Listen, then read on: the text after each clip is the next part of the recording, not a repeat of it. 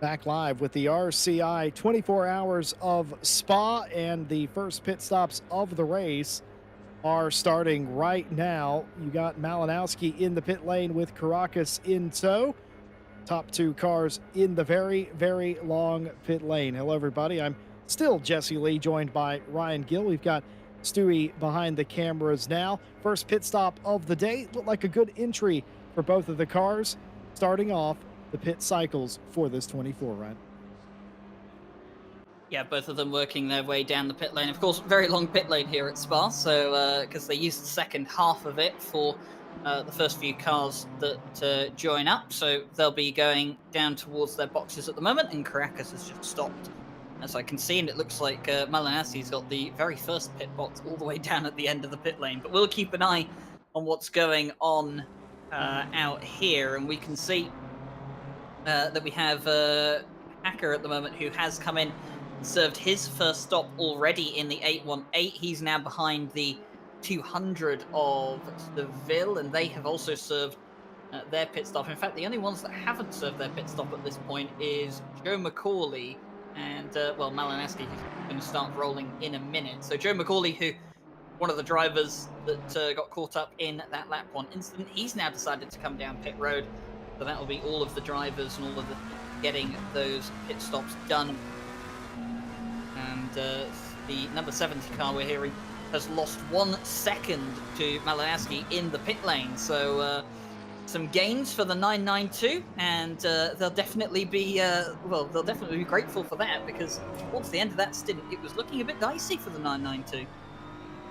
Yeah, it sure was. Losing just ever so slightly, a little bit of time, then gaining, and then losing several tenths a lap. Very scary stuff if you are the leader of the race. We did see that quite a bit from the Porsche and other rounds as well, where halfway through the stint they would lose. It doesn't really matter as long as they gain enough to stay out front far enough, or they don't lose a lot. They didn't seem to be losing much at all.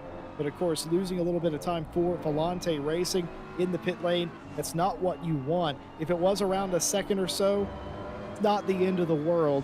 You kind of feel like you got away with it. You will be exploring ways to keep that from happening in the future. Some people may ask, well, how do you lose time in a simulated pit stop? It's not fuel, I would reckon. I would reckon it's getting into the box wrong, having to be backed up a little bit, not hitting your mark before you go up on the jacks. I don't know if Ryan Gill, if you have any other insight on that, but that's most likely what happened to the 70. Yeah, the biggest reason for loss of time in the pit lane is not hitting your marks correctly. When you come in, you pull into the box. If you're not exactly where you should be for them, they have to pick the car up, they have to move it, then they have to drop it, then they have to pick it up back up again, and of course that can lose time. Or sometimes when you're parked very close to where you should be and not quite, they will kind of just move the car over to the side a bit and then pick it up. So can lose a bit of time like that. You can also lose some time on the pit in and the pit out, although that's usually where you wouldn't usually be looking at that for the time loss or time gain. But what I can see now between the two of them is that the gap is only 1 second between them. So Caracas has had a much better outlap, should we say, than the likes of George Boothby. Now, George Boothby jumping into that car fresh because Malinowski did the very first stint. So it could just be that because Caracas is still, warmed up from his first stint, that he's just a bit more with it at the moment, and George Boothby just needs a few laps to get into a rhythm and get settled down. But that gap, just 1 second at the moment between the two of them, as we look at the battle here, going further back between Tavinza Hacker and the 200 of Seville. This racing we've had for the first hour, that continues into the second hour. How close do you like it? How close dare you get if you are Hacker? Looking from the back of Seville, close drive, and it's going to be a dead heat down the Kimmel Straight. Who will get the best jump into Lecumbe? We're about to find out. BMW versus BMW, hanging it around the outside and just about saving themselves. Oh, a little bit of a wiggle there from Hacker, but just about keeps it in line. Was that Hacker or Seville that was a little bit sideways there? I'm all turned around, double BMWs. That was Seville, I think. Yeah, it was. And looking a bit further back here, this is Kvacker, and if that's is that Richter or Vollen that's going alongside? It's Richter in the 44, and that's going to be Kvacker up into 19th place, and he is through then on the 44. Will continue down towards. So his next target is going to be Nicholas Bosselet in the 137. So 137 actually, by the looks of it, having lost a few positions in the pit stops, Jesse, because they were up towards about 13th place, wasn't it? Although we do still have a couple of cars in the pit lane by the looks of it, so perhaps just waiting for them to come out. But we have a battle for the lead here, and it's going to be the 70 on the inside of George Boothby, and he's going to get the move done. And in fact, he's going to cross the line to lead the lap and cover off the inside line. So an hour and 10 minutes into the race, we have a change for the lead, and the 70 leads for the first time in the Spa 24. Caracas in the car, and he's not leading yet, Ryan, because there's several cars that have still completing their pit stop. I suspect Caracas will be and will do lead the very next lap if he can hold on to it. And oh, what bittersweet irony if Boothby was able to get back around, but I'm afraid I don't think it's going to happen. Already pulling a gap, and look at this, back in the pack, Vollen in the 80. Oh, a little bit of a wiggle there, but still makes the move stick on some very close racing between the two of them. Let's ride on board and take a look exactly how close this was. A little bit of a curve there, and luckily there was afforded enough space. Otherwise, that would have been a very nasty incident. Yeah, it could have been a very, very nasty incident. And here is Peter Grobar in the 107, taking over from Juraj Svenček, who started that car. And they're battling with Adam Dubiel. So Adam Dubiel's car, they've already had to serve a drive-through penalty for track limit, and then a stop-and-go 30 for speeding in the pit lane. And I know that Svenček had to serve one drive-through penalty for causing an incident. So these two cars close back up with each other. The 404 is the next car ahead of them. I'm not too sure what the gap is between them at this point in time, but the 107 and the 500 in a bit of a contest to see who's not going to be last at the end of this lap. And unfortunately, I rather think it's going to be the 107 that crosses that line last, as Vince Hacker now back in 6th place after all the pit stops have petered out, and still just half a second behind Seville, and trying to get that place back from the 200. Certainly trying to do that. Boothby, of course, trying to stay with Caracas for the lead of the race. Caracas may have been slower on the pit stop, but quicker everywhere else. Caracas stayed in that car, double stinting to start this race, and why not? Made such excellent progress in the 70. It only makes sense. Harley Chamberlain in the 781, the front left tire scrubber esports team, chasing down Ao and trying to make that pass for a position in the silver class. Got the 95 of Linder behind them. That leads me to believe that Linder had a slower stop. Linder, who was in the car for the first stint, also double stinting, but lost a little bit on pit lane. They were inside the top 20 a little bit ago. They've fallen back a couple of spots. They have, and through the field at the moment, I did see the 349 has still come back out in the lead of Silver, and they have a significant lead now over Avinza Hacker. It's probably about 6.5 seconds, give or take, between the leaders of Silver, and Caracas has not only just got ahead of Boothby, but now starting to keep that lead at the moment. It's about 3/4 of a second. Looking back at Harley Chamberlain at the moment, though, following Dami Ayo is the front left tire scrubber esports team against turn 1, pretty sure. Yep, it is turn 1. And Dami Ayo at the moment just defending from Harley Chamberlain. Harley Chamberlain, a driver that has come a very, very long way in the last 12 months, Jesse. I think I remember back to the first World Tour that Harley Chamberlain was in Split 2. But now up in Split 1 in the silver class, but still mixing it up with the big boys, and doing a very, very good job here at the moment, putting plenty of pressure on Dami Ayo, who is trying to chase down Pedro Marquez after he served his 5-second penalty. And ooh, we have a stop go 30 for Dvorak here. As I look through the penalty reports, Jesse Lee, I do not see steward. I do not see a piece of paper from the stewards about that, so that looks like a self-inflicted penalty. It certainly is. Stop and go 30. That might have been from speeding in the pit lane. I did see the 26 earlier after some of the last pit stops for the first round had come through. All that stop go 30 on the 34 at Dvorak, and I was trying to figure that out myself. Like you said, by the power of deduction, no slip of paper, which probably means they sped in the pit lane. The only pit lane penalty on that green flag section of pit stops. Of course, we had the drive-through earlier that led to a stop and go, but that was not on a pit cycle. So I'll take that. We have about 30 some cars in the race, only one with a stop and go. Bastion Linder has it all to do again. Got inside the top 20, lost some spots on the pit cycle. Now charged with driving the pace up car back inside the top 20. It's like they always say, Ryan, well, if you did it once, surely you can do it again. Definitely so.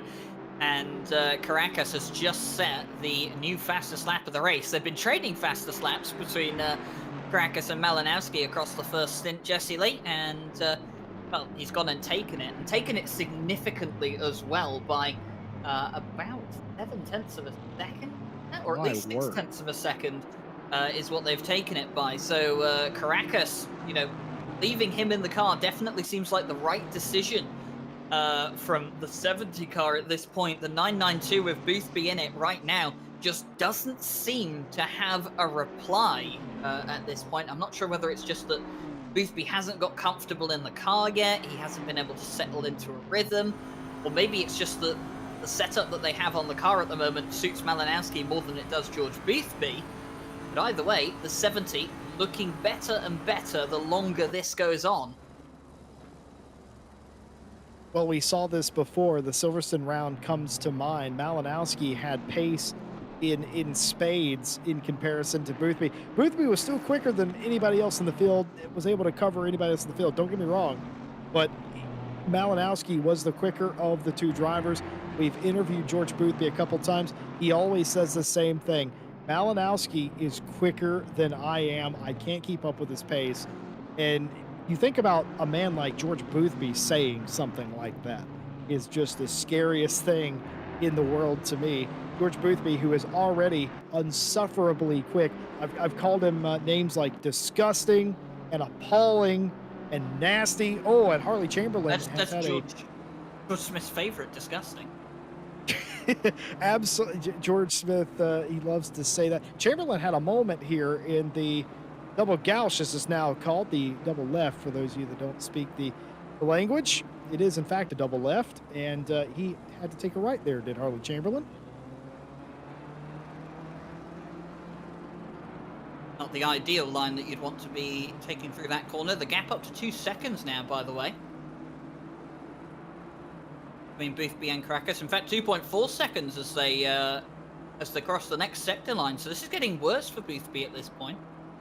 Obviously, no panic mode yet. We're only an hour and 20 minutes into the race, but for Caracas at the moment, this would, this is looking pretty good right now. Managed to not just take the lead of the race going into the second stint, but now able to try and pull a gap as well. If Boothby can't get up to speed, that gap will just get bigger and bigger and bigger. And Malinowski may be sitting outside the car at the moment and thinking when he's going to be getting back in. Yeah, Malinowski knows that he's going to have the tall task. The problem is that Malinowski wasn't really quicker than Volante Racing, but you got to think at some point Caracas and the like are going to get out of that car, and you wonder if the second and third driver are going to be as quick. And that's the wonderful thing about endurance racing. You got different drivers that all have slightly different skill sets and skill levels, and it all sort of comes back together. I think this will come back together at some point. Right now, though, Volante Racing, only the second car this season that's ever been able to get up there and actually pass the leader of the race.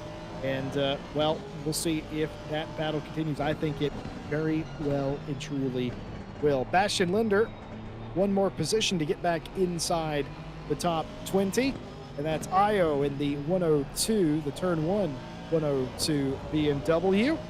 These two going at it for the final spot inside the top 20. The view from the splitter of the Aston and now the rear diffuser of the BMW. It's just that close. You can see Chamberlain in the background after having that precarious moment through this section a lap or so ago, has fallen back just a little bit, and I believe I spot Yilmaz in the 83 right behind him, and that is the white BMW of Yilmaz in the background. No rain to speak of, by the way. Still 20 degrees C. The track temp has risen. It started at 17 at 8 o'clock this morning, and it's now 20 degrees, 19 ambient. No sign of rain, and I think a lot of teams are just bracing and waiting for it. I think you'd be hard-pressed to find a team that did not use a mixed setup here, anticipating some sort of precipitation. It's been cloudy for the duration, but it has not threatened to rain. Up the outside is Linder. A little bit of contact. He's going to dive back down the inside. Can't get it done, but a little bit of contact there. Io not willing to let this go. Flashing on the lights. You be the judge what that means. Linder definitely eager to get past the 102 at this point, and the 102's say you would have to say at this point, if the 95 is quicker, maybe just a better idea to let them go. You're not in the same class, so it doesn't matter points-wise. Of course, like I said, there is that pride element that everyone loves to talk about with racing drivers. Oh, I'm gonna get a bit spicy over the top of Radion as well, as the 102, not an ideal line, and had the 95 just take a bit of avoiding action. We're gonna have a look on the outside cameras here for the race replay. Just see, cuts back across, trying to avoid those track limits, of course, and that caused Linder to check up, basically. Won't be too happy about that, but don't think there'll be any stewards inquiry involved there at all. This has allowed Harley Chamberlain to catch up to the back of them to make this a bit of a three-way battle at the moment, but I rather think that 95 isn't concerned at all by the 718 behind and eyes firmly forward on the 102's bumper at the moment.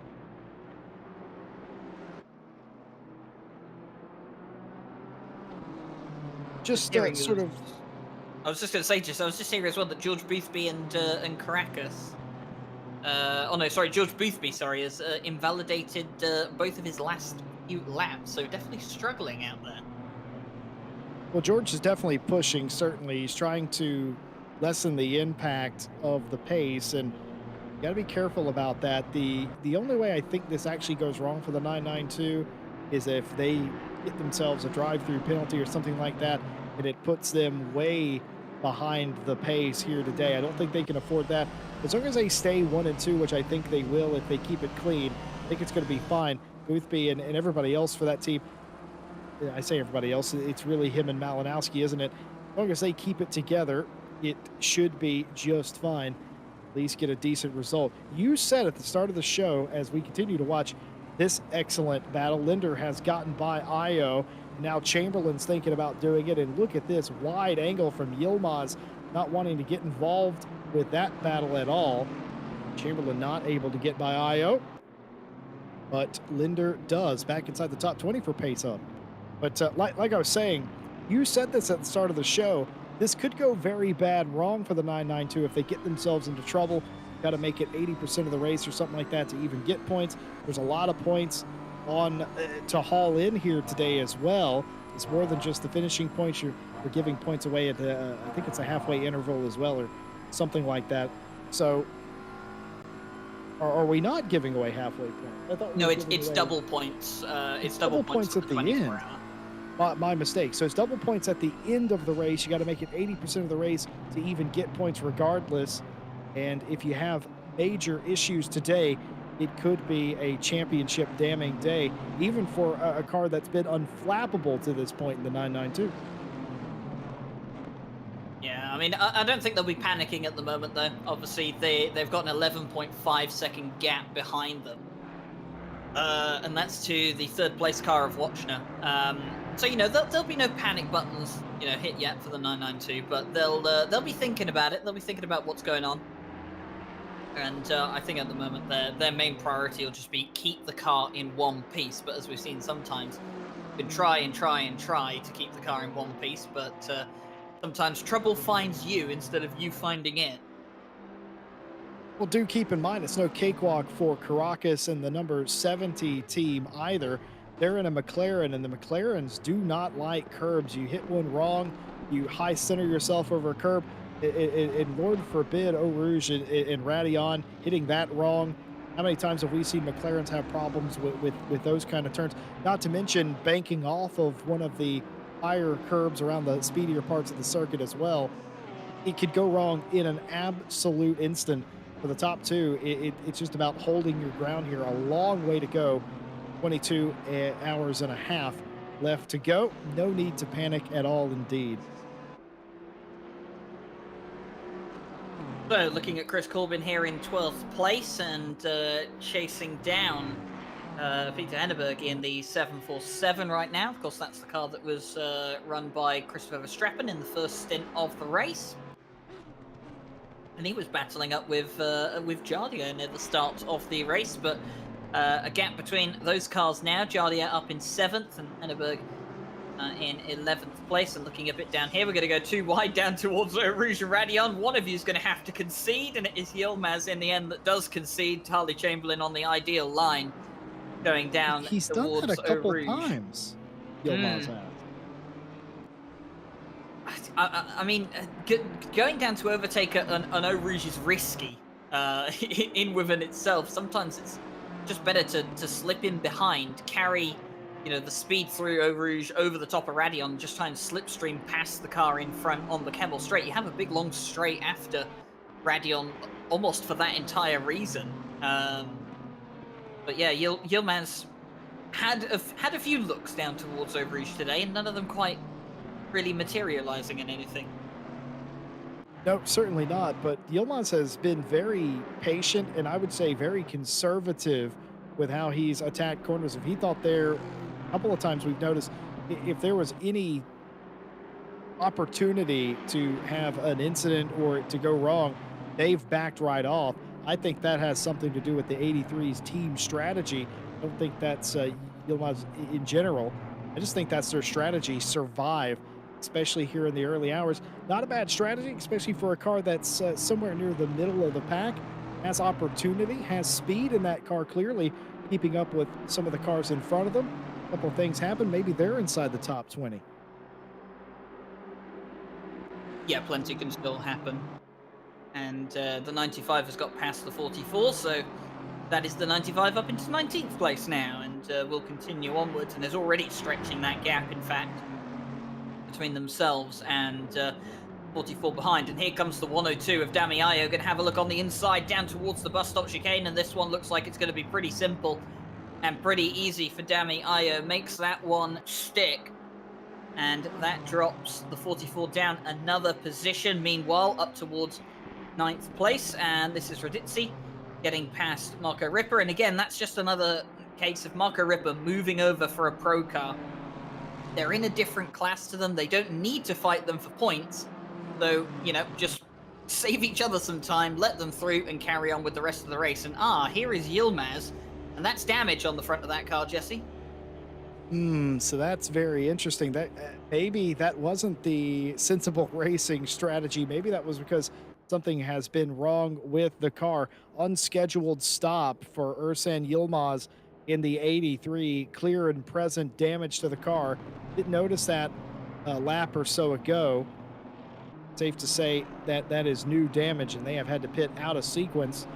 That will drop them, well, quite nearly to the back of the grid. Harley Chamberlain continuing to fight. Richter in the 44 for 21st.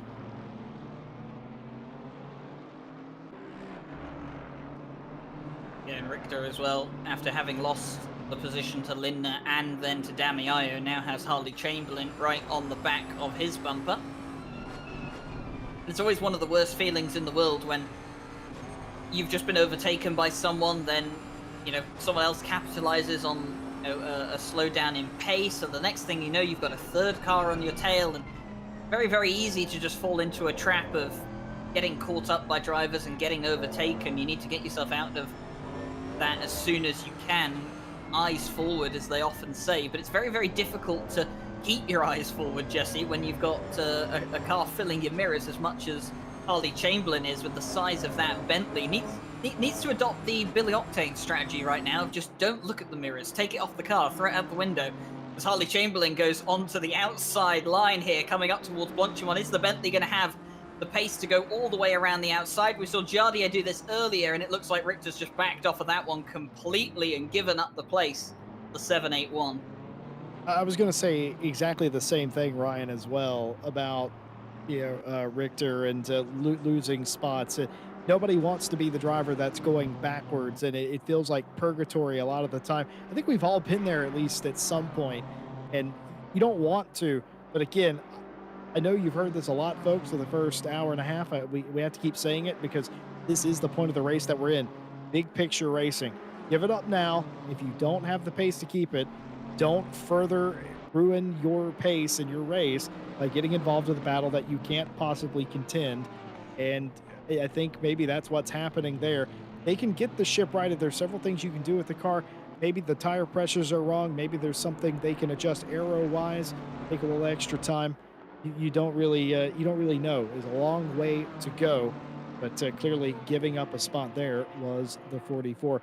Caracas continues to chunk time back to George Boothby. It's 5.8 seconds the gap first to second now, and if I am the 70, I'm as happy as I've been all World Tour so far in the biggest race of the season to be that good. And the only bad part for that team is Caracas has to get out sometime. They have to put another driver in that car. Yeah, sometimes that's the issue when you have one driver who is perhaps a bit quicker than the rest, is that you want them to just keep driving. But of course, everyone's human, and I'm pretty sure Caracas will want a rest at some point. He might do a triple stint, though. We've seen that from drivers sometimes in the past, but if I was them at the moment, definitely be thinking about, who's going to go in that car next. And if it is going to be, someone else but that isn't Caracas going in that car next, who's the second quickest driver? Because that's probably what you want to do at this stage in the race. Put whoever is second quickest in that car and see if they can match Boothby, or even take a bit of a lead against Boothby as well, the same as Caracas has done. So, the 70, they'll be running through some things in their head. Maybe they probably didn't expect to be leading this race in the second stint, and they might adapt their strategy to work around that. But for George Boothby at the moment, 6.3 seconds down. I think they're just going to keep doing their race at the moment and see what comes of it when there's another driver in that 70 car, and see if it swings back their way in their favor. Sergei Skidinov has a mirror full of connection lost Martin Lawrence. Remember, Martin Lawrence got a penalty. They started somewhere right around, if not inside, the top 10, I'm pretty sure, and had an issue in Lecumbe, got themselves a penalty, and went to very nearly the back. Yeah, indeed. Went very nearly to the back of the pack after that, and they're trying to make their way back through. It hasn't been quite as quick as the 95 and some other cars, surely, but they're trying to move up, and now they have Skidinov in front of them in the 920, the Skidinov Racing team, and connection lost in a very unfamiliar place, I think we could all agree. Yeah, not where they're used to being, but Martin Lawrence, he's got plenty of experience of scything his way through traffic and through drivers, so he'll get his head down and get to work. Meanwhile, Chris Corbin still following Peter Henneberg and still trying to chase him down for that 11th place.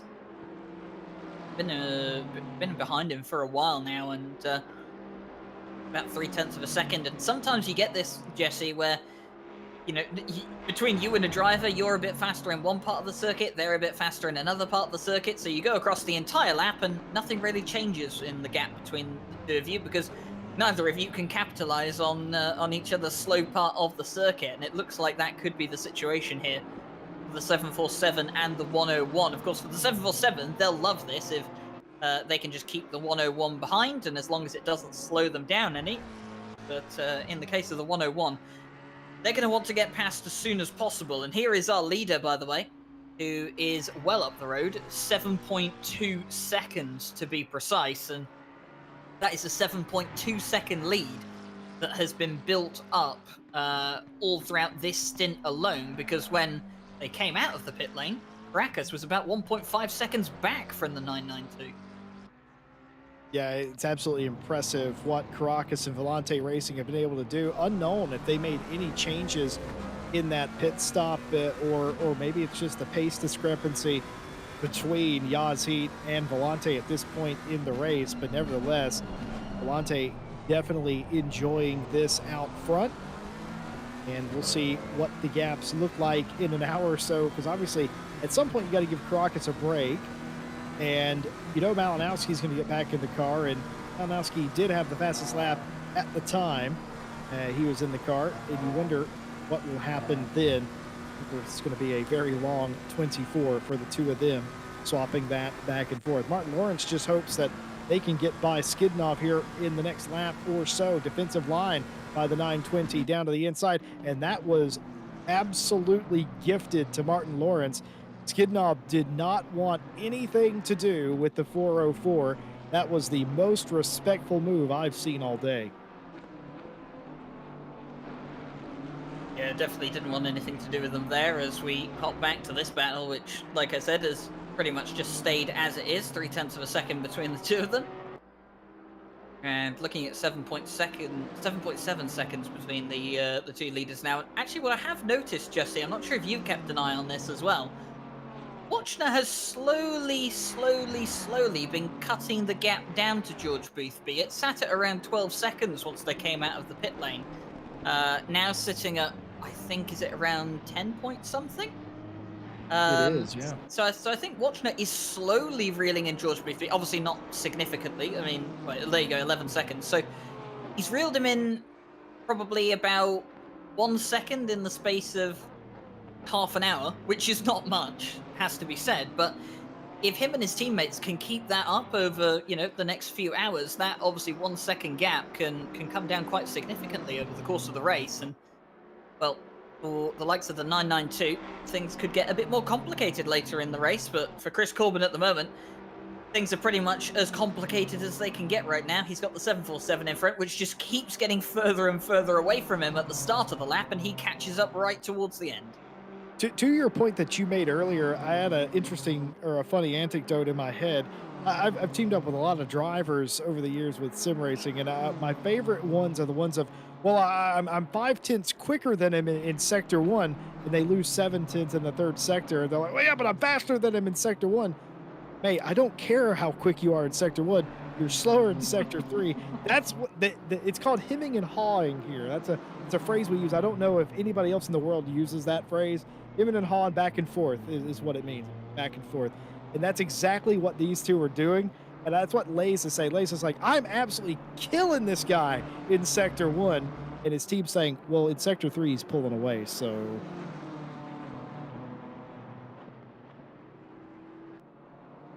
well, looking at Lays here at the moment, catching up to the Mac of Volland. And this Grid Finder team was one of the teams that they pitted after the first lap, didn't they? When the safety car came out. So definitely saw the 89 down pit road, and they're up into 16th place here. So they're doing a pretty good job, much like the 95, having come through the field very, very well. And speaking of the 95, 4 seconds between themselves and the 504 right now.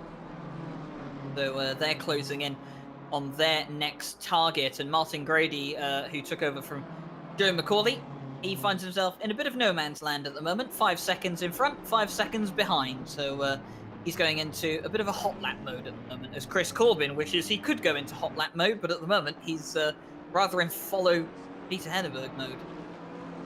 he sure is. Of course, we are reading chat. We will be the entire duration of the race. We got a interesting one directed directly at me. Shanti has said, 4 course yellow for debris on track. I don't think you're going to see that happen today, I'm afraid. I don't think that is applicable to this race, but I'll give you this. Very, very nice try. You wouldn't happen to work for F1, perhaps, would you? You could probably throw some debris out there. Maybe get the sprinklers out, as they would have said once upon a time in a suggestion. But Martin Lawrence in 22nd place. He's just got past the 44. So when he crosses the line now, that will update on the left, and does. So the 404 up into 22nd. And now he's got a 10.8 second gap between himself and Harley Chamberlain. So plenty of work for Martin Lawrence to do. And I've just been informed, Jesse Lee, by our broadcast producer, that Split 4 has rain coming in 30 minutes. No sign of rain just yet, Jesse, but those clouds looking ever more ominous as the race continues to go on. Yeah, it sure is. We've not seen a ray of sunshine this entire weekend. Of course, it was possible, but it has been very, very cloudy. And keep in mind, we had to do a very quick reset. The track was originally scheduled to be quite warm indeed, but we ended up getting this more, I would almost call it more realistic weather pattern, a heavy cloud and normal temperatures. It hasn't gone up since the last time we talked about it, but rain can happen at any point in this race. A 75% chance of rain over the next 22 hours from now. Of course, that does mean 25% of the time there won't be any rain. It is possible that we make it to the checkered flag on Sunday without a single raindrop, though I'm going to be honest with you folks, I highly doubt that. Yeah, I don't entirely think that's going to be the case. Nicholas Bosselet in the 137 has been given a 5-second penalty. And looking through here, that's actually for an incident that happened quite a while ago, in fact. I think. Yes, it was. It was actually for an incident on the very first lap of the race. Lap 1, turn 9, incident involving car 137. 5-second penalty for overtaking under the safety car. Now, that's obviously not a penalty that the stewards give out often, because we very rarely ever see we very rarely ever see the safety car in RCI. That is a new one. That's probably the first time that penalty's ever been issued, I'd have to say. I can go ahead and tell you, as we're watching the Armentario car make his way through, by the way. Skidnov trying to get by Richter and does just that. Chris Corbin has now decided now's the right time to pounce and try and make the move on Hindenburg. But unfortunately for them, it hasn't come off, and Hindenburg has maintained 11th place for NSN. Ryan Gill, I'm going to go on a limb here. It's a very thick limb, mind you, but I am going to go on a limb here. That is the first penalty in RCI's years of history for passing under the safety car. We have had safety car intervention prior to this. We have never had a penalty due to it. So there you go, a historic first in RCI's first 24 spot. Well, it'll be a historic first that Nicholas Bosselet will not be too proud of his teammate picking up. Because he'll be rather frustrated at the fact that Lucas Rommel picked up that penalty, because now Nicholas Bosselet is the one that has to deal with it, and at the moment he'd be losing 1 place because of it, because Joe Kavaka is 3.5 seconds behind him. So right now Bosselet's got to put his foot down and try and build up that gap, but he's got the likes of Corbin and Henneberg ahead of him, so he's not exactly able to build that gap as much as he would like, and he's going to have to try and get past them if he wants to try and build that gap up going into the future. But we've seen that Henneberg is not exactly easy to get past, and I don't think Chris Corbin's exactly in the mood to get past either at the moment. Certainly not. Question from the chat, is the 501 making progress inside the top 10? It's about dead even, I'd say, between Barrera and Ripper for P9. It's been about 1 second for the past lap or so, but still 1 second. That's well within striking distance. That's within toe distance down the Kimmel straight. Eric Lays trying their best to get back inside the top 15. Volland in the 80, going very defensive all the way to the pit wall there. Intentions noted by Volland, and Lays will be forced to follow up the hill, but gets a really poor Erosion Radion, and that is going to let Eric Lays from Grid Finder get an excellent jump up the hill. Moving out, defensive line not needed. Side by side, Lays down into Lecum, and I think this might be all she wrote. Eric Lays, P15 for the 89 Grid Finder car. That is how you draw it up, that's how you dream about it, and that's how he got it done. We've seen some incredible moves, haven't we, from the 89 and the 95 today? Definitely some of the overtakers of the race. If we had an award going out for that, but yeah, definitely some good work at the moment. And Chris Corbin rather wishes that he had some of that overtaking magic at the moment as he sat behind Peter Henneberg right now. A little update on what's going on out front. Caracas has extended the lead to pretty much 9 seconds. It's 8.998 seconds, but we'll call it 9. And yeah, George Boothby at the moment just dropping back a bit, although he has started to increase his gap again against Watchner, so not really too bad for the 992 at the moment, just solidly in second place, but rather just in no man's land at the moment. Well, we are approaching the end of the second hour of the race. If you missed the start, well, you've certainly missed a lot. We had Calamity up Erosion Radion for the very first lap, and then it continued into Lecum. Unfortunately, safety car was deployed. We did several laps under the safety car. Cars that were damaged elected to pit, fix the damage, take on new tires. The race was resumed. It has been incredibly cloudy throughout with no rain and none in the immediate future, though rain is more than likely forecast at some point in the race.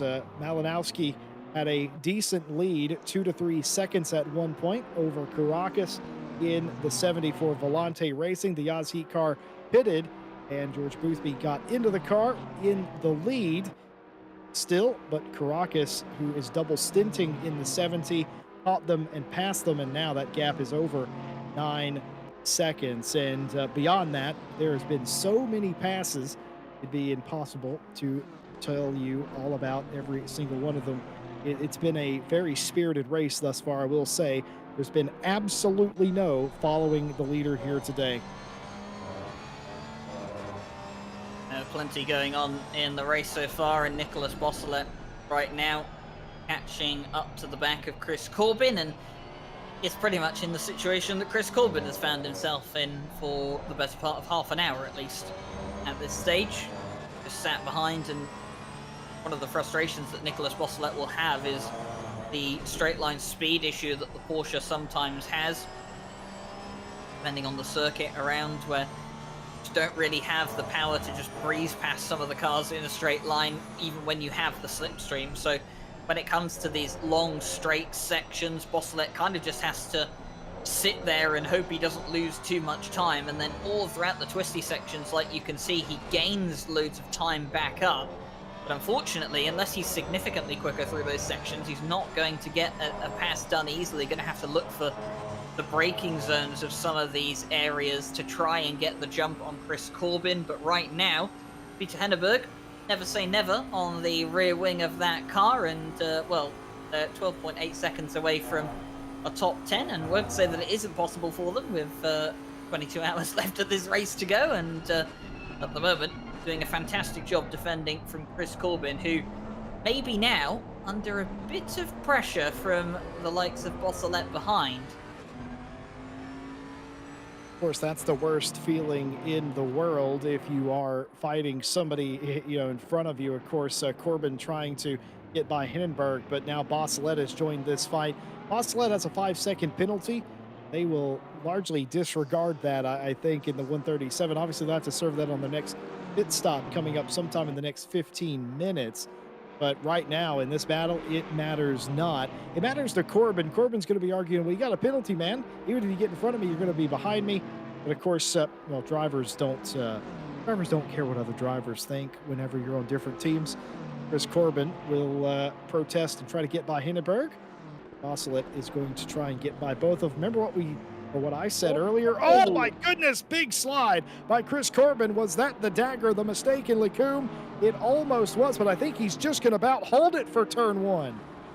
He's not going to be able to hold it, I don't think, into Bruxelles. If Has a look on the inside, but Bossolet, oh, a little bit of a look, and I wonder if Corbin just reacted to that and took a much wider line than he possibly needed to, and that's going to give Bossolet the chance. He's going to go a bit wide, but he won't invalidate and void track limits there, and he's just about going to get it done when Chris Corbin, who's followed Peter Henneberg almost faultlessly for so long now, makes one mistake, and it's allowed Bossolet to get back through. But here we go, the BMW's not quite done yet with the likes of Bossolet. Bossolet will have an advantage through a couple of these corners now, but it's when we get to the back straight, and particularly when we get back over the top of Radion for the next lap, that Corbin's going to try and use the power of that M4 and the lack of straight line speed that the Porsche can show around here to try and get back past, but he's got to stay close enough if he wants to try that. What a moment that was for Chris Corbin. It unfortunately resulted in them losing the spot. Bossolet now trying to catch back up to Hindenburg and try to make that pass.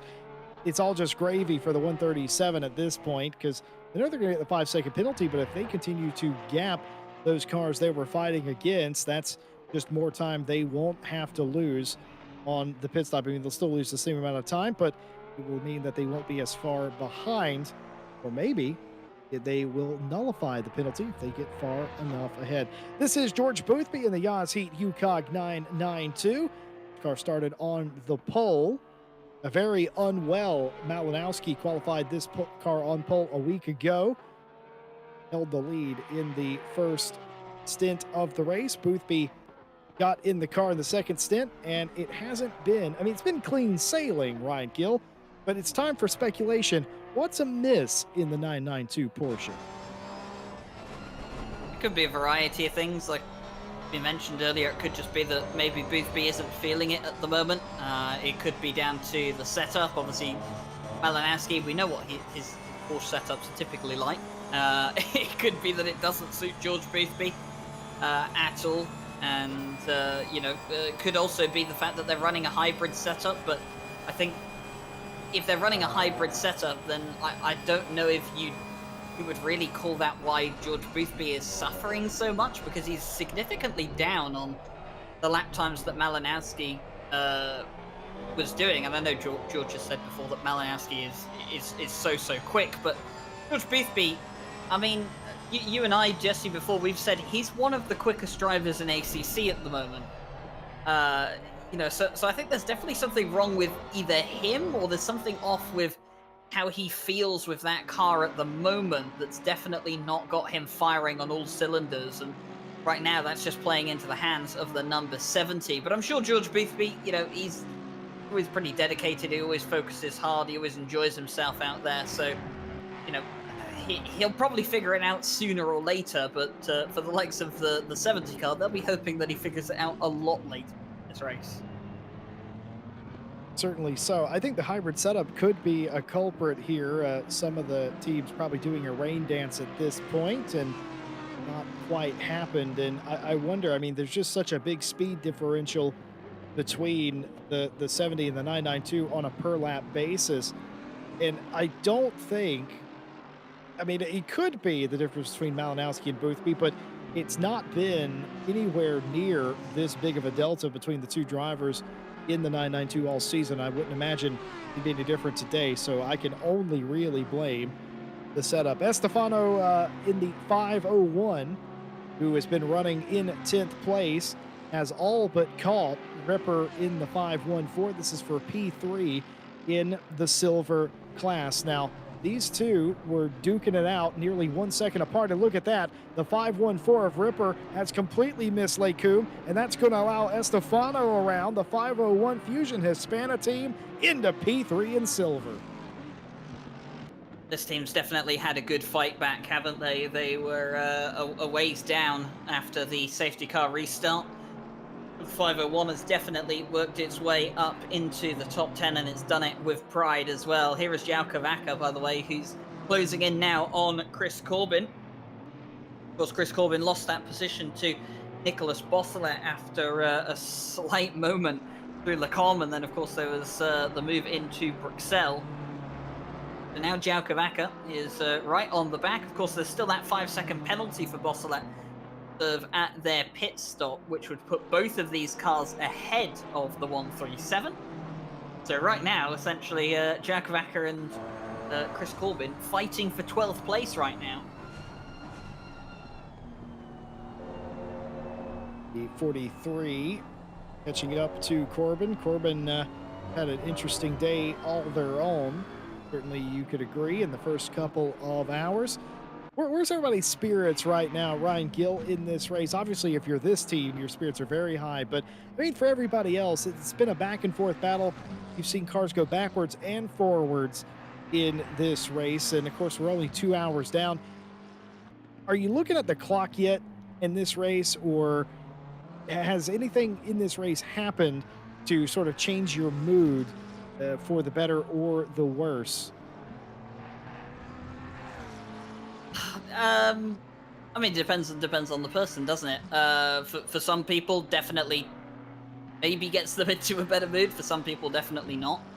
I don't know. I honestly don't drive enough to to properly comment on it. But I would say at the moment, though, you kind of just have to play it by ear. You kind of just have to take it as is. Don't get too bogged down on what has happened, what hasn't happened.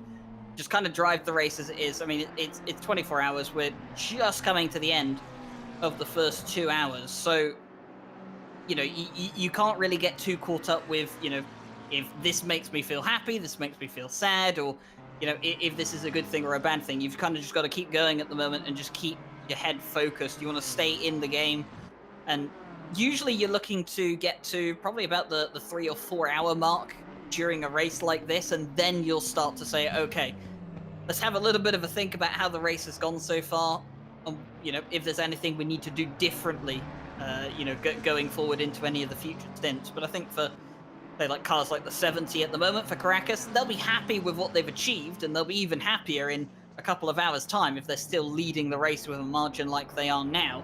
I think for the 992, they're not too worried about what's happened at the moment. George Boothby's probably just focusing on getting the car around the track right now, but if in a few hours they're still in this situation, then maybe George Boothby's going to start to feel a bit irked about it. I was just making sure that my driver was not thinking about taking his helmet home a little bit early. That's all. That's all. Listen, you got to talk to your drivers, man. It You gotta talk happens. to your It drivers. happens. It absolutely does. You got to talk to your drivers. Say, hey, how you feeling? Look, and if it's not going well, you got to be a cheerleader. Okay, in that case, look, we're gonna fix it. We're gonna make adjustments. Other people are gonna have issues too. We're going to get up there. We're going to get back to where we need to be in this race. And if it's going really well, you're just saying, look, we don't need anything else. We just need exactly what we got now. Don't try too hard. Don't, fight unnecessary battles, stuff like that. Especially if you're in the silver class in this race. We've seen a lot of the silver cars pick their battles very wisely in this first 2 hours of the race, as Nicholas Bosselet has completely missed the chicane here. We'll see exactly what's happened to the 137. Okay, well that car has decided to go to a discotheque. I think we can all agree. I think some technical issues on the end of the 137, and they've actually come into the pit lane. So, they've come into the pit lane most likely to repair the damage, but obviously there's some issue needs to be repaired. Doesn't actually look that bad. Oh, it looks pretty bad. All the windows are cracked. Well, I mean, yeah, but like the bonnet's not sticking up, which is usually one of the big red flags. That's usually one of the big red flags for heavy damage on the car. But okay, we're still okay. Well, that's going to be a pit lane infringement. I'm pretty sure. I'm just kidding, of course. Yes, Nicholas Bosselet is having personal connection issues, and they'll have to certainly rectify that. Which is why they come down pit lane, I think, more than the damage itself. They spun off of another car. That's what happened there. A car that didn't exist for anybody else but them. It was out of place, and hopefully nobody else got any sort of damage in that. The Bosselet coming in, they'll change the driver and hope that rectifies their connection issues. Hey, if it's going to happen anywhere, it might as well happen in the bus stop chicane, even though it's not a bus stop anymore. Well, connection issues for the 137. No connection issues for connection lost racing in the 404 at the moment as Martin Lawrence hunts down Harley Chamberlain. And just 0.2 of a second between those two. And Martin Lawrence going to be very, very eager to get past that Bentley, I would imagine. And Harley Chamberlain at this point, it's early in the race, probably don't want to get caught up in too many scraps, but maybe feels like they can't afford to let Martin Lawrence through at this stage. Obviously, yes, we're only about 2 hours into the race, but so sometimes you feel like you can't, just let someone through out of fear that you won't be able to catch them back up later in the race. So we'll have to see what the plan is from Chamberlain here. But as it stands, 404 still chasing down the Bentley. Well, Ryan, it's been a action-packed first couple of hours in this race. We saw everything from a safety car to excellent passing to some questionable uh, track limits as well. What was your standout from the first 2 hours? I think I've probably got two. I think Giardier's move on the outside of Blanchimont was fantastic, as per usual. Giardier just does Giardier things. And I think another one of my standout moments has been the progress made by the 95, the 89, and the 501, who got caught up in incidents at the start of the race, had to start way down the order, and have really come back in the first couple of hours to work their way up the field rather impressively. Oh, certainly for me, my number one was seeing a change for the lead. I didn't expect to see that today, if I'm completely honest with you. And we did, and what a brilliant pass it was. It has completely changed the complexion of this race. At an honorable mention, I would take Jardier around the outside. It's a statement that I've thankfully got to say many times in my broadcasting career, but it was nice to see it today as well. Question is, how many more stints will Jardier get in that car? We suspect not a whole ton, but we will see. Folks, it's been a pleasure bringing you the first couple hours of this race, but now is the time for Mr. Ryan Gill and myself to take a little break. Now, Ryan Gill will be back a little bit later in the broadcast, and of course, I'll see you around midnight British time tonight for the night shift, but until then, we're going to leave you in the capable hands of Ryan Mawson and Les Stevenson. Thank you, Jesse. Yeah, me and Les will be taking you through for the live commentary for the RCI 24 Hours of Spa for the next. I think I'm around for the next hour. I believe you might be the same, Les, but just watch on the screen. We see the 404. They have managed to get past Chamberlain, the 781, so the 404 making some great progress from where they've been caught up, and like I said, a lot lower than you would expect connection loss racing, but making not hanging around to get back to where the front of the field is.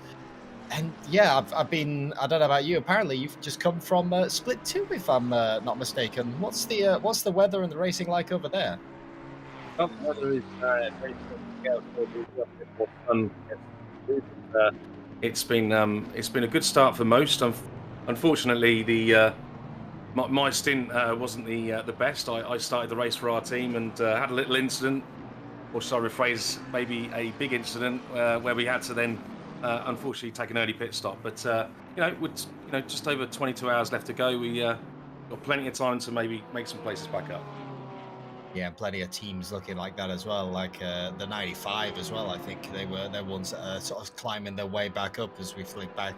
The 992 of George Boothby, speaking of a team that are trying to climb back up. But as of right now, at least anyway, looking at the lap times, they've slowly been hemorrhaging time to Caracas. That's number 70. The last, well, since this stint has started, has just been on a charge. The lap time, the gap was 12 seconds last time. It's still around about 12 seconds this time around, 12.2 as we flick to the live delta, as you can see there. So they are still, it's almost like George has found a little bit of pace, just now kind of staying there.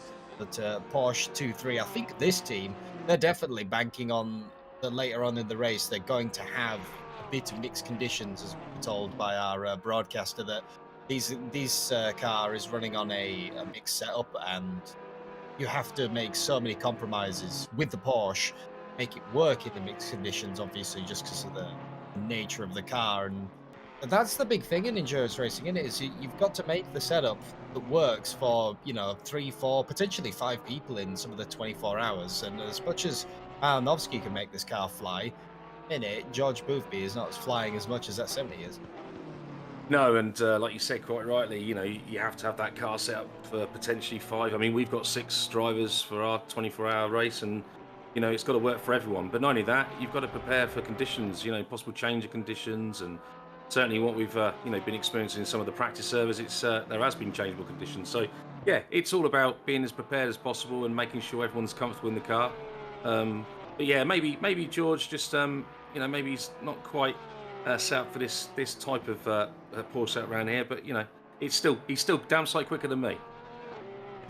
Sight quicker than a lot of the field as well is still the 992. Even if you look at where they are, they are in a bit of a no man's land. Wojner in that 972 is quite a way back. Similar lap times as well, the sort of the 218s, high 218s. The both Porsches seem to be running. I mean, George Boothby's last go around was an 18.7. This car was an 18.857. Pretty much identical times. You can see, watch that. You still have to slightly fight the wheel with this Porsche to get this kind of speed. And once you're in that safety zone, you've not got anyone behind you that you have to slipstream, and no one to fight, and no traffic ahead. Anyway, looking on the track back, the 972 is miles in their own space. They can churn out some really great laps, and that is just about keeping them, well out of the striking range for pit stops of the 349, who's leading the silver class. And 349 as well been doing incredibly well this race to stay where they are and keep that quite a sizable gap to the 200. Yeah, and like you said, with the gap there, you can take maybe a little bit more consistent rather than going for the right lap times, and you just got that bit more comfortable sort of drive, haven't you? And yeah, it's nice to see the 349 so well, doing well up there, and as they're now in the pits. It's good to see either way. Oh, look at that Porsche. That is difficult to drive through our Rouge and Raidillon, isn't it? Yeah, obviously the Porsche will happen to go incredibly light over the top, and depending on your setup and the fuel load as well, it's probably one of the most dynamic cars for that. But some people are electing to come into the pits. It's another thing that's interesting to see. Endurance racing is the great variety of strategies, because we've seen some people, it's around about now, electing to pit on the hour, and some teams really prefer that, but a lot of the forward teams electing to push that car as long as they can, so long as you're not losing a lot of lap time, and you might cut out a pit stop towards the end. It's just, is your car completely losing the lap time, or can you still keep going? And we've got 3-4 cars in the pits now looking out the window. The 349 pulls in from the leader Silver, the 200 follows them in. 747, which was being chased down by the Porsche Bossler as well before they had that slight problem, they've pulled in, which has given the place to Kavaka, and a lot of the Silver field in as well, as well as the 404, who've been on that charge from the back of the pack. Yeah, I mean, I'll just look at the times a bit, as you were saying there, a bit further up as well, and just seeing Caracas even still pulling out more of a lead. And from what I hear, what happened at the start of the race, it's been a bit of a turnaround, really. But yeah, like you were saying, it's with these strategies. I mean, we've worked it out in our team. I mean, whether we got it right or wrong, who knows yet? But it's most likely, as we see, an incident at the top of the Raidillon there. Well, what has happened to the 34 of Dvorak coming up? This is Eau Rouge Raidillon, one of the most tricky corners on the circuit. Is it a clipping too much? It is. It's the inside curb. It unloads the car, unsettles it, and once you've run out of steering angle, you can't save that slide anymore. A very dangerous point, because you can see one of the McLarens coming out the pits, a completely blind corner. They're not expecting a sideways Aston Martin, but the 34 has managed to rejoin and get it back on the track, but I think we'll see that car in very soon for the damage repairs. They took a hard hit into the wall. And the 17 we saw briefly before that incident, the 17 McLaren of Caracas has come into the pit pretty much on the hour. This gives the lead back to the 992, and they I believe lost it just after the first pit stop that they had. The 992 electing, at least at the moment it looks like, to go a little bit longer, maybe just trying to while they've got the clean air, just trying to peel back some of that time because they know that Caracas can't stay in that car forever. No, no, exactly. It's a shame to see Dvorak having that incident, but very, very similar incident to myself. Like I was saying at the start of our race, and I just took too much right hand curb, and yeah, just unloaded that rear end and just turned it around, and in the wall I went. But and like Dvorak, very tricky to rejoin the track at that stage. You just can't see where the cars are coming from. But behind you, coming up through Eau Rouge, you just can't see it on the crest of that hill. But yeah, unfortunate to see that. Now I can almost guarantee it'll be back in the pits to get that damage repaired. Well, the 95 in another car that has been on a charge. I believe they were also got tangled up at the start and have been fighting their way back slowly, have made up another few positions thanks to the pit stops coming out, cycling out. They will put them all the way up into P6. They are being chased down, I believe, by the BMW behind. Is that the 200 of Fisher? I believe it is. So they're trying to keep their eyes forward. We'll have a look. Oh, it's the 504. It's not the 200. The timing board's just updated, so it's the 504 silver class car. And sometimes as well, that's another point you've got to pick. Picking your battles. You know, if they feel they're being hounded too much and losing time, because the next car up the road to them is the 18 of mine, Grady. Maybe they might elect to actually let the 504 by and just see if they can catch up. And looking back briefly there, the 902 has elected to come into the pits, so they're not going long this time. No, and maybe it'll work out better towards the end of the race. And it's hard to think. We talk about the end of the race, you know, with 22 hours left to go. But yeah, no, maybe it's strategy-wise or simply that the end of their timer. But yeah, unfortunately, I don't know the exact reasons why. But yeah, as you can see, they've now peeled in. Ooh, and this is going to be a moment. The 781 Harley Chamberlain trying to go the long way around Blanchimont. Even with a slight off track, they have made the position work coming into the braking zone. They're going to go deep in that Bentley. It looks like the BMW is going to sneak back up the inside, and they do. So a moment where the 781, I think what's happened there, because I know I've done it myself before, you slipstream someone so much, get the move done, and before you realize it, you break at your regular point. You're carrying an extra 20-30 kilometers an hour coming into the braking zone and just completely overshoot it. Yeah, I mean, you're so happy you've got past them, you completely forget that you've got that extra sort of overrun speed. And yeah, typical over braking there or under braking, should I say, into that turn. And yeah, unfortunately, having to give the. I don't know if the position would have been able to hold though. Obviously, with it going off track to complete the move, I don't know. But again, that famous old "I don't want to be a steward" phrase comes out again, but I can't help it. Well, it looks like once again the Bentley has got back past the BMW of Handy, and here comes the 992. Malanovsky is back in the car once again, but as you can see, the 70 on the live Delta, they have managed to get by. They're back into P3. 10 seconds. They have actually gained seconds in the pit stop. So, yeah, about 2 seconds from their last pit stop. All helps, and now that Malanovsky's back in the car, the man who made the setup and the man who makes this Porsche work around here, interesting to see if that time starts to slowly bleed away again.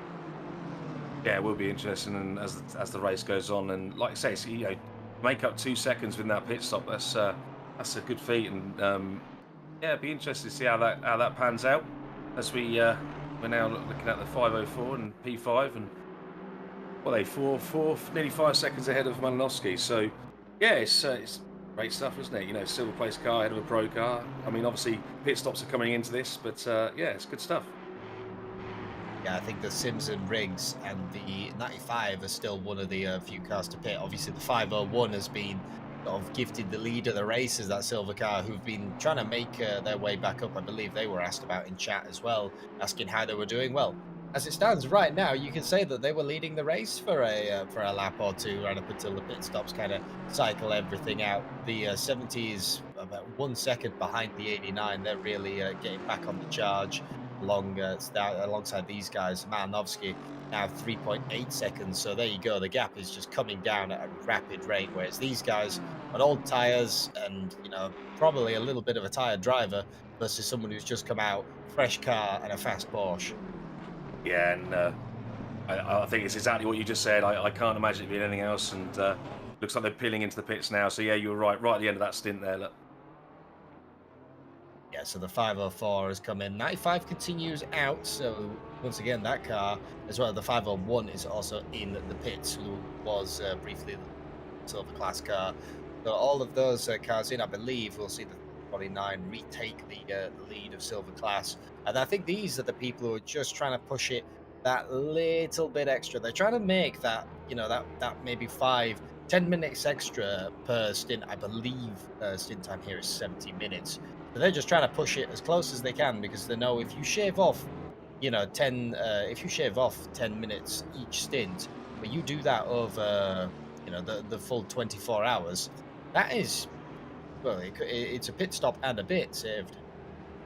Yeah, it is. I mean, I mean, it's different with every driver. Some people can eke out one more lap just by getting a bit more better time, round in their average lap times. Like you said, it depends on whether some of these drivers are just good with the consistency, or some are good with consistency plus they can have the faster laps, and you can get that one more lap out. You can eke out that bit more, and towards the end of the race, that really does count towards whether you're going to need to take that little that drive through to reset your stint timer, or whether you actually have to stop for a whole fuel and tires. But yeah, this is where the strategy really plays its part, and teamwork, isn't it? It's all about teamwork and knowing your team members.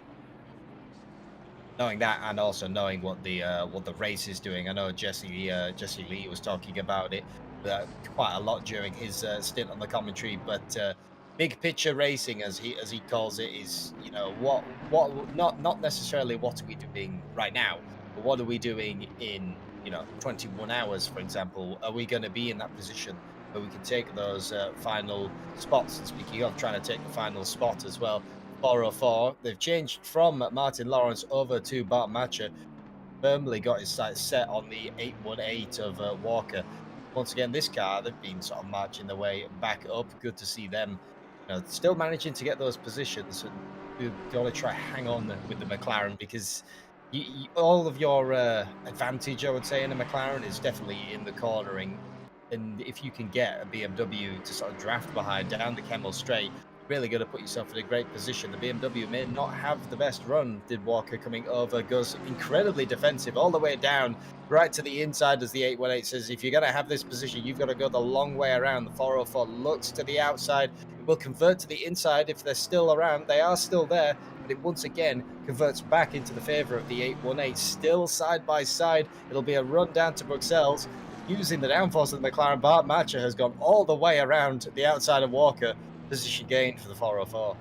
Yeah, it was a great move, and it was great to see both of the respects there, with going side by side through both sets of corners, really. And it's as you said, one will have the advantage in one part of the chicane, and then the other will have the advantage on the next part of the chicane, just having that inside line. But no, it was good to see, and as you said, with the 404 sort of marching up through the field, and yeah, I'll be surprised to not see that 404 sort of in that top 5 at least, if not top 3 of the silver pack.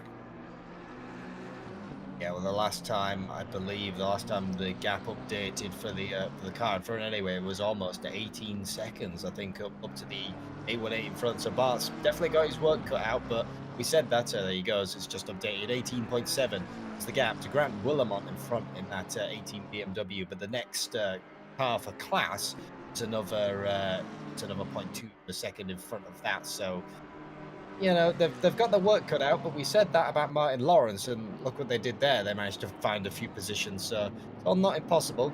Popping back, this is a battle if I've ever seen one. It's the number 80, the T3 Motorsport white car, the silver car, very much chasing down the 89 for the Grid Finder. Now the Grid Finder car got this position done earlier, but I think obviously the number 80 has definitely not given up on this, has a little bit of a wobble coming over Radion. You can see how hard they're pushing it. They're not thinking about let's stick behind them. They're thinking let's get this position and run up the way. Similar move as we've seen before. And then the 89 will go incredibly defensive. But look at their brakes. T3 Motorsport out-braking their fellow BMW, which is obviously a hard thing to do when you're in the same car all the way around the outside, and the move done even before they come. Yeah, a great move, and whether that was a bit of common sense kicking in from the car 89 there, of just letting off slightly, just to just so that there's no contact. We've got a long way to go yet. Anything can happen. Things can change at the drop of a hat. And with 21 and just over 21 and a half hours to go, it's probably the sensible thing just to let him go. The fight will be more towards the end anyway. They've also got the 107 as well, the Mercedes right behind them, who's a back marker to them, but they're trying to make their way back up through the field. The 818, though, that we saw had the pass move done earlier, they've not given up on that chance. They've picked up their heels once again, and they're right on the back, also on the back bumper of the 404. Could be that they are just trying to hang with this car, but I think the language of that car, we saw them briefly look to the inside. I think the 818 would very much like their position back in the Madhouse racing car. Yeah, I mean, it could be also that what it's like, Ryan. You race yourself. When you've got a gap out in front and you've just got clean tracks, sometimes you haven't got that car to focus on to try and claw the time back, and it can be a bit. I don't know. It feels like It's hard to describe. You sort of can't be as fast, and when you've got a car in front of you, you've got something to aim for. It's not literally aim for, obviously, but it's a car to try and catch. It helps with that. Trying to hit those apexes, and maybe you've got a bit of a slipstream as well, and it just helps. And I think it's you can clearly see that they're able to hang with them at the moment. They are just dropping out ever so slightly, but yeah, the longer they can do that, the better. Yeah, but that is kind of McLaren's Sector 3. It's a lot of cars here. Spa always seems to be a bit of a tale of two races. Any car with the great straight line will just blast by you in Sector 1. Sector 2 is anything handling dominated, and then Sector 3, the speed cars kind of come back into their own if they can hang on well enough. A bit of a wiggle there from the 404 as well, puts the BMW ever so slightly closer. Not exactly what you want to see your rearview mirror when you're coming up to the longest straight on the track. If the 404 can get an amazing run through Radion, through Eau Rouge, as the BMW, see it there. Look how heavy the front engine cars are. You turn them in and they just start understeering off, clatter curbs, it unsettles the car, all kinds. And the 404, now they're well out of striking range. But yeah, I've seen this before. I am one of the drivers who actually doesn't like anyone around me. I find it distracting. I'm much happier if I come out and there's no one around me to battle, or no one to even focus on. But that's me. But I've driven with plenty of drivers who are the total opposite. Yeah, including me. I prefer to have a car in front so I can try and sort of claw them back. But no, yeah, you could see as the BMW went over the Eau Rouge up into Radion, the front end of just bottoming out. It just lost all that speed and momentum, and yeah, the gap just grew even more. But yeah, if it didn't keep with him and it got him in the distance, then it helps anyway, I find. Now that's for the sensible racing car as well. They're trying to chase down Ostrich in front, the 500. I think that's the Forza Italia Ferrari. The very distinct livery on that car. It's always easy to pick out as a commentator, and as well with this car, the sensible racing team. You always have to go by the liveries and just kind of memorize who drives what car. Who are the bright pink car. Well, we all know who that is, for example, because if you blink, you'll miss them. But that could be George Boothby and Malinowski going by. But the Forza Italia car, the great, green and red and white with the crazy patterns that I have on it. It's a very nice livery to see, and it's very cool to see. A lot of the custom liveries that have come into RCI in the recent times as well. It adds a little bit of something to the grid, rather than just trying to commentate on various coloured cars. Yeah, no, I think it's been a great addition to these endurance races, having those custom liveries added to it all. And like you said, there are some great liveries. I mean, that Forza Italia one is one of my favourites. But yeah, there's some really good ones out there, and it's just nice to have a bit of a change up, and yeah, some really good, clever ones. Well, an update from the front of the field as well, sort of brought to our attention by the broadcaster. Malinowski, even with that car, with the setup that he is creating in Perfected, still hasn't gained much time to the number 7. We thought that maybe after Caracas got out of that car, the car might tumble in pace a little bit, or Malinowski might be able to pull something back. Gap really hasn't dropped at all, really. I think it hovers anywhere between 10 to 11 seconds. So it's what they are really banking that later on in this race, that the Arden Forest is gonna throw us a bit of a curveball, and we're finally gonna see some drizzle. The clouds have been hanging around basically most of the race, and it's always threatened to rain, but even with the half an hour forecast, as we can see, we've still just got nothing pictured. But you can never take that risk really if you're running in a championship, where every sort of point matters. I don't think the 992 felt like they could just bank on being completely dry, because a dry setup Porsche in the wet is not a happy car. No, no, it's not happy at all, and it's certainly not one of my favourites to drive, that's for sure. And I haven't really driven it all that much, but yeah, it's. I mean, talking about liveries, look at this great livery here of the number 95 Aston, and that the old Rusty's livery on it. It's great, isn't it? It just, like I said before, it just adds that. Oh, I've just seen the team name also. Some great fun with team names as well, as we know. And you've got the team names like We Shite Racing, and as you can see, Peace Hub. So yeah, it's some great ideas, and I just think it's great to see in these races now. And but yeah, going back to the Porsche, like you were saying, mega pace, set up right in both wet and dry, but it's just that much more difficult to drive overall as a car, I find, and it's certainly not to my liking. Yeah, exactly. And the 95 there managing to get the move done on the 89. Looked like they briefly, once again, it's a tale of Eau Rouge Radion. It seems that the BMWs kind of struggle a little bit through there.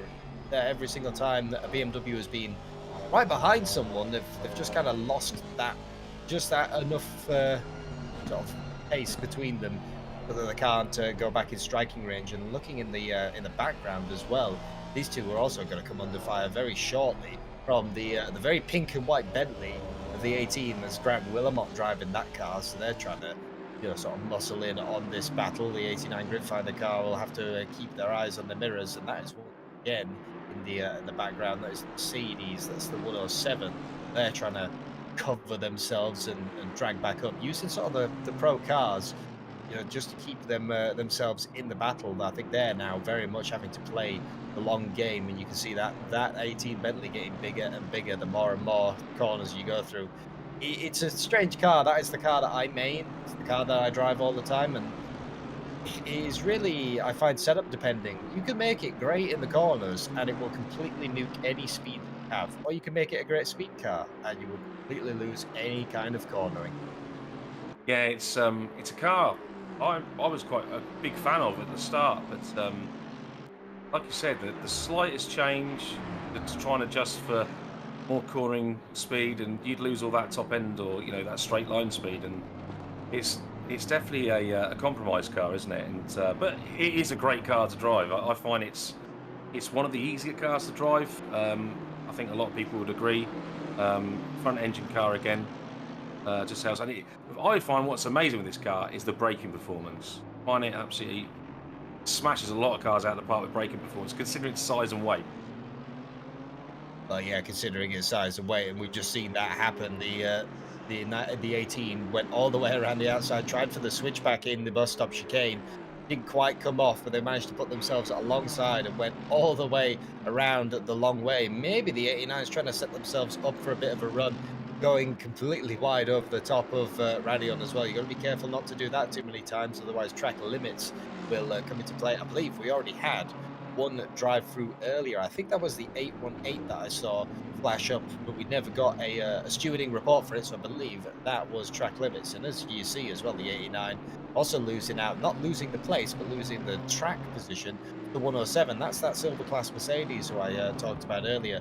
They're just trying to plow through the traffic. You are allowed to unlap yourself, so they are well in their rights to do that, but 107 Mercedes looking really strong for the place that they're in right now. Yeah, and it's again, it's one of those cars, isn't it? You would expect it to be mega good for this sort of track, two very long straights, and with that monster engine it's got under the hood, you would have thought it would be that little bit better around here. I mean, probably in the right hands it may well be, but certainly not in mine. But yeah, it's great to see that the 107 is making good progress. But yeah, it's one of those cars again. Going back to the Bentley, again. great car. It's very, very sensitive to some setup changes. Exactly. Well, Oscar Sandberg in chat asking, how is the, can we show the 200? How are they doing? Well, they're currently in fifth position. I think about 2 seconds back from the car in front is the number 5 or the number 200. There they are on screen. The Butterfly Effect Esports team trying to get back onto the back end of the 349, the leader of the silver class. They've got about a 9.5-second gap. Well, they can do that. Mike Williams behind in the Jardia community car. They're about 10 seconds back from them. So the 200s kind of once again they're in their own little bubble right now, just running the laps. And like I said, sometimes some drivers might like that. And speaking of as well, liveries that are very distinct, Butterfly Effect Esports. You always know when these guys turn up on the grid. Yeah, you do, and yeah, another great livery, isn't it? You know, it does look great, and it's great with the effects of you know, with the tire degradation, you know, with the rubber getting discarded and going all over the cars and the bugs, and you know, it all adds to the well, exclude the pun, of course, with the butterfly effect, but yeah, no, it's another great livery, isn't it? And, I think the BMW is a good-looking car anyway, but with a livery like that, it just makes it a little more special. It's one of those. I remember when the BMW came out, it was one that divided many people. Many people thinking it looks good. Many people thinking that what have you done to it, BMW? But I mean, we kind of thought that when the M6 came out, we always thought it was a bit weird, and then kind of grew to like it. The 818. Speaking of BMWs, they're still not done. They're going to try the move. What happened to them? Go to the outside line for Lecom, but you see, they couldn't hang it all the way around the outside like the McLaren could. The BMW, I feel, is just a little bit too heavy. You know, not like the McLaren, where it's very light on its feet. You've got that mid-engine sort of rotation underneath you, and the downforce that car creates just from the natural shape of the body. You can really hang it around the outside of the McLaren. Trying to do the same in the BMW might be a bit of a, you know, a bit of tricky. But we thought that the 818 might have been happy to settle following the 404 for a while. Well, moves like that obviously give us the full story. They are absolutely not following. They want that position back. They want to get up the road. Yeah, it certainly looks that way, doesn't it, Ryan? And I'm wondering if they're running a little bit more wing for maybe a bit of damp weather, should we say? And in the toe of that McLaren, it's really helping them. But as we're now on board with the number 80 with Robin Volland, and as we go for the bus stop around the outside, obviously comes the inside onto the next part, and get a good exit. They can maybe get the move done by the time they get to turn 1, and it's BMW versus BMW, isn't it? And then down into turn 1, and let's see how they fare round the outside. See how they can get the move done. They don't. They decide to go for the cutback, but it looks like the 101 just had that bit better braking and just conceded that turn, and off they go up to Eau Rouge. Still lots of respect and space given, even you know, obviously when they were alongside, even when they weren't necessarily alongside, they still gave them the space in case they had gone for it. The 101 maybe don't have as good a run as the number 80 coming over Eau Rouge. It will be a long old run down the Kemmel Straight. They defend it. They might be thinking that they can hang it round the outside of the, you know, the first turn and still have the inside. There will be two wide once again into Lecom. The number 80 is kind of hung out to dry. The goal once again shuts by the 101, so the 80 falls back in line with T3 Motorsport, showing the intent where they want to be. It looks like they have the pace, but when you're in matched machinery, it makes it all that harder because you don't necessarily have a great speed advantage over your opponent. You don't have a handling advantage, and you don't really have any extra brakes. It's just, what is your setup got, or what is your setup differing from your fellow BMW, and how brave and how courageous are you in the car? Yeah, exactly. And you know, there are different skill levels. I mean, they are roughly not too far from each other, but you know, as you quite rightly said, you're in the same machinery. It makes life so much harder to get that move done. But you know, a bit of magic can happen, and sometimes you can get that move done a lot easier than others. But of course, the whole time they're battling, what you could just about see in the background was the 95 catching quite a lot as well. So there's another car to the mix. So yeah, it's good to see either way. But as we now see a battle for, it's for 8th and 9th, isn't it? So yes, it's battles all over the field.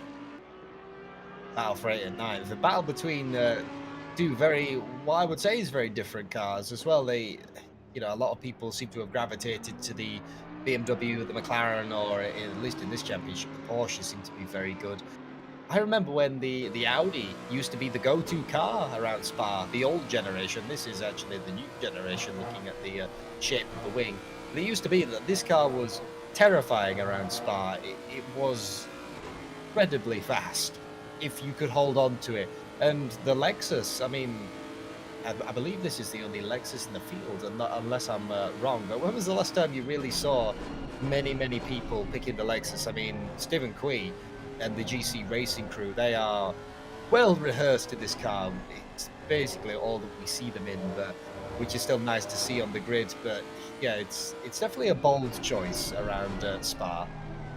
Yeah, although it's got the legs, hasn't it, on those straights, and I mean it's such a noisy car. I love it. I absolutely love it. It's such a different car, and like you say, not a lot of people run it. I had the opportunity of running it in the recent Asian series, in the Asian Masters, and I actually really enjoyed it. It was a little bit difficult to set it up, though, I must admit. Yeah, it's a strange car to set up. It used to be as well. I don't think it is anymore after a few of the patches being brought in. But this car used to just be, if it rained, you win. I remember there was an RCI race that I ran in. It was an invitational at Imola. And one of the Lexuses, it rained, and the Lexus lapped every person on the field, apart from P2. Oh wow. P2 stayed ahead, but not for long. 920 as well.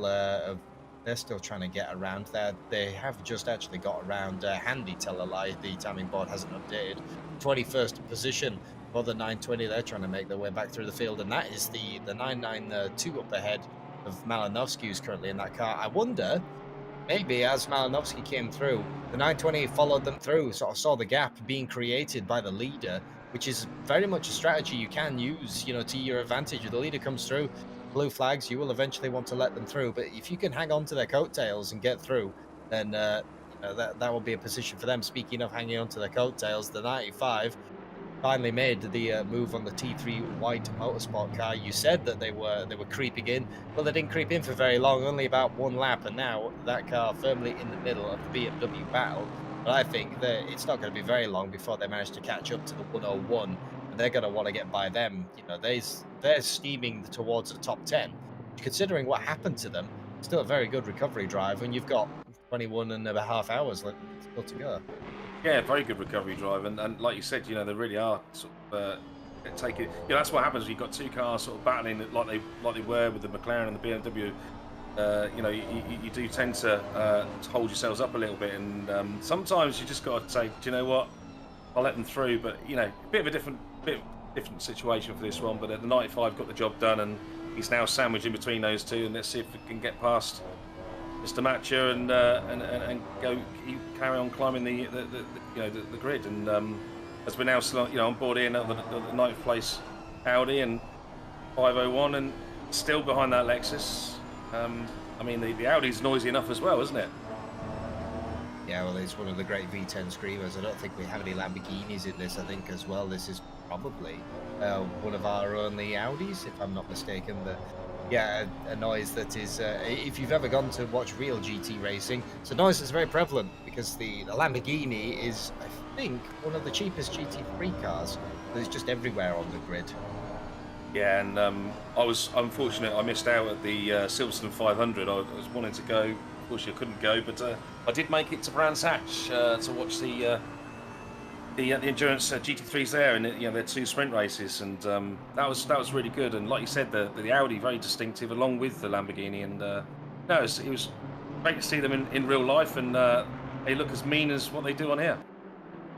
Yeah, and the only thing I remember taking away from real GT3 racing is the upshift crack that you have in the Aston Martin. ACC does not do that justice. It sounds like a shotgun going off by your head. And speaking of Aston Martins, they are going to power past the 101. It almost looks like the 101 didn't necessarily want to fight it. They were just thinking, yep, you can go ahead.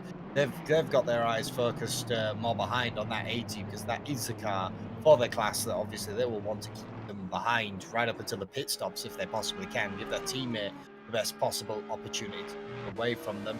And this battle once again with the GC racing the 501. I think the 501's finally managed to get that slightly better run. It's coming up down the straight. They're going to pull out. It's going to be once again 514 on the inside, the GC racing. You can see when they pull out though, they just kind of lose all the legs. As the Audi will be on the outside, converts to the inside, trying to use the downforce they've got. The Lexus is quite a big, heavy boat. Space was given and run out all the way. Use all the runoff that it was given, and the Audi 501 does manage to get the position and done. Yeah, he just got that little bit further in front as it come around the last part of the chicane, and it was just too tight an angle for the Lexus to come around and keep that position. So position, conceded, and great move at the end of the day. It was coming, wasn't it? It was a good few laps of tight racing there. Yeah, so that puts the 501, the Audi, as of right now anyway, second class in silver, which, that's going to be a great result for them. Obviously 21 hours left to run, but the Audi is still looking strong. We'll have to see what it does pit stops wise, and also how they have got their cars set up if the weather changes, because I know for a fact, having driven an Audi in a mixed conditions race, the Audi is also another car that is very, very, very sensitive to the weather, a lot like the Porsche that we talked about earlier, where you have to compromise the setup a lot to make it work. Audi's very similar. You kind of, to make a hybrid, it's a lot slower than a pure dry, but it won't kill you in the rain. And the 514 definitely not done without. What did I say? When the speed cars come back into their own, it's sector 3. 514 looks up the inside, a little bit far back from the from the braking zone of the bus stop chicane. They've just got to keep almost on the bumper of that Audi coming down the Kemmel and hope that they get, either they get the better run or the Audi has a slight wobble. It is very possible in a mid-engine car. Through La Source, they've gained a little bit, but if the Audi just about pulling out now, I think they might, just if they get the run perfect, to be out of striking range. Yeah, I think that's just about a big enough gap there, isn't it? I don't think even with a toe, I don't think they're going to be able to claw back that gap. But certainly not in this lap anyway. But yeah, I'd say that's probably job done. Now with the 95 out of the way, you can see them just about in the forward of the shot. 95 out of the way resumes this battle between the 80, the T3 Motorsport white car, and the 101. These two BMWs kind of been locked in it for a couple of battles, broken up a little bit by the pace of 95 coming and going, but now they've sort of run off up the road once again. It appears that the 80 is much better at the run through Eau Rouge Radion. Look at the run that they've got. Turn one, they're thinking about defending it, kind of slightly move over to the inside of the track, but don't fully commit, because they know that, if you fully commit, then that would be very much a passing opportunity to sort of move slightly to say, I know that you're there, I see you, but we're going to continue to take the regular racing line.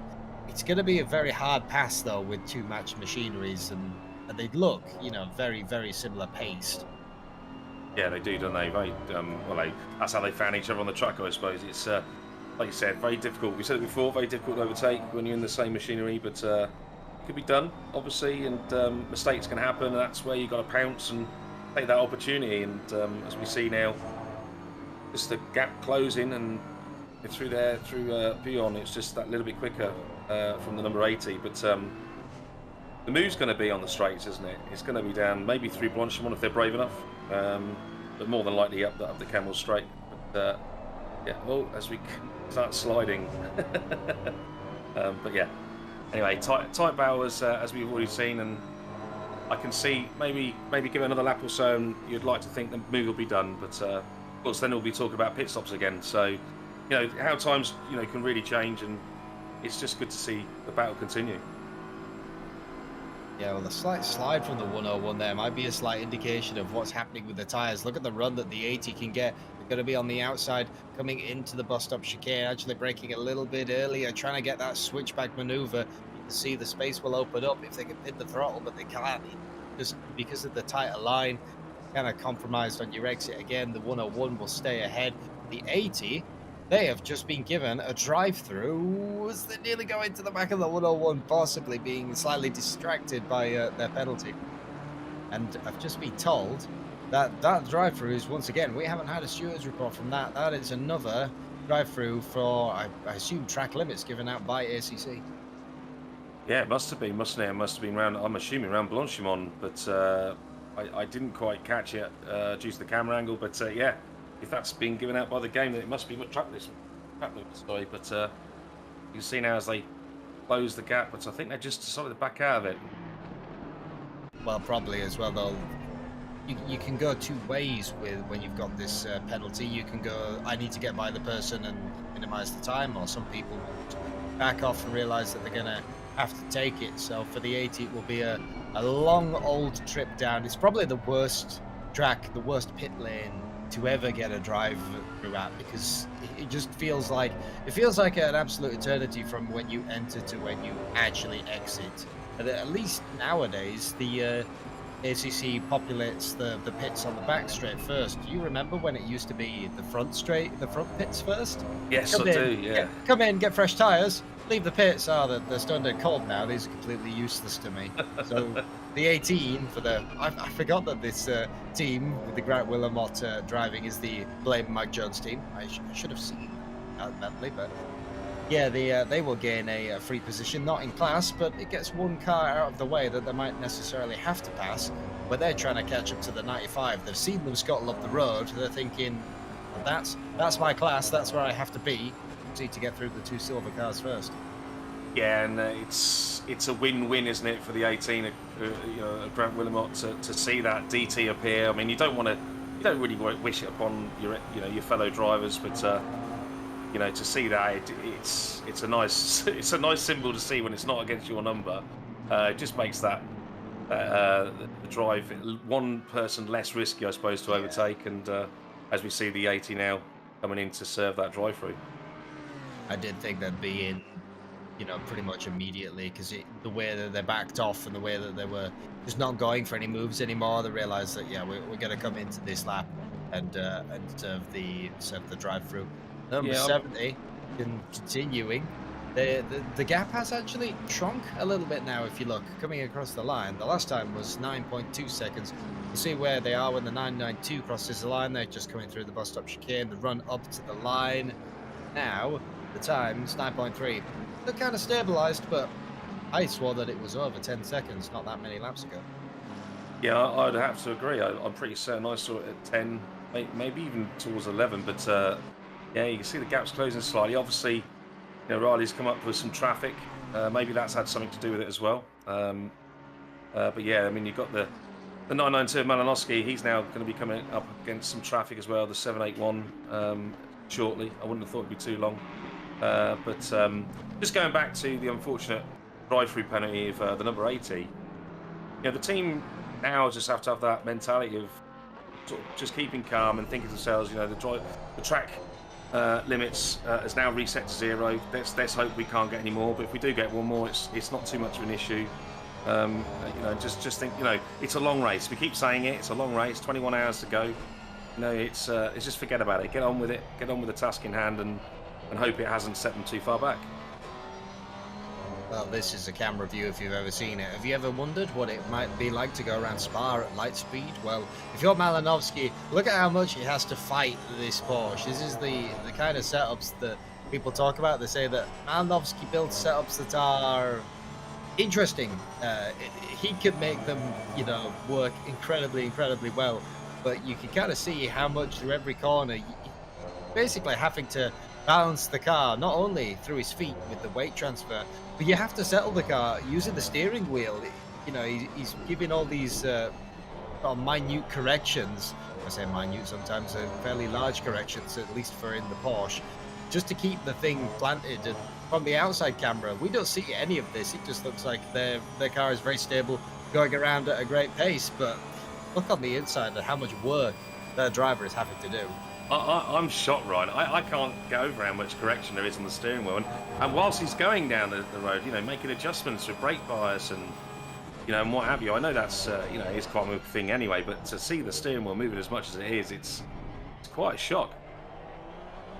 I mean, I know that you still have to do quite a lot of corrections to the Porsche. As a Porsche driver, your job is never done and you're never bored, because you're always having to be on top of that car. definitely one not for the inexperienced. A lot of people who I've raced with, you know, some of the new people new to ACC have always said, "Oh, what's the Porsche like?" And I just tell them terrifying. Next question. Speaking of some of the terrifying moments, Grant Willamot, that 18, they did manage to get past the 101. That was the silver class car for them. So they're once again very much focused on the car ahead of the 95. What's happened to the 80? They've just come out. Pit lane 7, their drive through. Did they expect a McLaren on the inside? Yes, and the McLaren's gone for an opportunist move there, and unfortunately, I think I might be slightly misjudged. Again, famous old words of I wouldn't like to be the steward in that situation. But yeah, that's really unfortunate for the AE to have that drive through, and now that incident, including a bit of damage now, of course. The 80 has been turned back around. We'll be trying to sort of regain the pace that they had, regain the race, hopefully not damage the car too much. But you never know. Sometimes small taps end up with you know, a lot of damage. It really depends where and how hard they hit your car. I've had it before where you have a minor tap, you think that's okay, and you look down and realize you've got 7 seconds of suspension damage, for example. You're thinking, how did that happen? Just exactly where they hit you. We'll have to keep an eye on what happens to the 80's pace if it drops at all. But got about a 3-second gap to the 44, so they've still got cars in their class to battle. So they're not out of it yet, but they really do have to sort of get their head down, keep the track limits under control, and you know, and hope that the next 21 hours is a lot smoother. Yeah, and the only sort of plus to the situation at the moment is, you know, there will be pit stops coming up soon, assuming that's the strategy they're taking, and you know, so they're not going to have to run too much longer with this damage, and you know, some potentially slightly damaged tyres with that, with the slide. But yeah, it's just unfortunate, isn't it? You know, just sometimes it feels like you get the run of bad luck, don't you? And to get that drive through, and then that to happen, it's you just wonder, you know, you hope it only comes in threes, and you're just wondering when number 3 is going to come. We have another replay. This is the 101. This is the car that we're fighting, and oh, that is a big moment for the 101. Look, they got through Eau Rouge, but going over the top of Radio, the car just goes completely light. You can see the driver try to correct it, ends up over-correcting hard into the wall, and now they're just limping along the wall. Oh yeah, that steering is. I'm not a alignment expert, but I think when the steering wheel is pointing straight, the wheel pointing pretty much full left, that's not good for your race car. No, it certainly isn't, and unfortunately, I know exactly how they feel, as it's exactly what happened to me. And yeah, having to drive it back to the pits with the damaged steering like that, it's tricky. Trying to keep out of people's way as well. You know, some corners I couldn't even make. Well, he's full right there. You saw the steering wheel turn. He's full right. He just, that car has no steering anymore on the right side. It's gone. I think we will see that the 101 of the Turn 1 SSR star team, I think they're going to end up towing back to pits. You can see the lights kind of flashing. I think the drivers of having some technical difficulties now, maybe even trying to get the car started again, and there you go, towed back to the pits. So for the 101, that is that will definitely put the brakes on their day. For the 80, they'll have seen that, probably thought that is a bit sad, but we get the position back. Yes, and I was just thinking that myself. It was, of course, the same 101, wasn't it? It's the 101 and 80 that were battling before, and yeah, they must be thinking that. But at the same time, it's never nice to see a car that has to return to the garage for such big damage. But hopefully they can bounce back. Let's get the repairs done, get back out there again. 21 hours to go, long time. You still can make up positions. But, and of course, I'm pretty certain this race it's double points, isn't it, to the championship? And you know, if you can finish in the points, then you know it just makes it that bit more satisfying. Yeah, exactly. Well, we had the question earlier on in the stream: can the 501 pull away from that big Lexus of the 514 of Stephen Quee GC Racing? The answer to that is a resounding yes. They've once you're out of the slipstream range and you're out of the attacking range, the Audi has finally managed to stretch its legs, with the new generation Audi as well being a little bit easier drive. I think they can push it just that little bit more, and the Lexus as well really starts to lose its grip and lose its tires over the sort of over the full length of a stint, which I think is starting to hamper them a little bit. Yeah, and yeah, it's exactly like you said. There's not a lot really else to add to it, but we're going to be coming up for pit stop soon, aren't we, Ryan? And things are going to change again, and with different drivers getting in, maybe for the first time today, and again, it just adds that different dynamic, and yeah, it's good though to see that there's so many battles across the field. Around this track, such a long track, and you've got all these battles going on. It's good to see for both the spectator, but also the teams.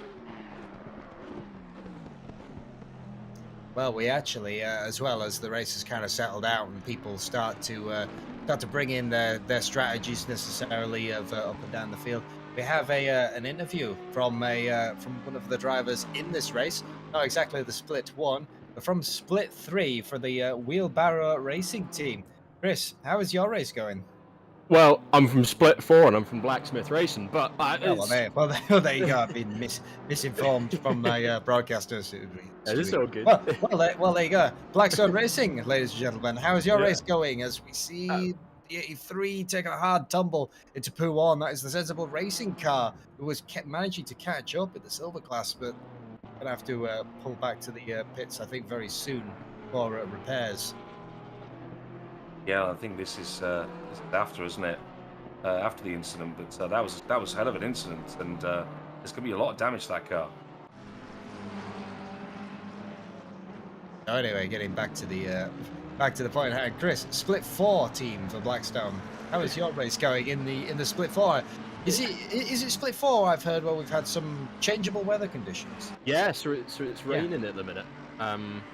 It's currently raining. It's just some light rain, and it's starting to dry out now. But yeah, it's been interesting. I think luckily for most teams, it was right at the end of the last stint that that the weather came, so it didn't ruin strategy too much. We probably pitted a lap too late, thinking we could maybe go, but it got wet very quick and it was very slippery. So we had a bit of an incident, but our race has been going all right so far. We got caught up we had a lap 1 incident down at the chicane at the end of the camel on lap 1.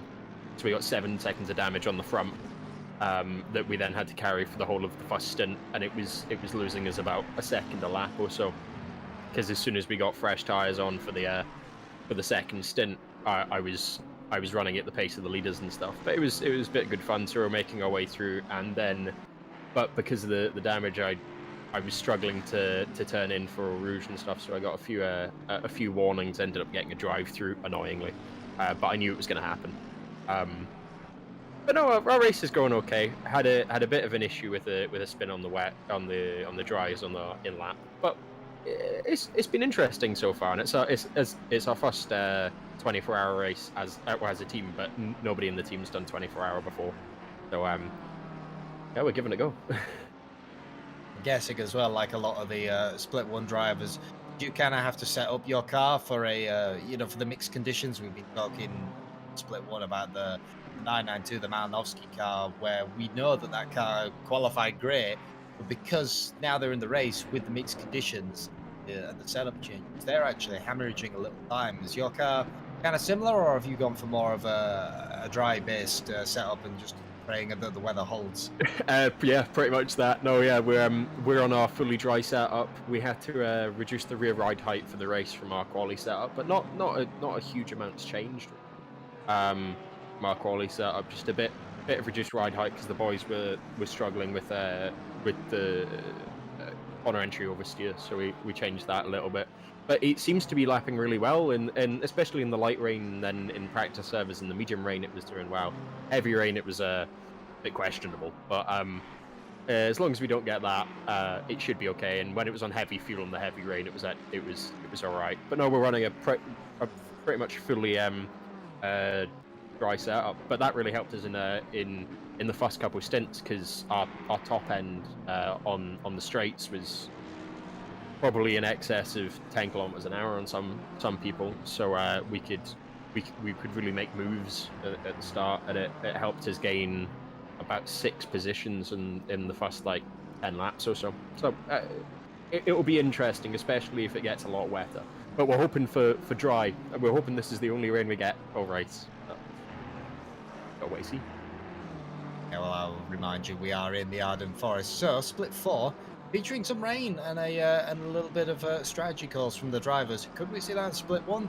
Well, who knows? The forecast for the next half an hour is still nice and dry, which, well, much to the probably sort of sadness of the 992, who've got their car set up for the wet. Much to the joy of the 70, who just have continued this sort of relentless charge to the front.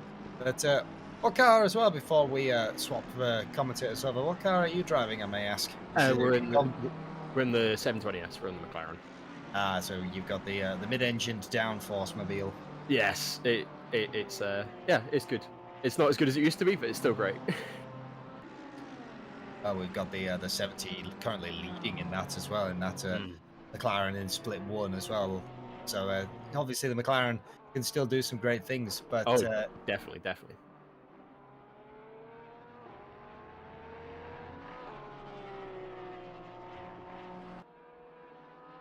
So, yeah, looking back to the race at hand, the 972 as well, the Giga Chad Racing team, they're managing to get up into the P3 slot, I believe now.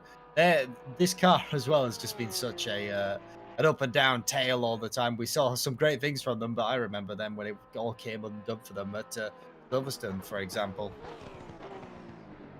Yeah, it's the nature of the Porsche, isn't it? It's unless you're on it the entire race, things can happen. But just going back to Chris, I was going to ask what car you're in because I didn't actually know until you said that. Sorry for that, but no, it sounds like you're having a great race and the conditions are mixed. Just tell us, how quickly do you think it was drying? I mean, you talking slicks yet, or are we still on wets?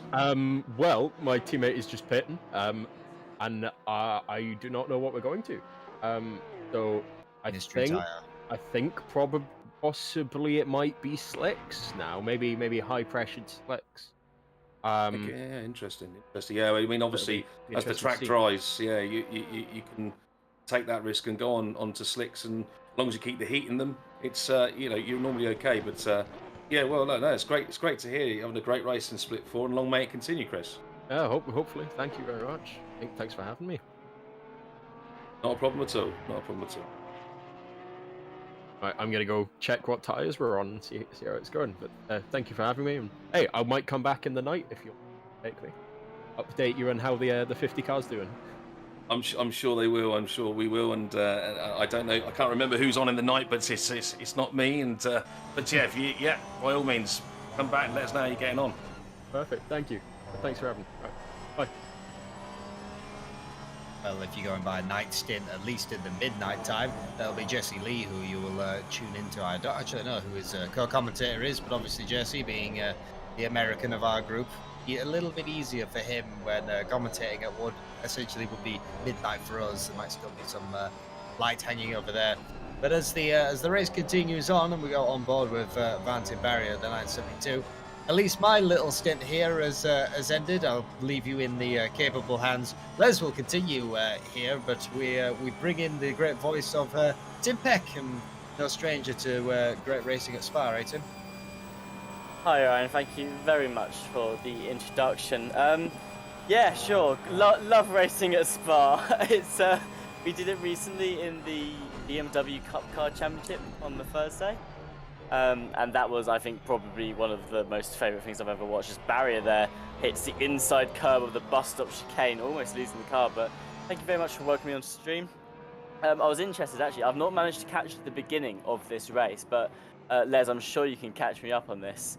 Oh no, you're gonna catch me out. No, don't. No. Unfortunately, I was racing myself in Split 2, and I wasn't actually able to catch up myself. But we've been reliably informed there was quite a big incident at the start, and there was a safety car needed. Oh, a safety car was actually needed in Split 1. Wow. Yes, yeah. Color me surprised. I'm gonna have to go back and watch that and see how that worked then, because I don't think I've seen a safety car in action yet in one of these races. But I was wondering, the 992 Porsche, which I'm so used to seeing leading the race in a lot of these enduro races, currently in second place. So the number 17 McLaren currently driven by Jay Riley. I mean, this must be a brilliant race so far for those guys. Yeah, they must be loving it, mustn't they, Tim? And to be out in front, with a sizable lead as well. I mean, 8.5 seconds is a great lead, especially over a car such as the 992 of those two great drivers. And we got some great drivers in the 70 as well, obviously. But like you said, to be up until now, to be customary really to see the 992 out at the head of the field, and this race is showing different. But obviously. Maybe, like we've been talking before, it could be to do with the 992 setup. It could also be the 70 have just got it all right. And but we're gonna have to wait and see as the lead just increases ever so slightly there. And yeah, we'll have to see when change will continue to hit if it's something to do with that. But no, it's good to see some different cars out there at the top of the table, and and let's see what happens.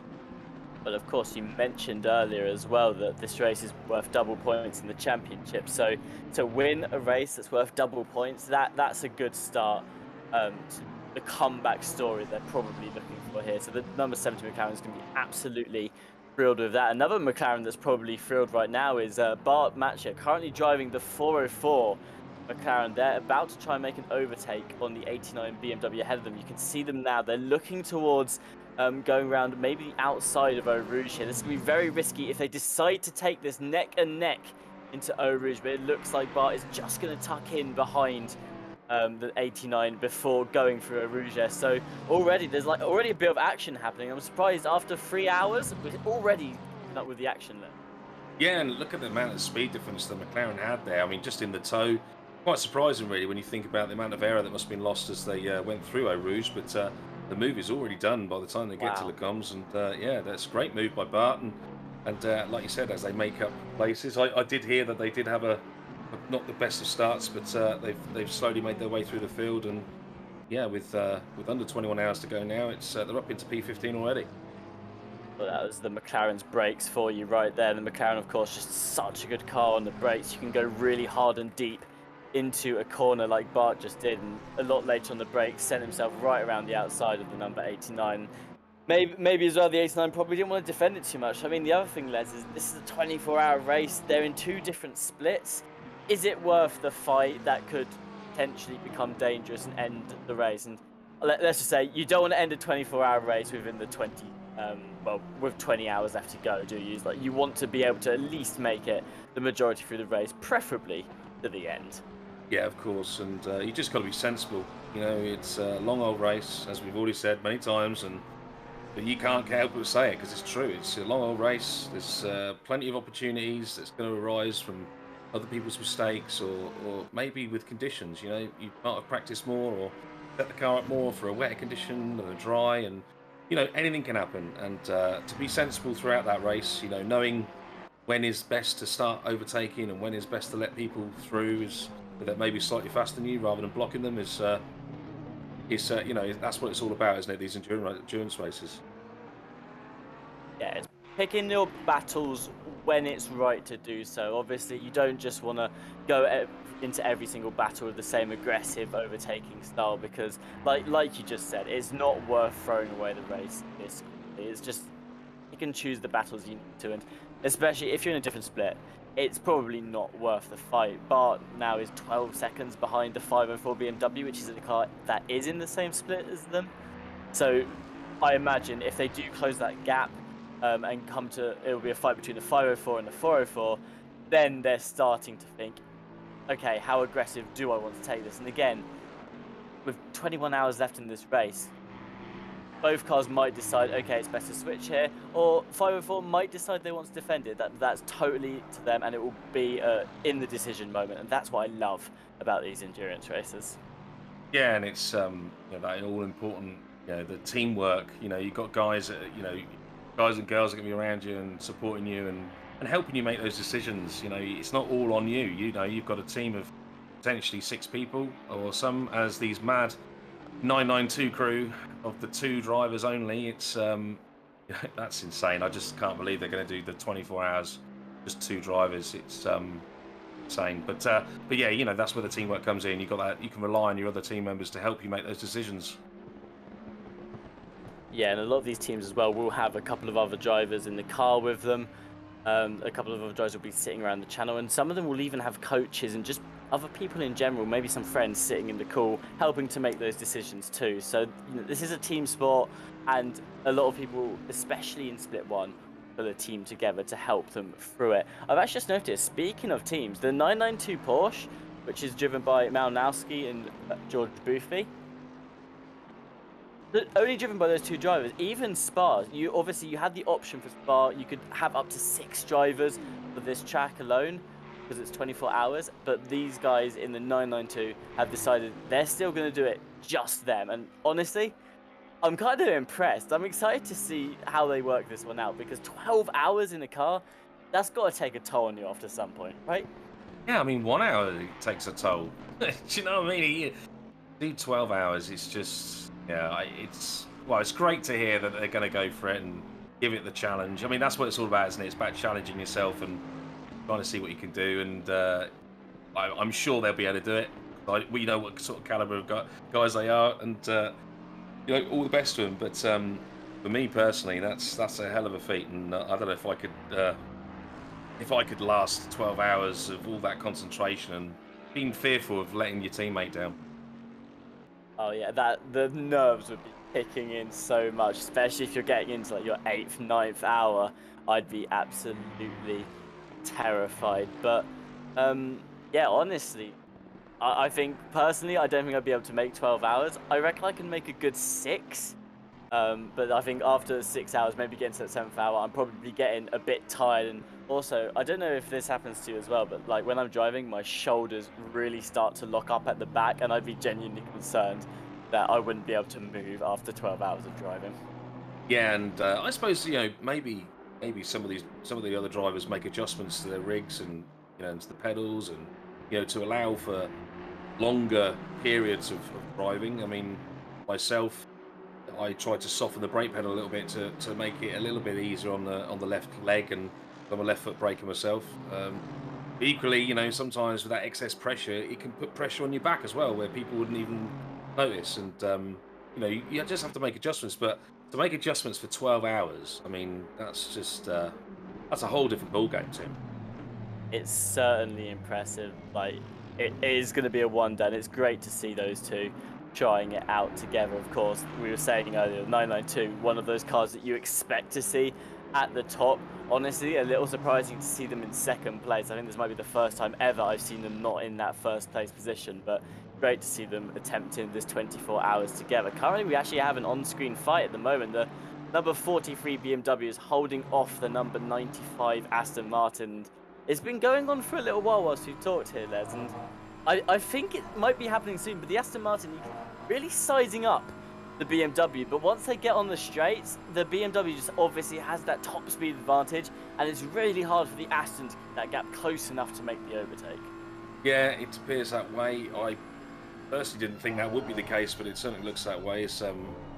But the 95 we mentioned before was catching an all BMW fight ahead, and unfortunately, he did make the pass. I was thinking they had an instant, but they didn't. He made the pass, and then and then I think it's more one of the guys actually got a drive through as well. But we knew that the 95 was going to start making headway through the field and start closing the gap, and here they are. Right up at the tail of the number 43 and of Azevedo, and it wouldn't be surprising to see the pass done in maybe this lap. Definitely down the Kemmel Straight. If you get in that slipstream, get a good exit out of Radion, and it might get the move done. Yeah, that's going to be what it's got to happen. Is they've got to get a good exit out of a corner, good enough to fight the BMW. But as we know, even if you get the best exit, the BMW can't pick up that speed quickly. So you still almost have to carry it into the next corner as well. Maybe the straight will be enough to get you neck and neck. It might be enough to get you past, but most likely you're going to have to brake quite deep into the next corner as well. So we'll see what the 95 chooses to do. And again, it comes back to what we were saying earlier, was just take your time with these overtakes. You've got 21 hours left in this race. It doesn't need to happen immediately. So you really do have the time here to just take your time, size up your advantage, see where you are pushing faster than the car in front of you, and just take time to notice those opportunities and work out what's the best way to approach this overtake. Yes, exactly, and it's all about, like you said, it's all about being sensible and picking those moments. But we can now see that the leaders, the car number 70, McLaren of Riley, has pitted, come out in P4, and that leaves the 992 out at the top of the field. And be interested to see if they eke it out for the longest part of the 65-minute stint timer, or whether they come in a little bit early. It depends how they've done their strategy, but. We know the gap was about 9 seconds. So let's see when the pit stops are finished what that gap is now. But wouldn't surprise me if we see it just ever so slightly got a little bit closer this time. Yeah, well, we'll see once we come to the pits, like you said. I think that's the interesting part of endurance racing as well, is obviously with hour-long races, you go the hour, and usually when you pit, it's at like a certain point, like around the 30-minute mark is when everyone chooses to do it. But when you've got an endurance race where you're pitting multiple times, these pit stops start to get longer and longer. So you'll go an hour and 5 minutes at a time, which is why we're seeing the pit stops happen around the 15 minutes past the hour mark, because obviously they've just pushed out that stint a little bit longer. And I think that's what's interesting, is in a 24-hour race, if you push all of your stints to the max, you'll probably cut out a stint or two, and you don't really have to have a certain amount of pit stops. And if you can miss one pit stop, especially at Spa where the pit lane is so long and you're losing a lot of time, that could be crucial in the fight for first place. Yeah, of course it can. And like you mentioned, the pit lane is effectively a double pit lane, isn't it? Without having to enter and then exit. But yeah, it's crucial, the amount of pit stops. You've got to try and keep those pit stops to an absolute minimum if you can. Some people prefer to have that one extra one because they can have a fresh set of boots and maybe a little bit less fuel load and make up a bit of time that way. But my own personal opinion is you want to keep those pit stops down to an absolute minimum. Yeah, I think it depends on the track. Obviously, having the fresh pair of tyres can be beneficial, but like you said, when it's Spa, that pit stop it's like 2 pit stops. Like you said, you don't want to be in that any more than you need to, and that's why trying to avoid drive-throughs is so crucial here as well. And it's quite easy to pick up a drive-through penalty. There's a lot of places where you can gain a track cut. This corner coming out of it being one of them. If you go too wide here, you will pick up a warning for a track cut, and then Radel on the exit of that, you can get a track cut there as well. So very easy to pick up track cuts on this track. You want to avoid a drive-through, because a drive-through penalty on Spa where you've got 2 pit lanes to drive through, it's not what you want to do, and that will affect your race quite drastically. Yeah, it will do. And as we're on board now with the 500 Ferrari, it's these Ferraris are pretty darn quick round Spa, and you can see just how much time they're cutting now with Forza, that lovely Forza Italian paintwork, and against that BMW, it's just, you can just see the difference in speed around certain corners, and certainly on mid speed it looks like they have that massive advantage. And I think we might even see a move here, Tim. Seen this Ferrari a couple of times across the championship going for these moves where they're just climbing back through the pack. That looks like coming out of Radlon, they got a better exit, so they're going to be able to overtake on the straight here. And I think by the time we make it to the corner, they might be just about clear of the BMW. Yeah, they are. They're going to tuck in front just before the corner. So that was a great overtake there from the number 500 Ferrari. They just had such a great line through Eau Rouge, and it's textbook at Spa, isn't it? You get that good exit and you take them on the straight. You mentioned the livery on this Ferrari, Les. I'm not sure if we've had this conversation in a previous race, because I know we have commentated together this season already. Yeah. Did we have the conversation that I reckon? I think the back of this car looks like a Pop-Tart.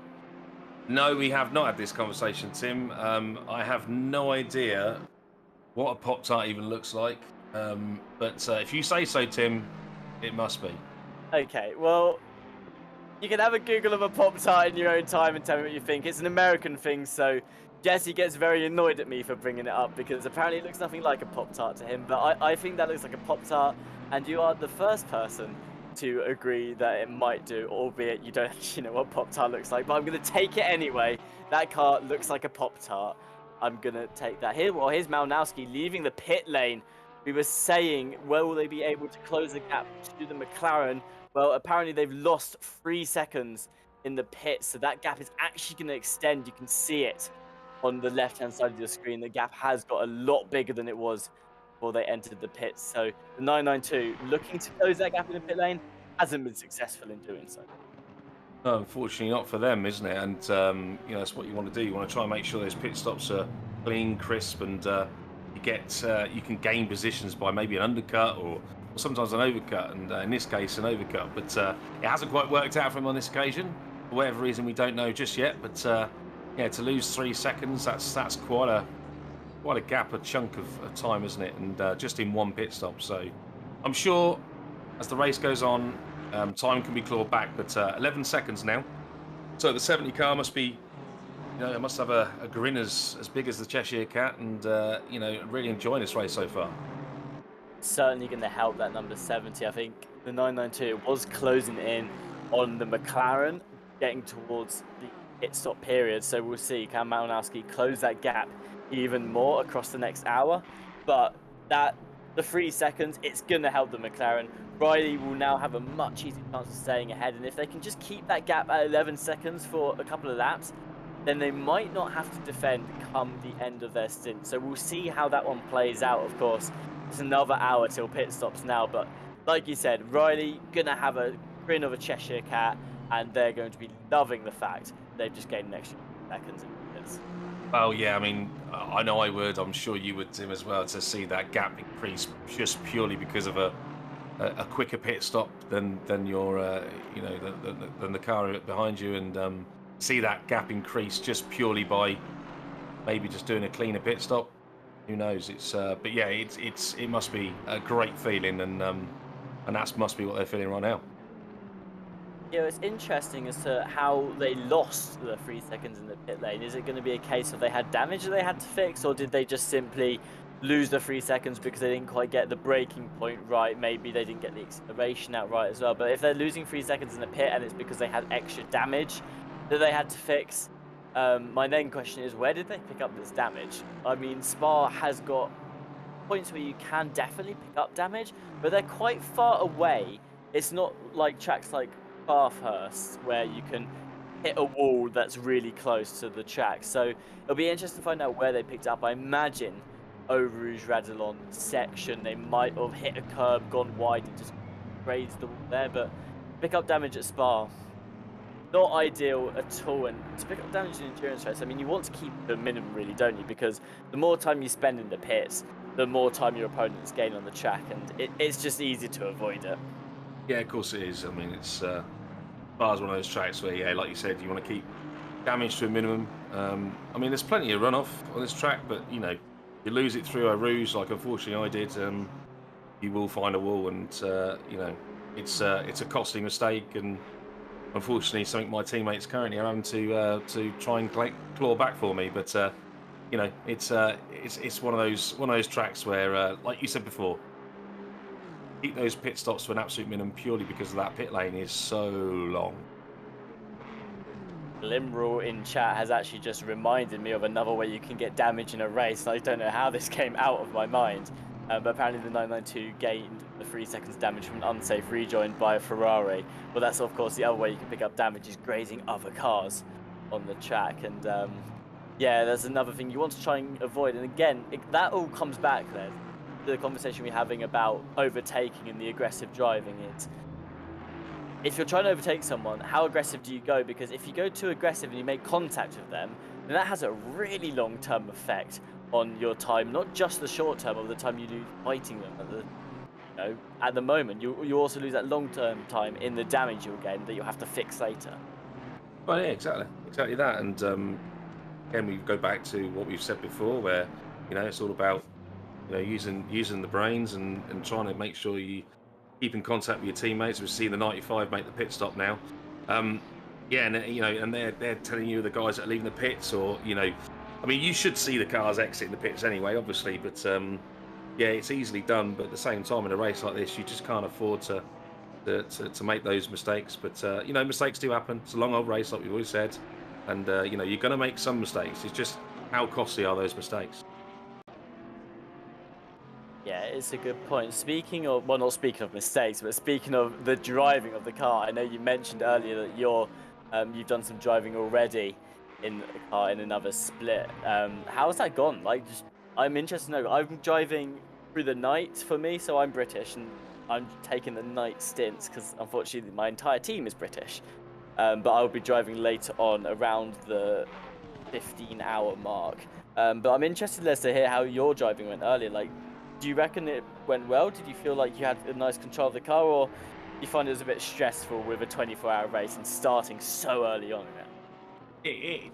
A race start is always stressful because you've got all that pressure on the shoulders for the team. You want to make a good start, you want to make it clean, you want to make sure if you can make positions, you do make positions, or equally you need to let those fastest guys through, then let them through. Try not to make any have any incidents. But for me personally, it was quite stressful because unfortunately there was a few technical difficulties at the start, and the server didn't get underway straight away, and it sort of adds and builds to that, builds and adds to the pressure, shall I say. And it was a little bit, but at the same time, you just got to, when you do make a mistake, you just got to try and get over it, get on with the job in hand, just swallow the pride and just admit to the mistake and just get on with it. And that's what I had to do. But it is unusual from my side of things. I don't normally make those big mistakes, but it happened. Thankfully, it is a long race, and hopefully we can turn things around. And but with changeable conditions on the way, I'm hoping for. Hopefully not my stint. Hopefully we've got our Rain King driving at the time, and then we can claw some positions back that way. But it is stressful to start the race anyway. But I enjoy it. Yeah, I enjoy it too.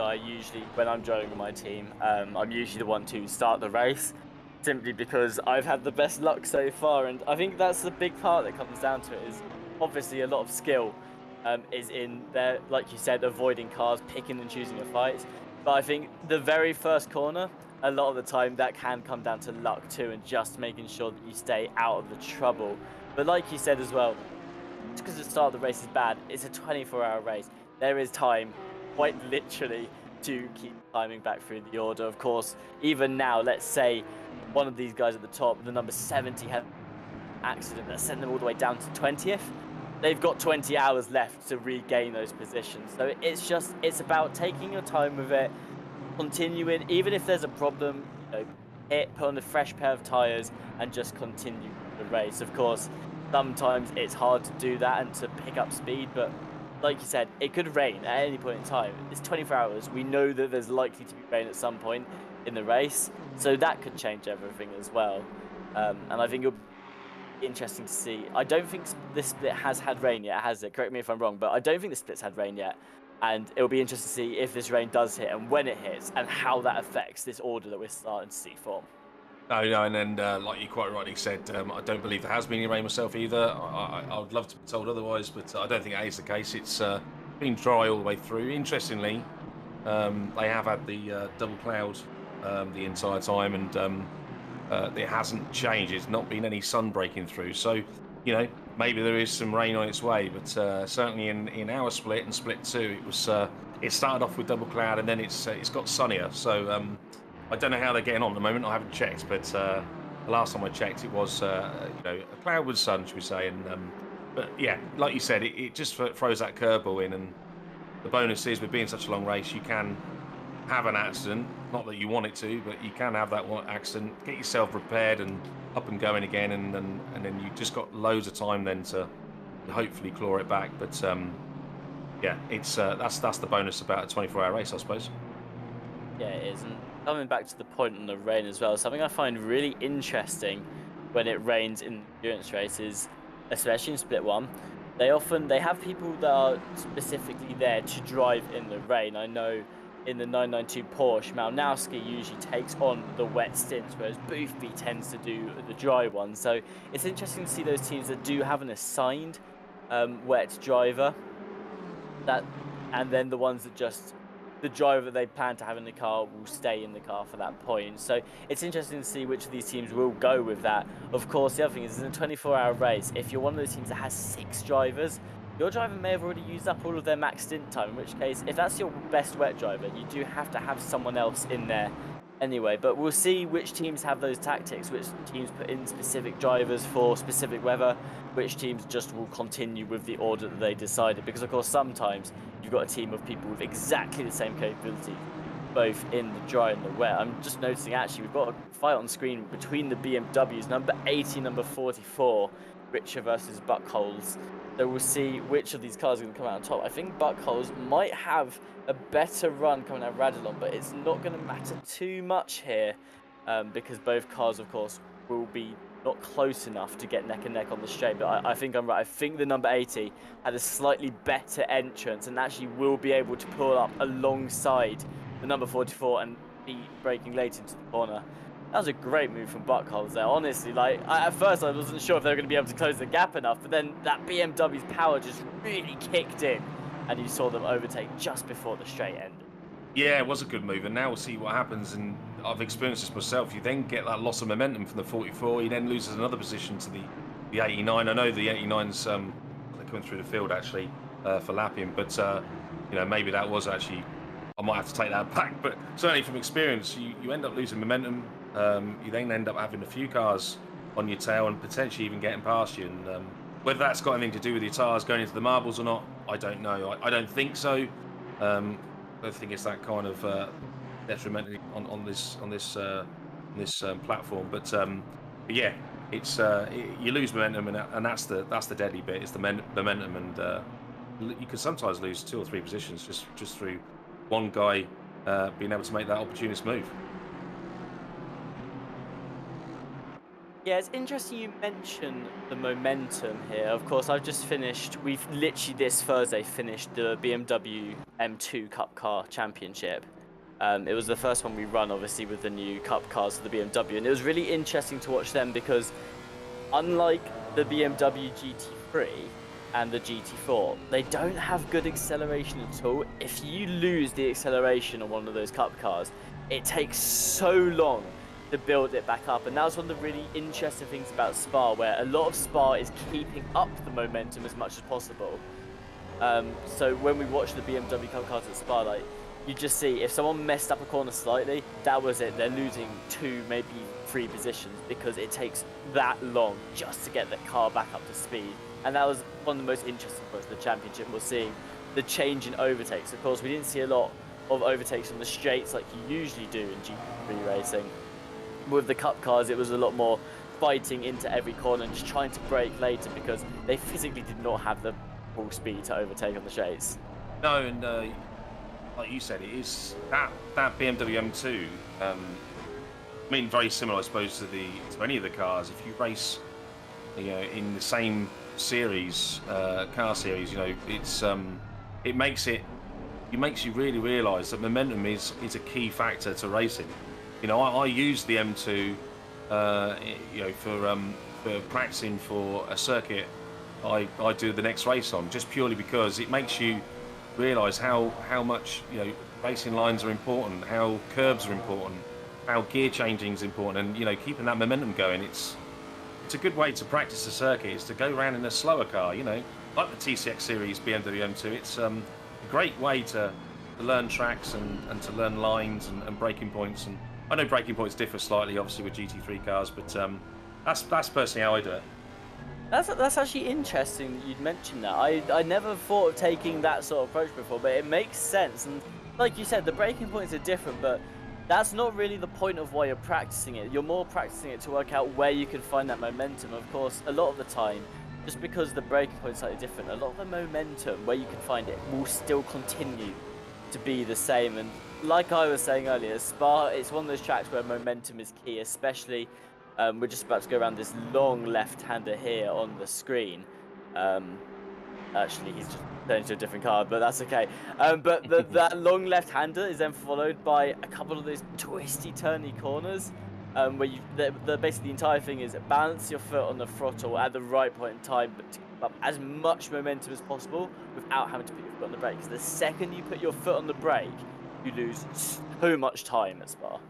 You do, and just need to, yeah, it's about keeping momentum going. And that's I mean, I'm no pro, I'm not an alien in any shape or form, but you know, that's personally how I go about practicing the circuit and getting ready for a race such as this. Yeah, and then obviously apply that to the GT3 cars, and and really you can gain a lot of speed just through momentum that you didn't currently or previously had before you did it in the M2. And there's other cars out there that just as GT4 cars doing a GT4 race.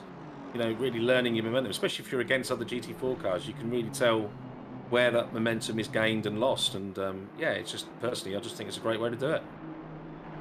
I'll definitely have to give that a go in the future. I think that might be my new method of learning a new track as such. I'd quite like to try that out, see if that's something I'd be down to do. But honestly, it sounds like a good tactic, and I'm glad you mentioned it because the theory works, right? If you do it in a slower car, then the momentum will be that much more noticeable that when you apply it to the faster cars, even though the momentum will be less noticeable where you're gaining and losing it, you know in your head exactly what those points are. Look out for. Currently on screen, we've got the 404 McLaren trying to overtake the 504 BMW. I mentioned that we were soon to have this fight earlier on in the race.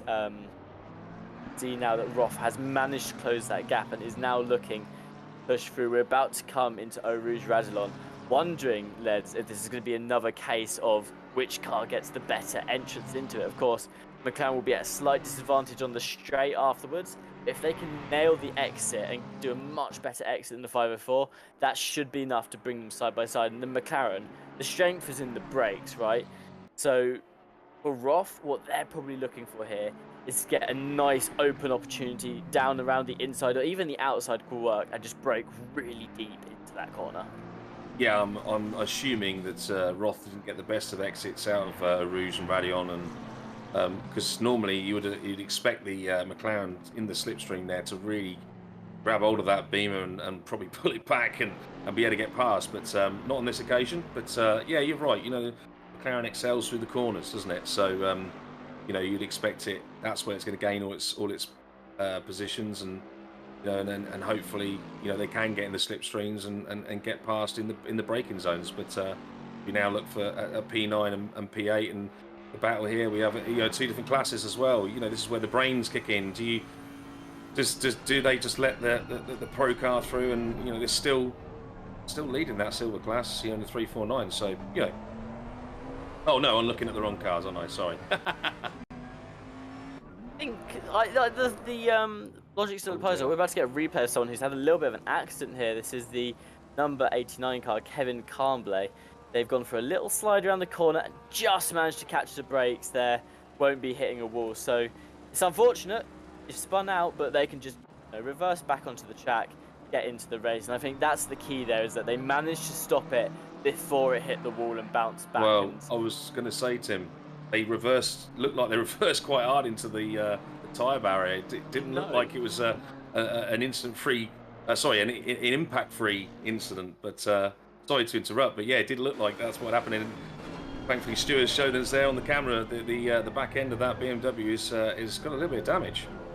Actually, like when you mentioned that, I was very surprised, and you're right. There definitely was damage on the back of that. I hadn't quite caught that watching them, but you're right. They must have hit their rear on the tyre barrier as they reversed, which is really unfortunate as well, because that's absolutely not something you want to be doing, and that will be something they'll probably kick themselves for a little bit later. But again, it's the same philosophy, assess the damage. How much damage have you gained, and is it still drivable for the rest of your stint, or do you need to pit now? And we'll see that coming now. Will they pit this lap, or will they continue? I imagine it's not going to be too badly damaged if they have to pit. I don't know, Tim. That did look like it had quite a bit of damage. It looked horrific, but again, it's all in the rear. But we'll see. We'll see if they decide to come into the pits. It did. I will admit, the car did look crumpled up. That's not how you want the rear of your car looking. We've actually got. I'm looking up and down this leaderboard. Stewie's trying to find the best fight to watch for us right now, but there's so many happening. Apparently a pass has just been made. I think 404. Yes, 404 did make the pass on 504.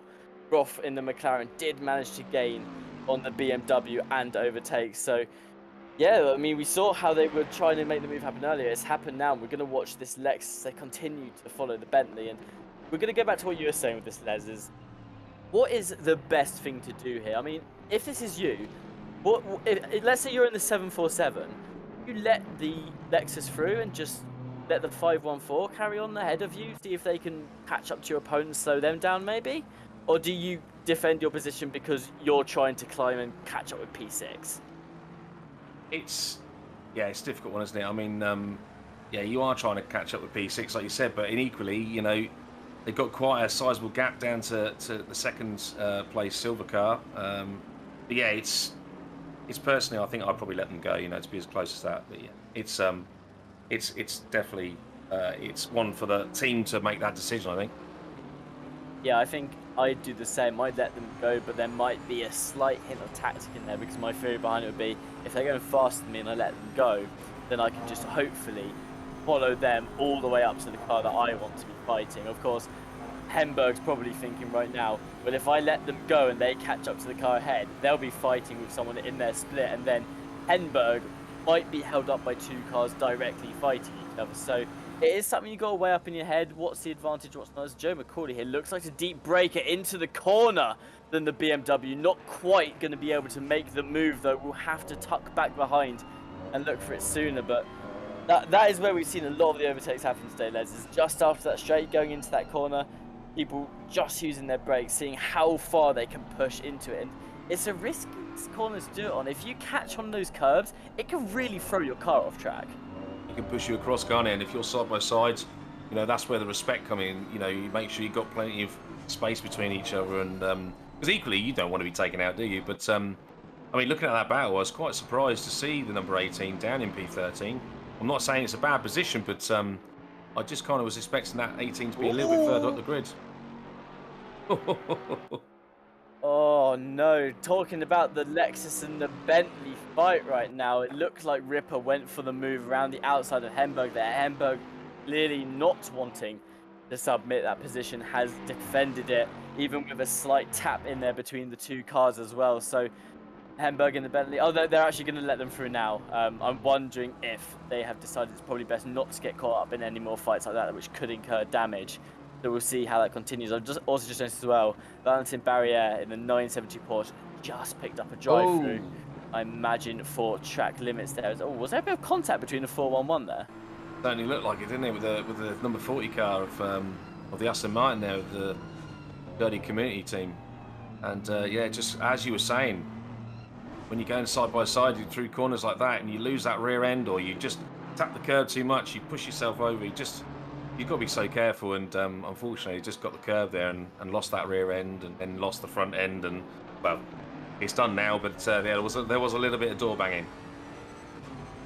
That corner, if you hit that curb, you've got to do so much to keep that car stable, because the second you touch it, already you can feel it throwing the rear end of your car in the other direction to what you want it to be going. So that's the thing, is the corner, great place to overtake, because you just had the straight, and obviously you can do that thing the cars love doing, which is braking late into the corner, really pushing yourself round the edge of the other car. But in a corner like that, you have to be so careful not to put on the curb.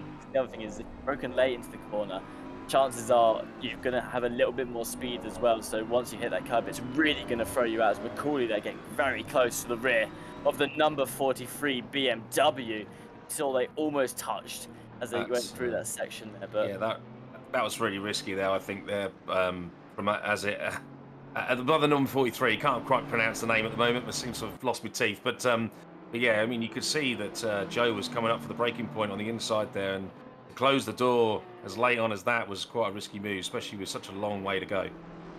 yeah, I think that to make it that close is risky. I'm wondering though if, like, the other thing we've got to consider is McCauley has been going significantly faster than the number 43. I'm wondering if they're just trying to sort of move their braking points and readjust to following them for a little bit. Because that's the other thing as well. Is, let's say you've caught up with a car because you're going significantly faster than them. By the time you catch up, you've got to readjust your braking point instantly to avoid an accident going into a corner, especially when you're following them directly. So, I mean, it's a tactic that you just got to be able to pick up on the spot, and McCauley there managing to just avoid hitting the rear. But like you said, Les, very, very close and very, very risky, especially in the race. Yeah, and then you can see Joe really catching, getting momentum there in the slipstream probably a bit there, and not able to. Oh, he's got on the outside, so it should be on the inside for the next part of the chicane. Oh, and I kind of knew that was coming. I've got to be honest, Tim. I could see that coming. Yeah, I think we both there was that hesitant moment as they started to go neck and neck into the corner, but McCauley, of course, not quite level. And you can see in this replay, they're not neck and neck exactly. Of course, McCauley's a little bit back, and I could just see the car turning in, and that's unfortunately what happened. But we'll see how this pans out. I don't think McCauley has returned the position, although we'll see if they do on the next straight. It depends on how long it took the other car to recover there, honestly. But that's the other thing I want to ask you, Les, is returning positions. Do you think that's McCauley's fault? Do you think he should return the position, or do you think that that's on the number 43 for turning knowing Bentley was there?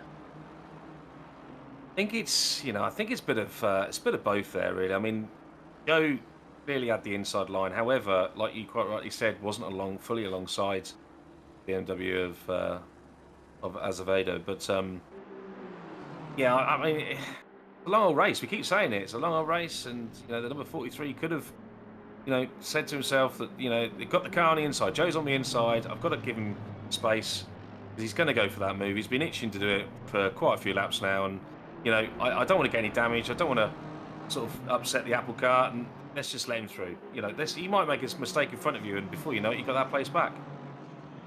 I think I must agree. I think Azevedo there turned in knowing that McCauley was there. Obviously, you're right. McCauley wasn't fully neck and neck.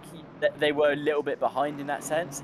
But regardless, they were still there. And where else was McCauley supposed to go at that point? They're already at that point. It's not like McCauley can just slam their foot on the brake and wait for the number 43 to take the corner perfectly, and Azevedo can go through along their racing line. I think, for me, despite the fact McCauley will look like the one that spun out Azevedo, to me, I think Azevedo could have probably just avoided that and most likely knew it was going to happen if they didn't just yield the corner in the end. Yeah, and this is where we both say to him, thank the Lord we're not stewards, eh? Oh yeah, this race in particular, I am glad I'm not a steward. You can imagine the amount of effort this has gone to, and a big thank you to all of our stewards for being there and helping us out with the stewarding of this race, because I mean, to make one decision is hard enough.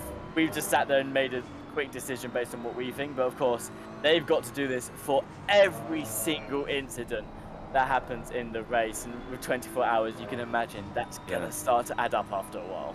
I mean, it's not only is it every single incident in this race, but we've got 4 splits in total, and we have got the pro split, which we're currently watching and enjoying and loving every minute of it. But these poor old stewards have got incidents to cover on 4 different splits, and like you said, a big thank you to the stewards that do take part in this and commit those hours to doing it for us and allowing us to have not instant but almost instant penalties that are given if needed, and at least the incidents are viewed and dealt with promptly. So no, it's big thank you to them, and thank you to them for doing it rather than me have to do it. Yeah, I will admit, I think stewards is one job I'm happy I do not have to do here. Of course, if you're at home and sitting there thinking that you'd quite like to be a steward, you can apply. You go to our Discord, you'll find all the relevant information for applying to be a steward of us, and that's something you're interested in, then by all means come join us. We're always looking for new stewards to join. You can have an impact in all the decision making that happens in these incidents. Borak here has closed in on the number 83 BMW. As we've just seen, the number 34, I think, went for a move a lap ago, but didn't quite pan out. They looked towards the inside and then decided against it. I think was probably the best port of call at the time. Vorak now, though, keeping the gap rather close. It's about 4/10 of a second, and will be even closer by the end of the next couple of straights, I imagined. We'll see how they go to make the move. Is this going to be another case of up along the straight, try and get better exit and just break deeper into the corner? Honestly, it looks like they've messed up their exit there, so probably not this time round, Les. No, but I think it's coming, isn't it? And I was quite shocked actually to see Dvorak actually. I know down in the 27, but they did have quite a big incident earlier on, and it's nice to see them still going and still battling on and making up some positions. But no, it's not done now. But I can see that probably in the next couple of laps that move will be completed. But we look at P5 now, the number 411, it's on the back of coming back actually to the back of the 40 Aston after that incident at Le Combs. But it looks like they seem to like it behind another car. Maybe it's just they can follow and have that car to aim for, and it helps bring those lap times down. I don't know, but certainly at the moment they're certainly catching back onto the back of the 40, and we could look at another battle. Yeah, I mean, there's nothing wrong with following a car either. I mean, if they choose, they simply don't even want to go for the overtake. That could be fine itself. It obviously depends on the pacing of the other car. But during the Endurance World Challenge last season, I know when we were driving, I believe it was Misano, at one point we just happened to come out of the pits at the same time as a car in front of us that was basically going the same speed. And for the next 3 stints, so the next 3 hours, we just followed them as they climbed through the field, and we climbed through at the exact same time as them. And hey, it worked. We gained about 10 positions behind this one car. And obviously it comes to the point where you're getting into that final hour of the race and you think, okay, now I need to start putting pressure on the car ahead of me. But if you've got 2 cars that are going at the exact same pace, then following through, it's safe and it can work. Yeah, it can, and you know, following them for quite some time can also push the other car a bit faster, and you sort of kind of hope that they understand that's what you're doing, so you can maybe, as a tandem, try and catch as they are now, catch in P3. I know they're a way off yet, but they just continue this partnership, if you want to call it, you know, to try and egg on each other to go that little bit faster and keep the pace up. Yeah, it helps also for the 411 to be able to cut through the traffic. You know, like you said, you know, you can follow that 40 car through and you know, a bit easier through the traffic. And as it looks like all of what we're saying could be completely wrong, as it looks like he was trying to look for an overtake, but moved back in there, back in line, and back through the parade of the next few corners.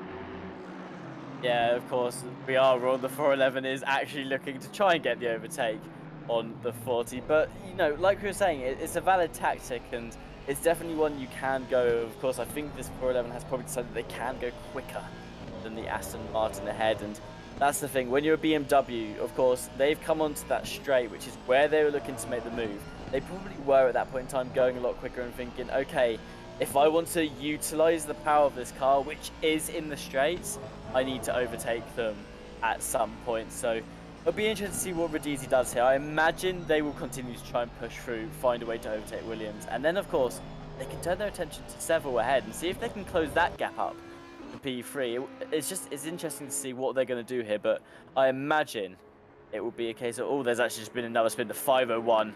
David Gilmunoz has gone for a spin. I think this time they kept out of the wall. They did get ever so close to the green there, though. Do they touch the wall and exit? No, they don't. They also managed to keep it out from hitting the rear into the wall as well. So 501 has recovered, but is back on track in 11th place. And the second spin we've seen so far that could have ended a lot badly in the aftermath rather than the actual spin itself. Yeah, and they're really having them again. Yeah, it looks like they're really having some. I'm wondering if maybe they're having a bit of tyre pain. I don't know, but we're now hearing it might have been a little incident there with Joe McCauley, and I think Joe's having a few little moments in a small amount of time. It's a bit unfortunate there for the Audi, but yeah, they had that moment through Radion and obviously span out onto the grass, and it looks like they got minimal damage, if any damage at all. But yeah, I think it's the only Audi in the race. So it's unfortunate to see the Audi in that position, but they race on. They do indeed. It's interesting to see the mix of cars, as always. You can see which cars people prefer. I'm going to go out on a limb here and say the BMW is one of the favourites of this championship, because there are quite a lot of BMWs. But also, it's worth noting, there's quite a lot of Bentleys as well. We've currently got 3 on the leaderboard on our screen as it stands. So that's for a Bentley. I think last time we did a World Tour, I don't think there were this many Bentleys around. So it'll be interesting to see what cars people continue to pick up in future World Tours. But for this one, I think the BMW was definitely the favourite going into this championship.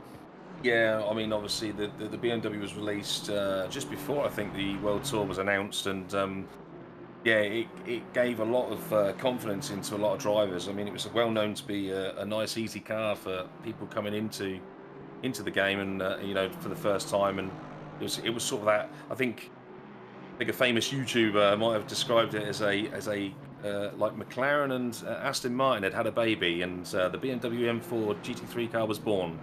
Quite a good way to describe it. I think it might have even been Jardian that said that, and but it's actually a very good description. very similar in those respects. And yeah, it's quite a safe car to drive. Yeah, obviously setup depending, but yeah, no, it is quite a good choice. It's not as quick as it was. A few little things that are tweaked on it by Kunos, but no, it's still a strong car, and I think that's why a lot of teams have gone for it. I think that was a beautiful way of putting it, honestly. It was the baby of, what was it, the McLaren and the Aston? Yes, Yeah, I believe that's what Jardy. I'm sure it was Jardy that said that, and made a lot of people laugh at the time. But like I said, he is right. yeah, no, I think that's a really cool way of putting it. Speaking of Jardier, his community team number 2, currently Mike Williams is in the car, and well, they're looking to find a way through the 411, which means at some point Radizi made that overtake on the BMW. Now we were wondering what their pacing was like, whether they were actually faster than the number 40 ahead. Well, it turns out that right now Williams has the exact same pace as Radizi, so going to stick together for now. I'm wondering, if you're the Aston Martin, you've just been overtaken, so you probably want to prove something here, Les, and you want to take them back, but at the same time, that's the proof you need that you're the same speed, right? Just keep following. There's no point getting into an incident with 20 hours to go. If that's me in the Aston Martin right now, I'd probably just throw in the towel and say, okay, I'll just follow the BMW then. If they want to be in front, that's fine.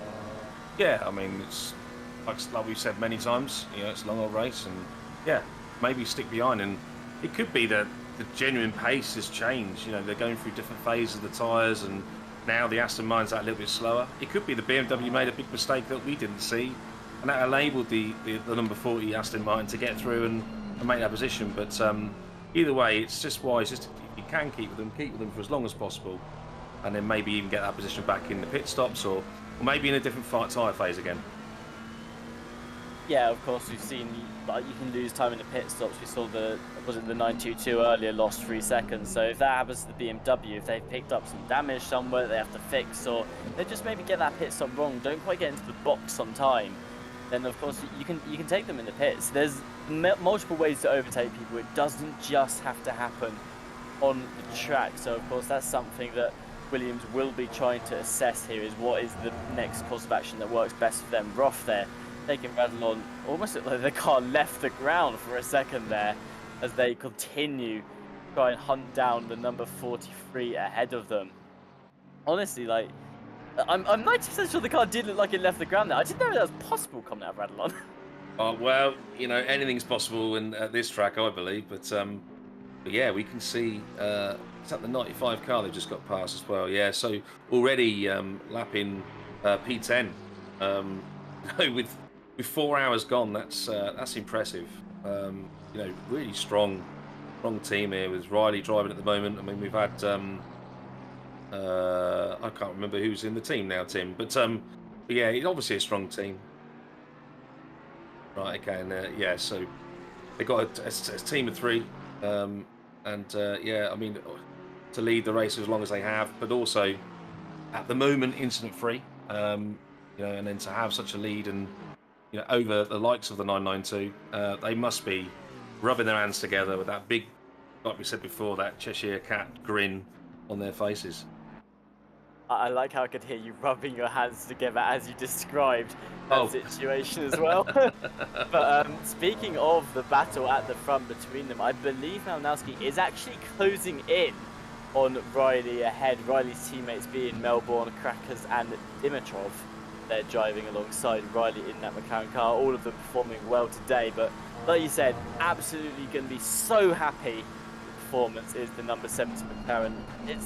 I mean, when you're leading a race, there's only one feeling you can really be, right? And it's happy. So that's probably the best way of putting exactly that. The other McLaren that we were looking at is number 404. It's Roth. We've been looking at them quite a lot as they continue to make overtakes on the track and just really put out a good show for us, really. And again, they're looking at the rear of the number 43 BMW. They've not made a move on them yet, but I mean, Les, they're approaching Eau Rouge and Radlon. We know how this usually goes. Is this going to be the moment for Roth? Or actually, it looks like they're dropping back a little bit here, which may mess us up. But again, is this going to be the opportunity for Roth? Are we going to see another overtake into this next set of corners? I don't know, but as we've just been told by Stewie, the 501 of the Audi's got track limits drive-through. Oh, what a shame to see that. Already having their instance, as we see the Yeah, Aston Martin now going up the inside, up into Le Combs. And can they get the move done? They do. They do get the move done. That's a nice, clean overtake. And oh no, we've got the Ferrari going off as well. Oh, unsettled the car over Adion, and and hits the wall bad. Oh, that looks like it was very unsettled to begin with. Of course, we saw this part where they hit the wall there, and I thought that was going to be the worst of it. But unfortunately, it was a lot worse than initially thought. They just spun out, and they've got to do a whole lap now, Les. Or they might just return to the pits directly. We'll see what they choose to do here. I mean, you've got 20 hours left in the race, so it's totally up to them. Actually, I think they're going to continue with the track, but to mess up there, the biggest problem with Eau Rouge and Radillon and messing it up is that it's right at the beginning of the lap, and Spa is a long, long lap. Still got to get around the entire rest of it, and it looks like the Ferrari is struggling to turn right here. It has decided that maybe it is best to just return to the pit lane. That might be the right call, honestly. You've got a lot of right-hand turns in Spa, and to make it that distance, I mean, it's a 2-minute lap time, isn't it? So it's going to take a long time, especially with damage. Yeah, with that much damage, I mean, it actually looked like the front axle wasn't even connected to the car. I mean, I don't even know how you would have been able to get that around the track, but I mean, that was a hell of a crash, hell of a hit to that inside wall, and unfortunately, that was having the need to return to garage. But you got to weigh it up, haven't you? You don't want to take anyone out in a race. You know, just trying to get back to the pits. It's all about that risk factor, and you know, because potentially you'll get more. You could potentially have a penalty because of it, but no, they just decided to return to the garage, which I think was the wise decision, and get that repair done, and have to suffer the consequences of it. Of course, then returning to the pits directly, like you said, it's possible to rejoin the race. It's not over. I think it's a lap down. Probably by the time you fix the damage, you're 2 laps down. But you know, it's certainly possible to continue the race, isn't it? Yeah, of course it is. I mean, I'm pretty certain it's you will lose the lap that you were currently on. So there's one thing. Then you will have a mandatory. I'm pretty certain it's 2.5 minutes for returning back to the garage. So there's your double blow plus the damage you had, and you know, it's very hard to return for something like that. It's but you know you've got. And I keep saying it, we've got 20 hours to go. You know, there's plenty of time and plenty of opportunity to make up these positions and make up for mistakes that do happen. Well, with 20 hours to go, I think it's time, Les, to ride on board with one of these cars, since I believe you will be being replaced by Ryan by the time we're back after the switch. So I'm going to let you pick which car you want to fancy riding on board with here. Honestly, there's a lot of cars going around track that are doing quite interesting things right now. So take your pick, Les. What would you like? What car would you like to ride on board with? I think after our onboards earlier of the 992, I think it's going to have to be the 992. An onboard view would be great. And if everyone at home can turn the volume up and really have that cranked up to listen to this lovely Porsche going around this great circuit, and I think that's probably the best choice I can think of. Well, thank you very much, Les, for joining me today. When we're back, we'll be placed with Ryan Gill on the commentary, and I'll be back as well. We're going to do a broadcast change right now, which means we're going to ride on board, but you at home can continue to watch the 992, see how they handle the track, and we'll see what sort of dent they can put in the gap that Riley's managed to build up to them so far.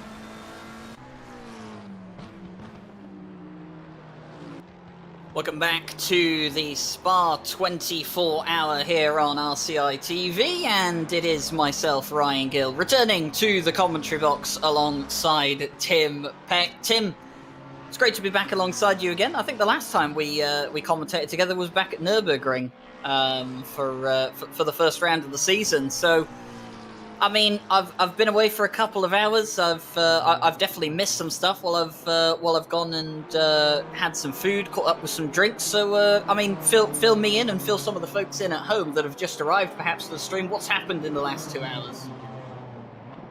Well, it's basically been fairly great racing from what I've seen so far. We've not had many actual incidents between drivers. There was a moment where I think McCauley went up the inside of someone into the bus stop chicane.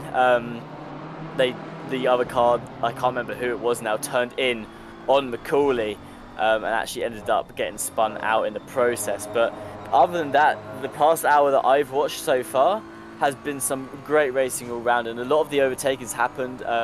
Really, it's a long process. You go into Eau Rouge and Radlon, you get the better exit all the way up the straight, and into that next set of corners afterwards, that's where we've seen a lot of the overtaking. It's been deep on the brakes, but currently the race is being led by the number 70 McLaren. 992 Porsche is chasing them down, so I reckon over the next couple of hours, Ryan, what you're going to see is that chase will continue. Will Malinowski and Boothby be able to catch up with the number 70 McLaren? Well, you'll have to find out and continue watching. And honestly, it's been a great race so far. I really loved every minute of this Spa 24 hours. And with 20 hours to go, it's a whole lot of minutes. And I'm so excited to see what happens. Yeah, it looks like roles reversal from the first couple of hours where it was the 70 chasing down the 992. So they've switched that back around again. Malinowski in the car.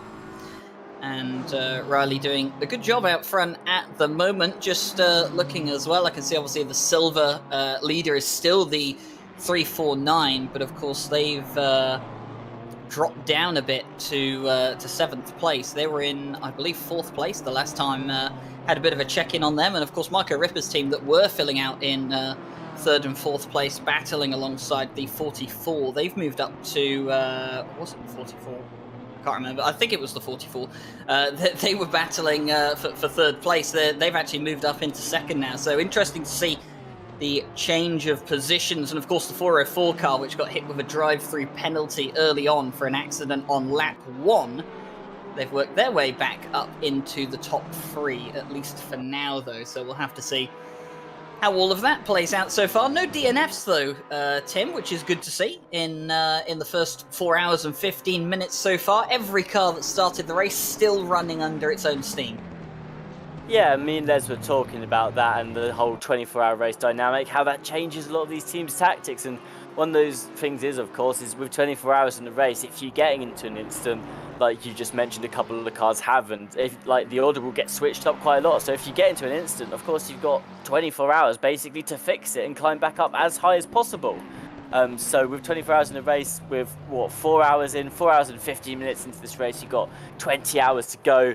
So it's not the end of the world if you do get into an accident. There's plenty of time left still to climb. So DNFs, we've not had any yet, and honestly, I think we're going to continue that way. It would be a great achievement to say you have finished a 24-hour race as a team. So I think a lot of these cars, a lot of them are just aiming to get that finish to say that they have done it. And I know that's what my team's thinking right now, although we're actually doing quite well in our split too. So it's one of those things where the achievement's both in the result. Oh, he said it. He said they're doing quite. You've said that on live stream now. You've cursed your own team. Yeah, I'm going to go back and they're going to be in dead last or something. But like, it's all about the result, but it's also about the finish. We went into it with, we went with the whole cheesy, it doesn't matter where we come, we're doing this for fun, we're going to finish at a team. And like, I know it's cheesy, but you got to agree that a 24-hour race, just to be involved in one of them, it's a big deal. It is for sure. I mean, I remember my first 24-hour race was 24 hours of Nordschleifer, I think it was, in iRacing. Wow. And I only had about a week to practice for that. I was drafted in rather last minute for the team. So I can understand that, the goal is to finish rather than have a good result. I can definitely understand that. But when things are going well, you always do hope for a bit more. And just looking here, we've seen Riley come into the pit lane to get their next pit stop done. And Malinowski has continued onwards. So we'll be expecting the 992 back into the pit lane sometime soon. And I would expect that the 70 will come back out ahead. The 70 is, in fact, rolling back down pit lane now. So they'll be heading out on track in just a moment. And it does look like it's Grantus Caracas back in that car. So he was he was blistering lap times earlier on, was catching Malinowski in the first stint of the race, and then of course in the second stint passed George Boothby and cleared off about 11-12 seconds down the road. So we'll have to see exactly what Caracas can do. On board with Jonathan Seville though for the Butterfly Effect Esports team, the World Tour entry for them in the 200 BMW, and these are two former Turn 1 drivers, I think, filling out in this team. Not Jonathan Seville per se. I don't believe he was a Turn 1 driver, but I do know that the likes of Forsberg and Sandberg definitely fielded out in Turn 1 cars before, so it's good to see them back on the grid and under a different name and doing well so far in this race. Yeah, well, they're currently in second place, of course. I think once all the pit stops are out of the way, I believe they are currently actually rounding out that podium in third.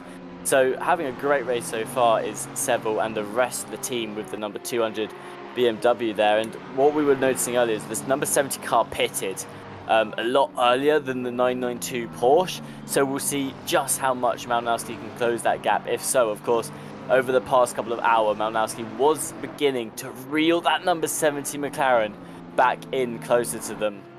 But in the last set of pit stops, Ryan, what happened was they went into the pits. I believe the gap was 8 seconds between the 992 Porsche and the McLaren before either of them pitted. And by the time they were both out the pits, the gap was 11 seconds between them. So last time the Porsche lost out by 3 seconds in the pit lane alone. We'll see whether that'll be a similar situation here. I'm wondering if with the new set of tyres, obviously the fuel load's heavy, but with the new set of tyres now, Caracas has a great chance to put in some really, really good lap times and hopefully keep that gap as close as possible. Well, no, not as close as possible, make it bigger if possible. To Malinowski behind, but currently, as you saw, they were getting held up briefly by Williams in the number 40, but Williams has just pitted, so they've now got the fresh air to really do some damage into that 992. Yeah, Mike Williams pulling off into the pit lane was exactly what Caracas wanted to see. And of course, Caracas coming out before Malinowski, it allows him to kind of get warmed up a bit in the car before Malinowski comes in and does that pit stop. We don't know if it'll be Malinowski in for another stint or if George Boothby will take over the car again.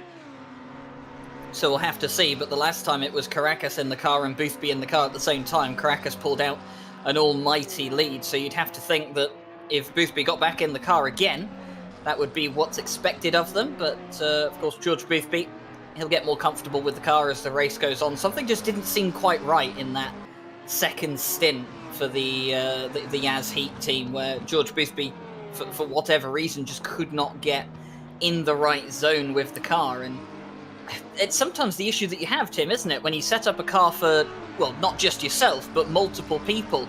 And, sometimes you set up a car for, like I think one of the teams here at the moment has 5 drivers. In fact, the 200 car has 5 drivers, and so does the 349. So, when you have to set up a car for multiple people, it adds a bit of a new challenge. And of course, somewhere you're going to have to make a compromise, and someone's going to have to lose out on some pace with the setup.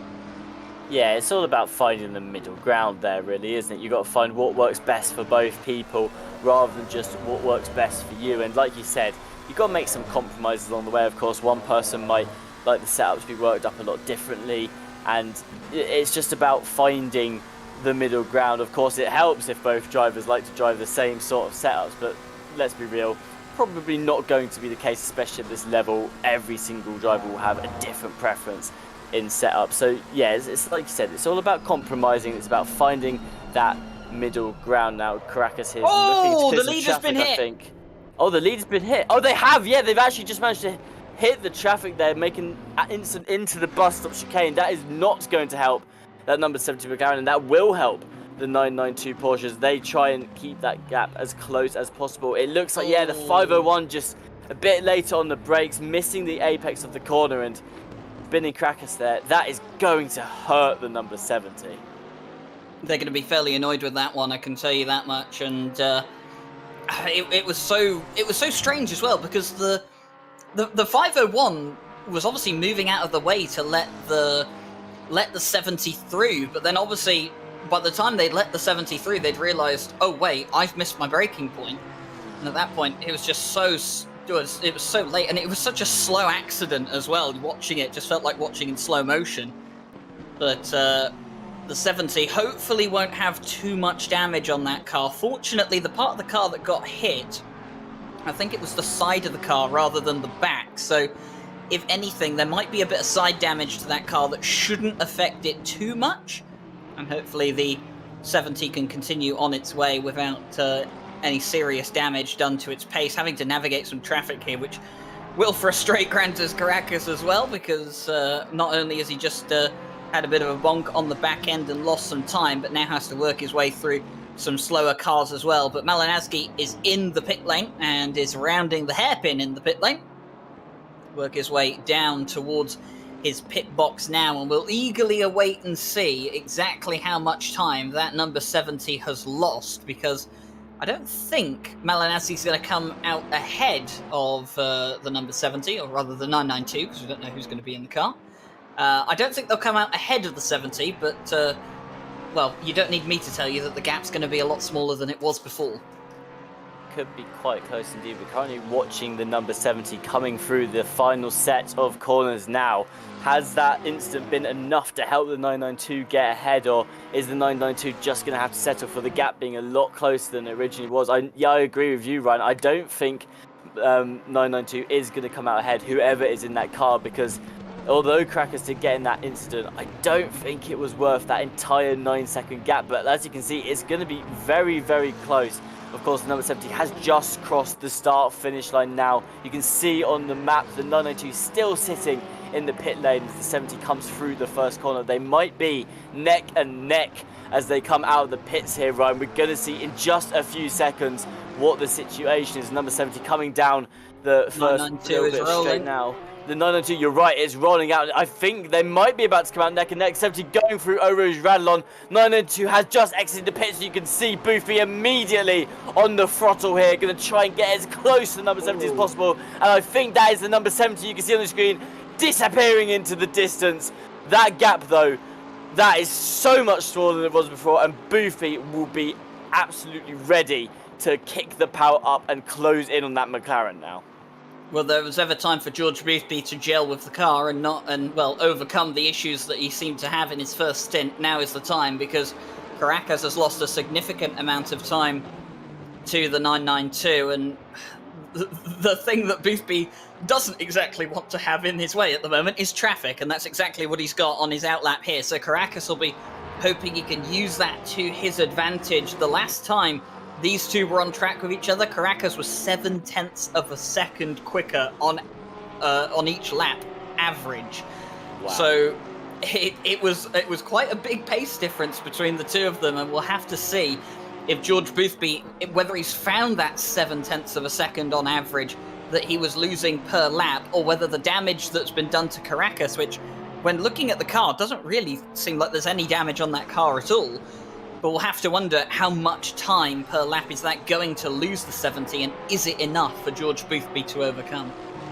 Well, of course, Boothby's straight out of the pit, so you've got to take time to warm those tyres up, and they do have a bit of traffic in front of them as well, but already a second has been lost on that number 70 McLaren ahead. And like you said, now is the time for Boothby to find that pace. They really need to start gelling with this car if they want to have a chance of taking back the lead from Caracas in the number 70 McLaren. And right now it's not looking great for Boothby, but like I said, he's just come out of the pits. The tyres will not be up to pressure yet. They'll have a full load of fuel on them. They have just got to try and gel those tyres in as quickly as possible and hope that they can clear that traffic quickly and efficiently. 3 seconds between Caracas and Boothby then, as we look at Klaus Nyring chasing down the likes of Stefan Kui. So this is the 514 Lexus versus the 747 Bentley.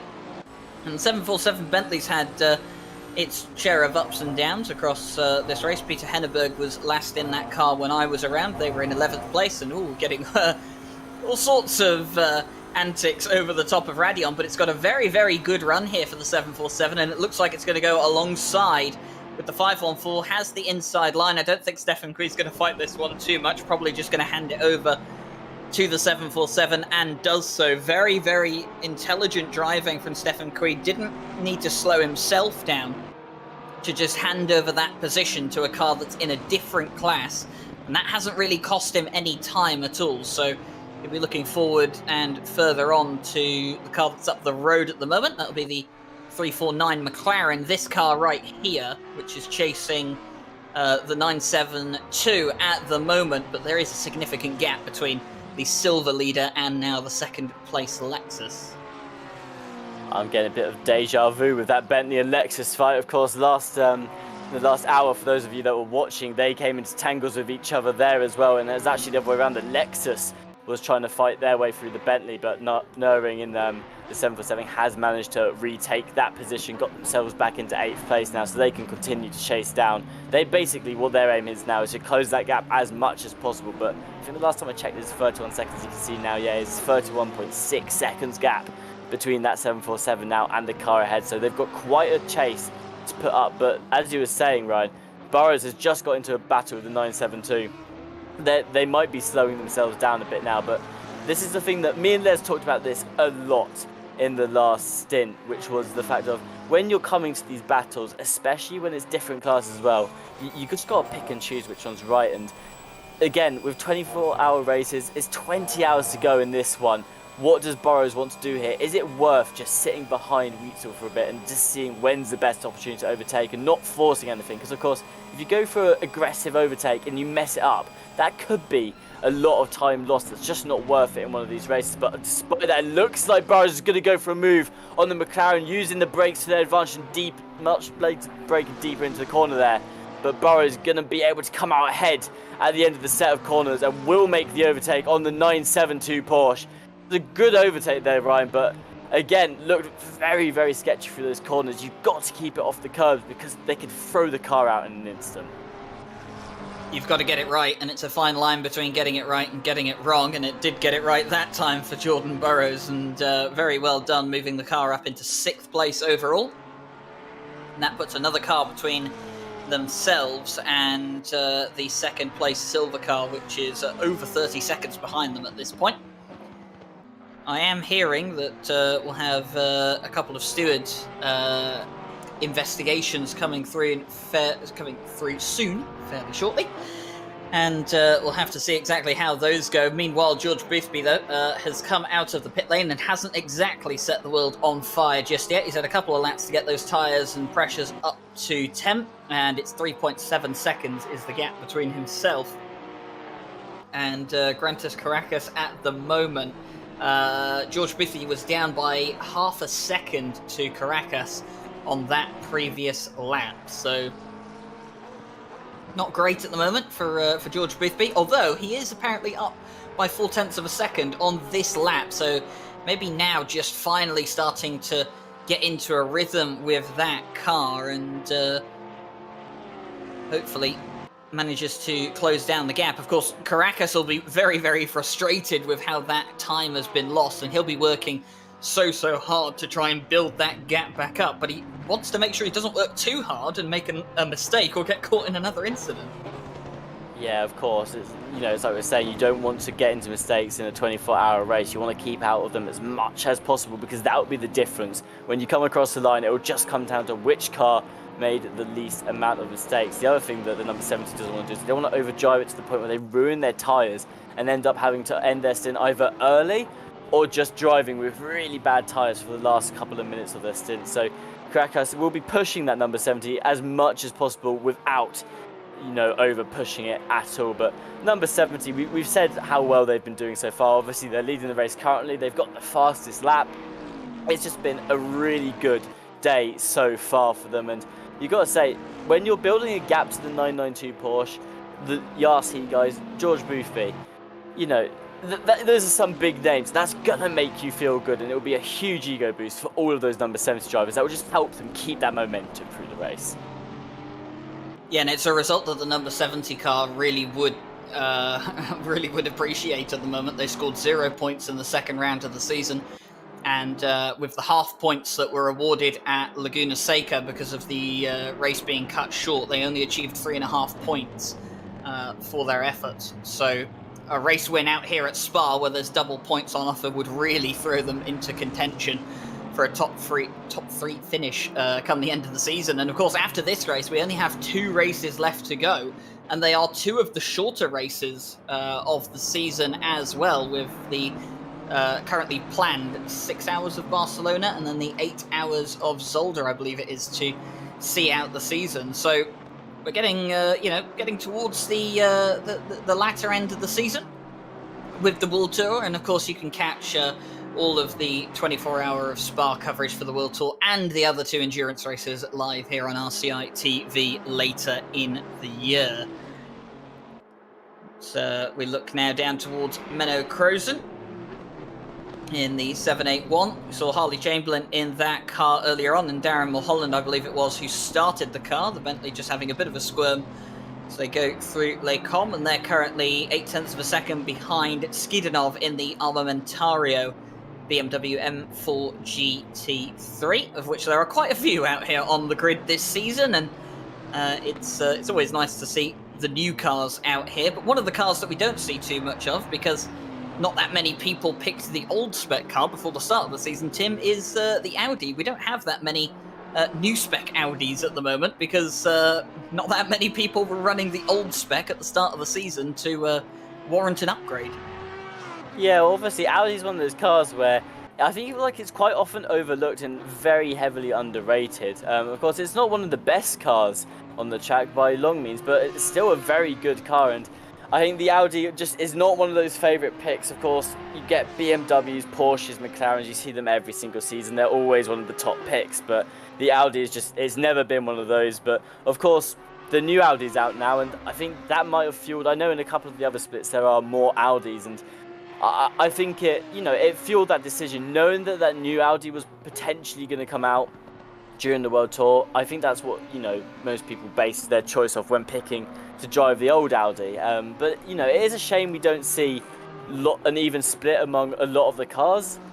But it is nice that in this World Tour, I think looking at this race, I'd say we have at least one of most of the cars on the grid. Of course, we've got the Ferrari down, the number 500. They're currently in 28th, but they've been one of the sort of more on-screen cars in the championship. We've had quite a lot of screen time for this number 500. They've done a lot of nice overtakes, and I always like to see the different cars coming out. I'm quite surprised, honestly. I was saying to Les earlier, the Bentleys, never seen this many Bentleys in one race. And I know there's not loads of them, but just to see 3 Bentleys in one race, for me, that's a bit of a surprise. I'm not sure if you think differently on that one.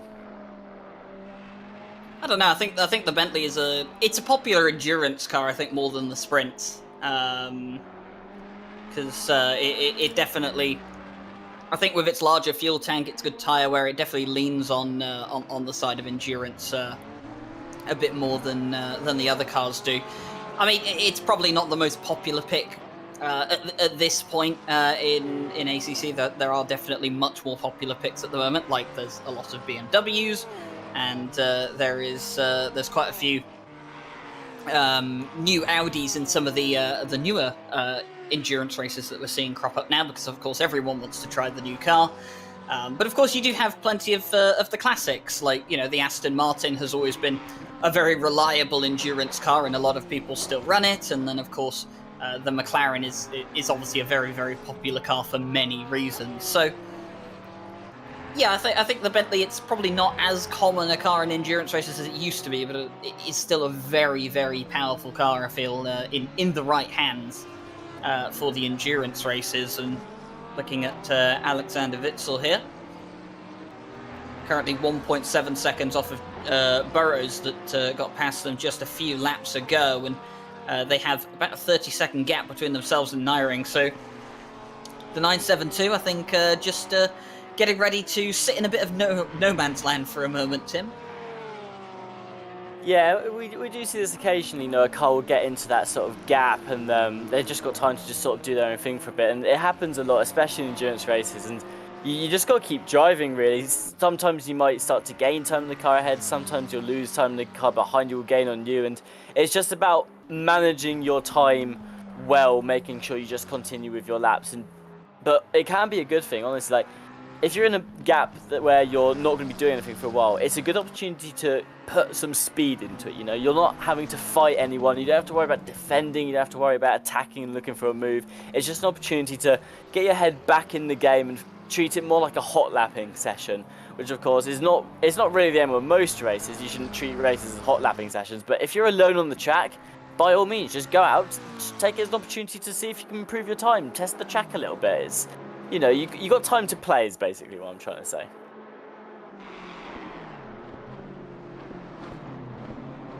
Yeah, so as we look at Sergei Skidanov at the moment in the 920, the Armamentario car, this is probably one of my favourite liveries on the grid, Tim. I'm not sure about you. I love it. This is definitely, I think, one of my standout liveries of the season, of which there are many. There are many absolutely fantastic liveries on this grid, and it has been one of the great things about us being able to finally open up to custom liveries. Of course, it's the first endurance season that we've run with these custom liveries, so we'll have to see how many more interesting ones. And there are a couple of teams running some special liveries out here for the Spa 24, not just in Split 1, of course, but in Splits 2, 3, and 4 as well. And, of course, I'd like to showcase a couple of those. And if you do have a picture of your livery for the Spa 24, you can always drop it in our Discord channel. We always love to see what people are doing. And, ooh, the 137 has just received a drive-through penalty, and that looks like it's for track limits. Yeah, I believe that probably was track limits for the 137. Of course, that's the thing that I was talking about earlier, is track limits on Spa. It's not something you want to get, but it is something that's very, very easy to pick up. Of course, there's several corners where it's very easy to just accidentally run that little bit wide if you're carrying a lot of speed. And with Spa, you've got that long pit lane as well. I know Les was comparing it to 2 pit lanes, which it basically is. It's basically 2 pit lanes long. You don't really want to have to get caught up in that in the moment. So a drive-through for Vervort in the 137, it's going to damage their race a little bit, honestly, and it will put them out of the fight that they're currently in. Actually, that's lap traffic anyway, so not too much of a matter for them. But yeah, it's drive-throughs, not the ideal situation at Spa, but very, very easy to pick up. So I'm surprised at how little we've seen, and we've had a couple though in the last hour, and it's this point where you'd see the first wave come through. You're 4 hours in, it's, this is when the drive-through penalties start to come. You've got to pick up, 3-4 warnings, and then you get the drive-through. So around that 4th hour is probably when you're expecting to see your first drive-through. And I believe we do have someone in the interview room waiting for us. So we'll have a little bit of a drag down here. And hello, I believe we have Alexis in the in the comms box, do we? Hi, yeah. Car 349, currently running 6. Thought I'd just come in and have a chat. So we have the leader of Silver then, currently Burrows in the car 349. So take it away. How has your race gone so far from your perspective, from start to where we are now? Yeah, it's been good. The McLaren is, the balance has been unbelievable. We've set it up for mixed conditions, but in the dry it's been absolutely rapid. Bit down on fuel burn compared to some of the front runners. I think Lanowski is running about a lap more on fuel than us, so in the long term that will impact us. And sorry, unfortunately I had a bit of an event in the bus stop chicane. I think it got shown in the live stream. A bit embarrassing, but I saw it happening differently and it didn't happen. So of course, leading in the silver class then at the moment for you guys, it's pretty good so far, but not even 5 hours into the race yet. I mean, for you guys, was was coming home with the win. Was that the goal? The moment you guys finished the qualifying last week. Did you come into it thinking, look, this is our race. The car's the car's set up really well. We've got the pace. This is our race to win or lose. Not particularly. I think for us, our main goal is just to, good result. A top 5 would be ideal. We were running 4th and kind of maintaining a gap to barrier, which was running 3rd. But after our drive-through and his drive-through, we're running a bit behind. So, 3rd was definitely on the cards. Unfortunately, we're only 5 hours into the race, so anything can happen.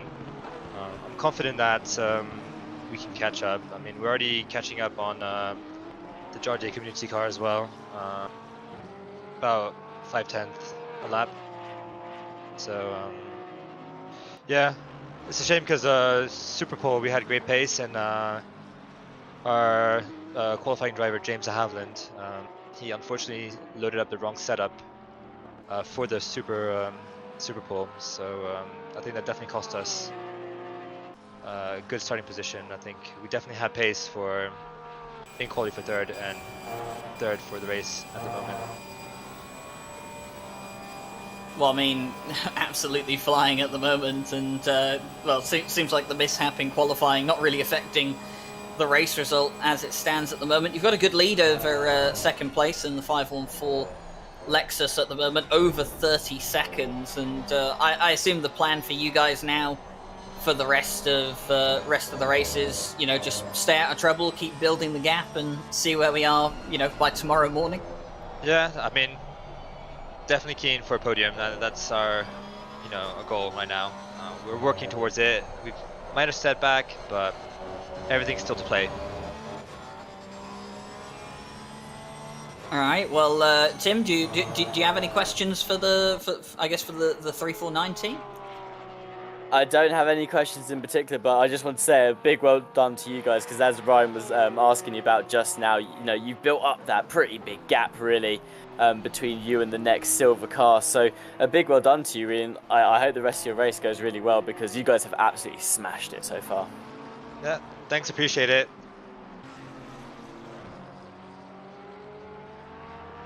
All right, so that was one of the drivers from the 3419, the leader in silver at this point in time, and they're doing a fantastic job.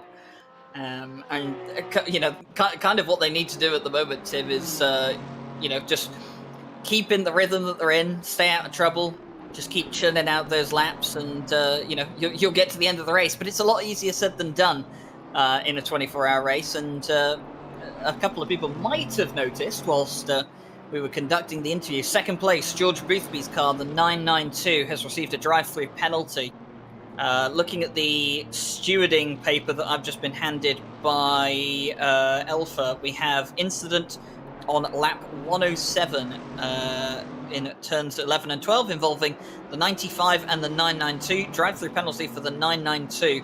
Overtakes the 95. After overtake with contact was made, the 992 took out the 95. So an overtake made by Malinowski, I believe it was, in the car at that time, and then additional contact that took out the 95. And because that was kind of lapped car incident, you can't really return a place with a lapped car, so no real way for that penalty to be lessened, and a drive-through penalty was what the stewards deemed appropriate. So that's going to be painful for George Boothby, Tim.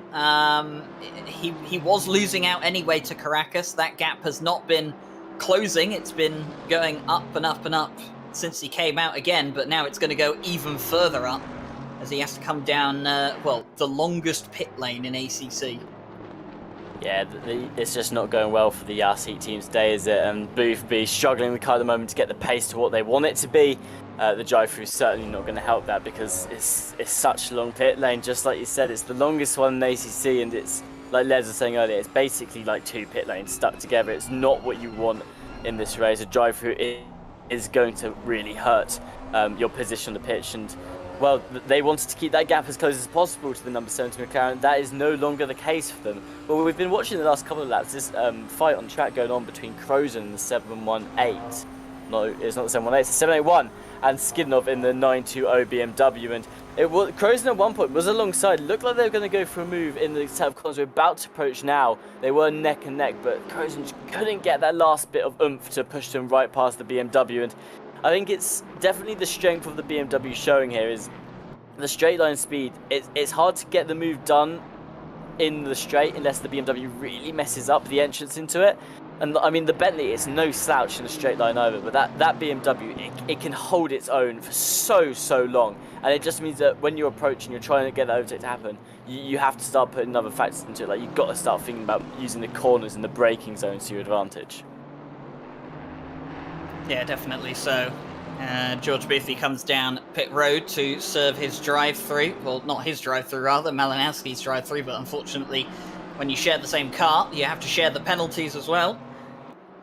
And Boothby makes his way down pit road, and he's not even halfway down pit road at the moment, just going around the hairpin at this point in time. So painful for the 992, and it's not gone the way that they would like. They should still come out in front of the 200, and in fact, yes, they definitely will come out in front of the 200. So they won't lose any positions on track, but they will lose a massive amount of time to Grantes Caracas, and they will also lose a massive amount of time to the likes of the 200, the 411, and the 40, who are probably the cars that they'll be thinking that will be a bit closer to them at the back. The 200, I think, right now is coming into the bus stop chicane as George Boothby is approaching the pit exit line. So we'll see exactly how close that gap is when they come out. But George Boothby goes back out now, and he's really got put his head down, and the same for Malinowski. And they have to avoid getting caught up in another incident now, because they've already had one fairly big slap on the wrist, it has to be said. Can't afford to get another, or to get caught up in someone else's incident. That's the thing, isn't it? You get a slap on a wrist like that, and when it's at Spa and it's a drive-through penalty, it hurts, and it will hurt your motivation and your momentum as well. Boothby now has to try and just, they've got to get back in the right headspace, think, okay, a drive-through sucks, but I've just got to keep going and see what I can do with this car now. And we've talked several times already about how Boothby needs to find this spark that he seems to have lost across the last couple of races. I mean, Boothby's usually one of the people who we see just putting out these insane, almost alien lap times. But he's not quite arrived at Spa yet with that spark that he usually has. And I think that, for me, is what Boothby needs to do. If they want to get back into that fight for first place, the RC boys, they need to just find the speed that they seem to not be finding yet at Spa. It definitely seems... It was strange, though, wasn't it? Because Malinowski, obviously, coming off of the qualifying, he said he didn't feel the greatest, still went and put it on pole. And he is the one that, as far as I know, sets up the car. So, coming into this race, he would have done a lot of the setup work, but obviously he would have also, relayed with George, had George try the setup and so forth and so on. But even Malinowski today, Tim, he didn't quite look. He didn't quite look like the same. Oh, and that's an incident between Robar and Hladky. Bit of side bumping between the 107 and the 34. But back to my original point. Even Malinowski didn't quite look to be on the same level that he usually is. I mean, we saw Caracas reeling him in towards the end of the first stint of the race. And that was only really like a three-quarter stint, because we lost almost 15 minutes to the safety car. So, you kind of feel like they've been on the back foot right from the very start of the race. And you do have to wonder... If Malinowski doesn't have the pace in the car that he usually has, and Boothby definitely doesn't have the pace in the car that he usually has, it looks like their efforts for a win here today in the biggest race of the season getting slimmer by the lap. It does beg the question, did they maybe not quite get the setup correct? Did they both feel like they're not getting the most that they wanted out of the car here? And for them, this must be a bit of a blow already. Of course, we're 5 hours into this race now. They probably want to find that speed. and it's just not happening. But you also have to hand it the other way. The number 70 McLaren, the people driving that, and Caracas in particular, have had an absolutely phenomenal performance so far. I think you've got to give it to Caracas, who has really, really showed up today at Spa. Done a brilliant job of both chasing down Malinowski and being able to overtake Boothby and put distance on both of them too. It's certainly been a brilliant performance from the number 70 McLaren, and it just feels like the 992, they don't have an answer to it right now. I mean, even with Malinowski against Caracas, the pace was there for a little bit, and I know Malinowski was trying to chase down who was it in the number 70 at the time? I think it was Riley. It was Jonathan Riley. Malinowski, they were slowly taking time out of them, but it wasn't huge chunks. It was only about a tenth of a second per lap, and you just got to wonder, like, are the Yahtzee boys just not on form today? But I mean, now we're seeing someone who is on form. Hladky going for an overtake on Hrobar. Looks like they're just about going to have it done into the corner, but they will need to hold it together.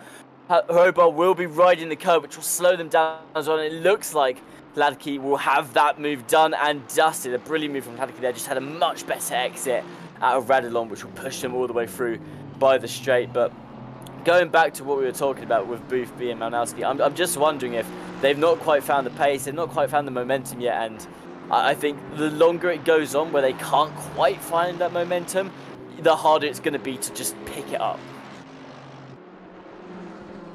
Yeah, definitely agree with that. Hladky, though, second time around, made that one stick on Hrobar, no contact on the second go, and that's a place up for the 34 at this point over the 107.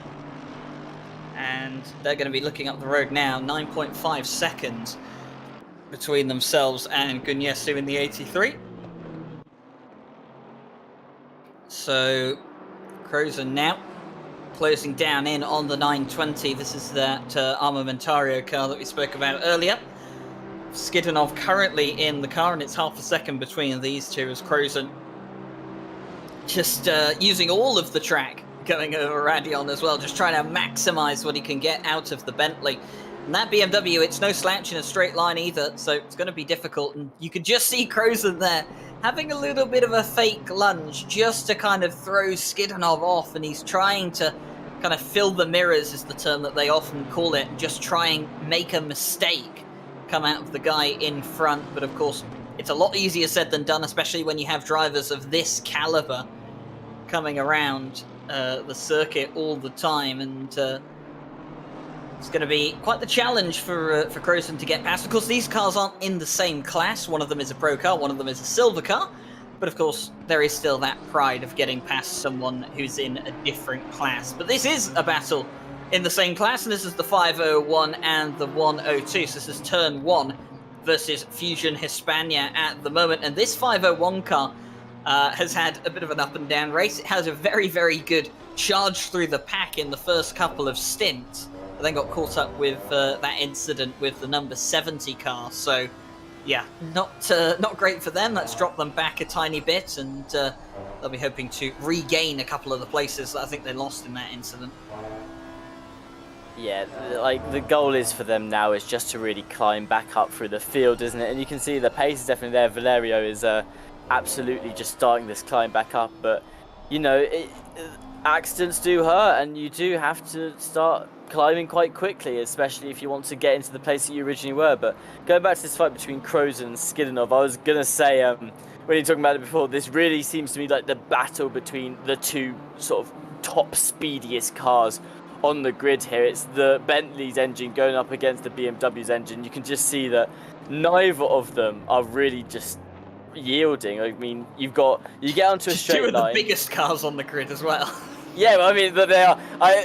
Imagine being like a McLaren and trying to follow these two. You won't be able to see a thing past them because you'd be so low down. But these cars like Crozen, again, are going to come into the Eau Rouge Radilon section here. They want a good exit, but no matter how a good exit they get here, it might not be enough to just be able to overtake the BMW, although Skidinov there went really, really wide. I bet that would have pushed track limits for them, and Crozen might have an advantage just to close that gap back up to what it originally was before.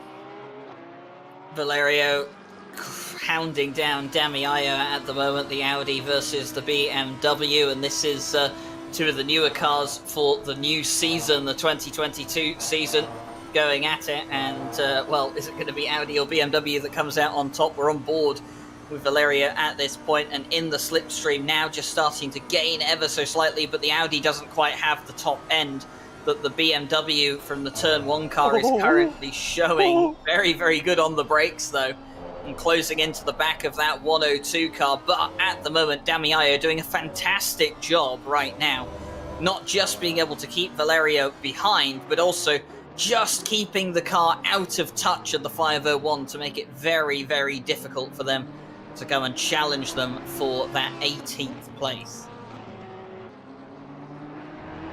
Yeah, this fight between Valerio and AO and the BMW, it's going to be interesting to see who comes out on top, because the Audi, I mean, I don't really know a lot about the Audi as a whole. I don't know where its strengths and weaknesses are, but I believe it's another one of those cars that falls into a lot better in the corners than it is on the straights. Well, it's not a death trap at Spa anymore, so I think the downforce that the car carries, I think that's definitely been one of the big improvements. Yeah, again, it just plays into the fact that these cars, they're completely different. It's not like we're seeing the same class race each other here. It's not like it's BMW versus BMW, Audi versus Audi. You've got all these different cars being used, and all of them have their own strengths and weaknesses. So I always like seeing which car comes out on top. And Valerio right now is just trying to find, you can see it, you can see they're trying to find where this Audi is excelling compared to the BMW. Getting very close here. Clearly this is where the Audi is best, as they get really close, even tapping the rear of Ayo going into the bus stop chicane here. Maybe going to try and look for a later break onto the inside. It's not going to work, and Valerio will continue to have to face off with the rear of Ayo. But there, I mean, you saw it, didn't you? That Audi got so close, tapping the rear of the BMW. It just looked phenomenal through that final set of corners. Yeah, definitely some good action between these two, and they've got the 972 creeping up behind them as well, just to put them a lap on them. So, going to have to be careful if you're the 972. That's always the issue when you come up to lap some drivers and they're in a battle, and it's one of the worst things, because you want to get through, but at the same time you don't particularly want to split up a fight, and also you don't want to get potentially caught in the crossfire that can happen between the battles as well. 0.4 of a second between them as they cross the timing line, getting towards the end of the Kebble Straight.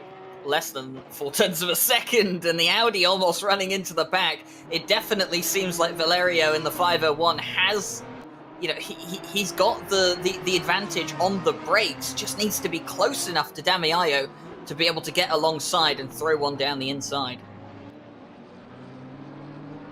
Well, the hour has hit, and it is time for me to leave you. Ryan Gill will be staying on with a guest commentator. I'll let Ryan do the proper introducing for them. But Ryan, it's been an absolute pleasure commentating with you again. Like you said, I don't think we've been commentating together since the Nürburgring at the start of the season, so it's been absolutely lovely to be here with you at Spa. And I mean, I don't know about you, but I'm definitely going to watch the entirety of this race. I'll keep tuning in throughout the night and the following day, because so far it has been absolutely brilliant here in the 24 hours. It's been fantastic to have you alongside me, Tim, and, well, as Tim hands over the microphone, I welcome into the box a man that I've had the pleasure of working with recently. It's the voice of the Ferrari Esports series. He commentates on SRO Esports as well, and of course, he's known for his fantastic taste in shirts. It's the one and only Paul Jeffrey from Race Department. Paul, it's been an age since you and I have shared a commentary box with each other. I think it was back in the BMW G2 series, but absolutely fantastic to have you alongside here for the 24 hour. Hello, Ryan. Hello, everybody on the big wide internet watching us today as well. How you doing, man? Long time no speak.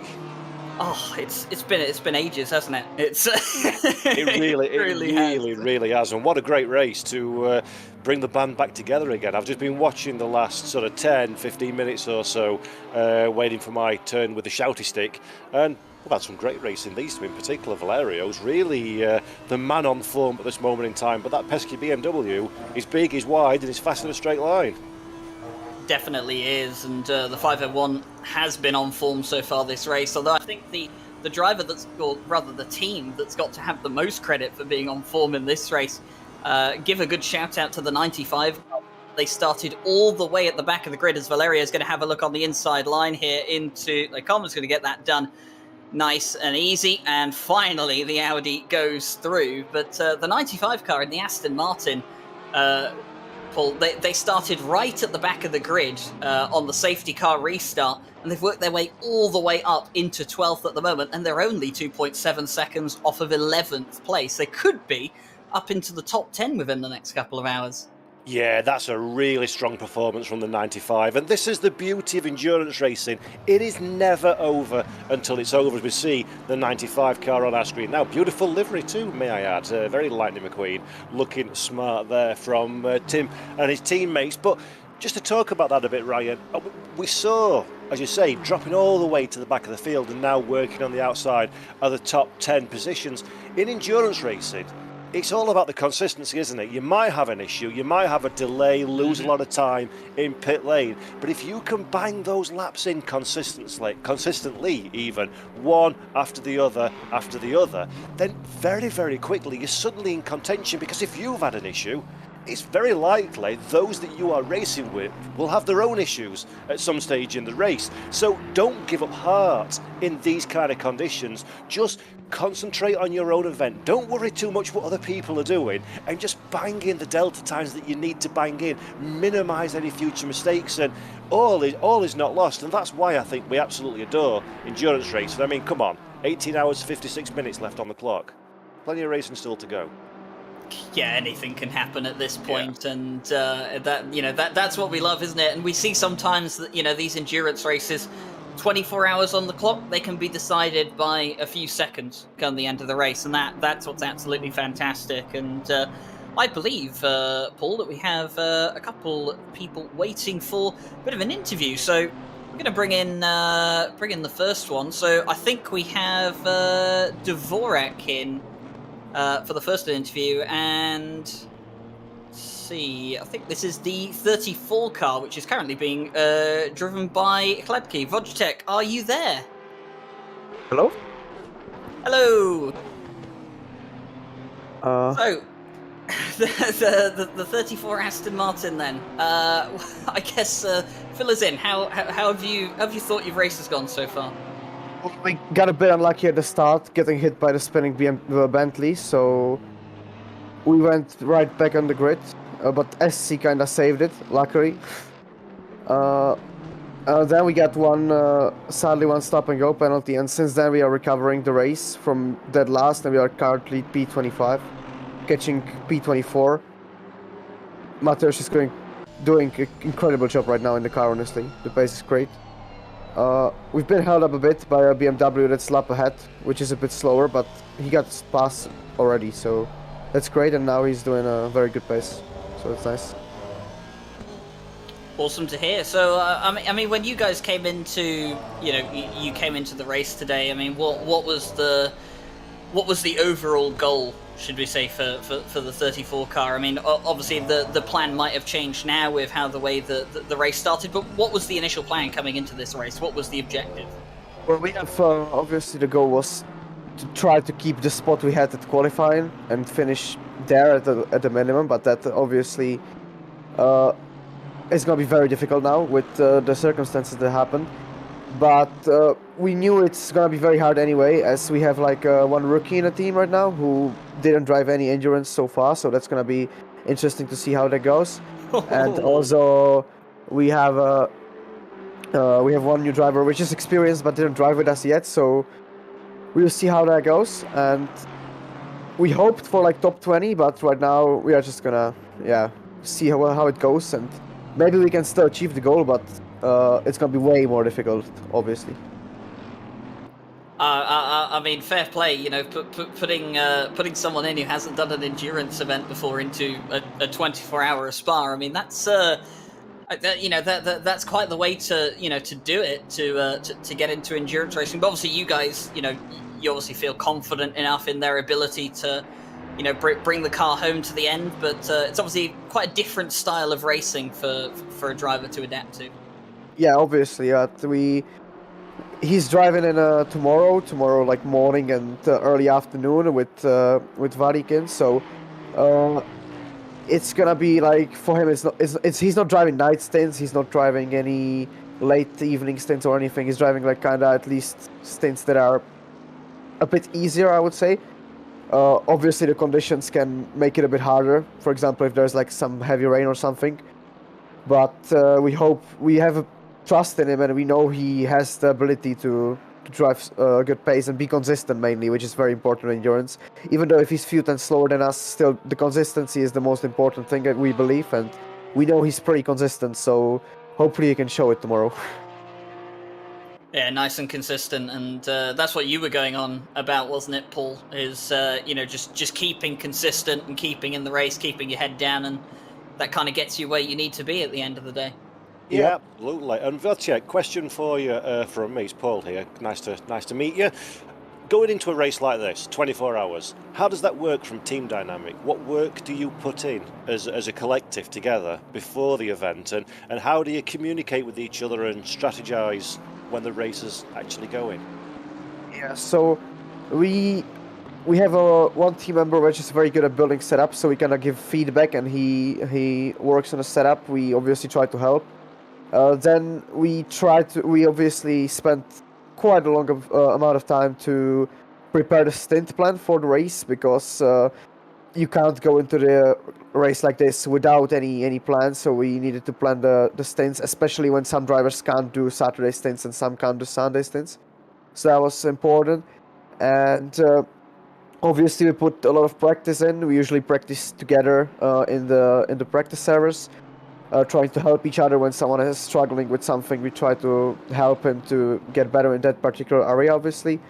And about a strategy, we have a spreadsheet where we put pressures and all this kind of stuff, which helps us to keep be like oriented well with pressures and strategy the whole race.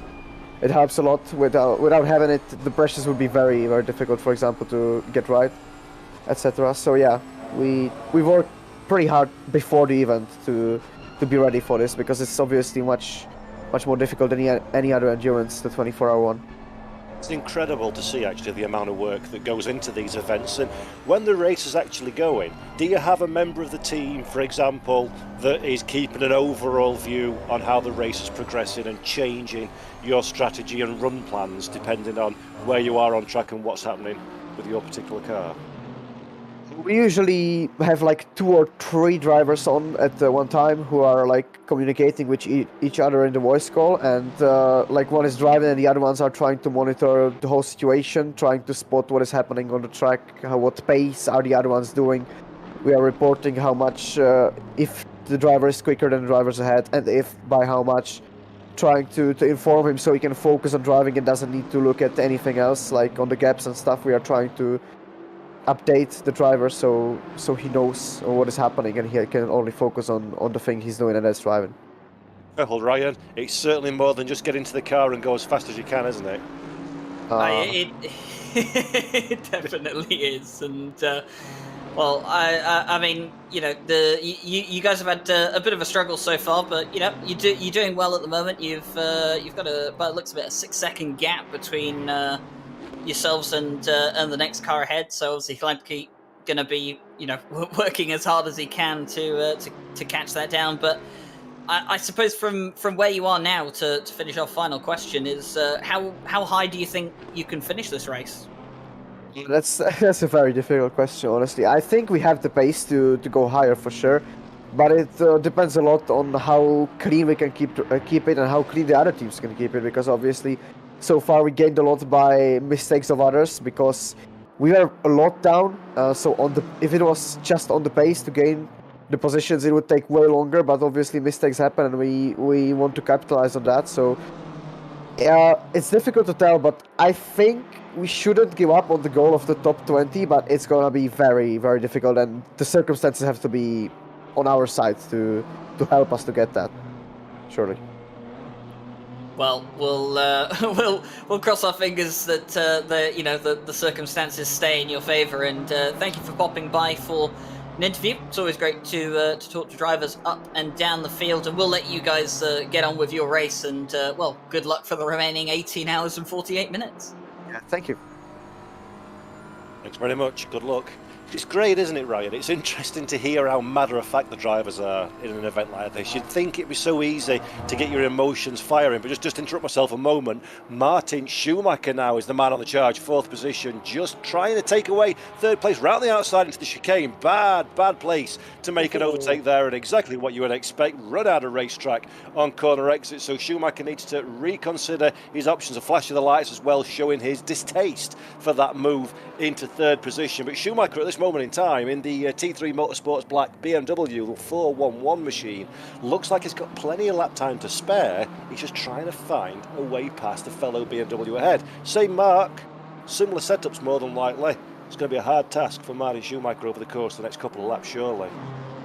Yeah, when it's identical machinery, it comes down to, well, just pure driver skill, doesn't it? So, yeah, going to be difficult for Martin Schumacher, but to your point about, it's incredible how much work goes into these races. I mean, it's almost another level, isn't it? Because in some of the real world teams, of course, you have people that are just purely there to talk about the team strategy and plan things out. You also have, data analysts that crunch through all the lap times, and they're feeding information back and forth towards the race engineers.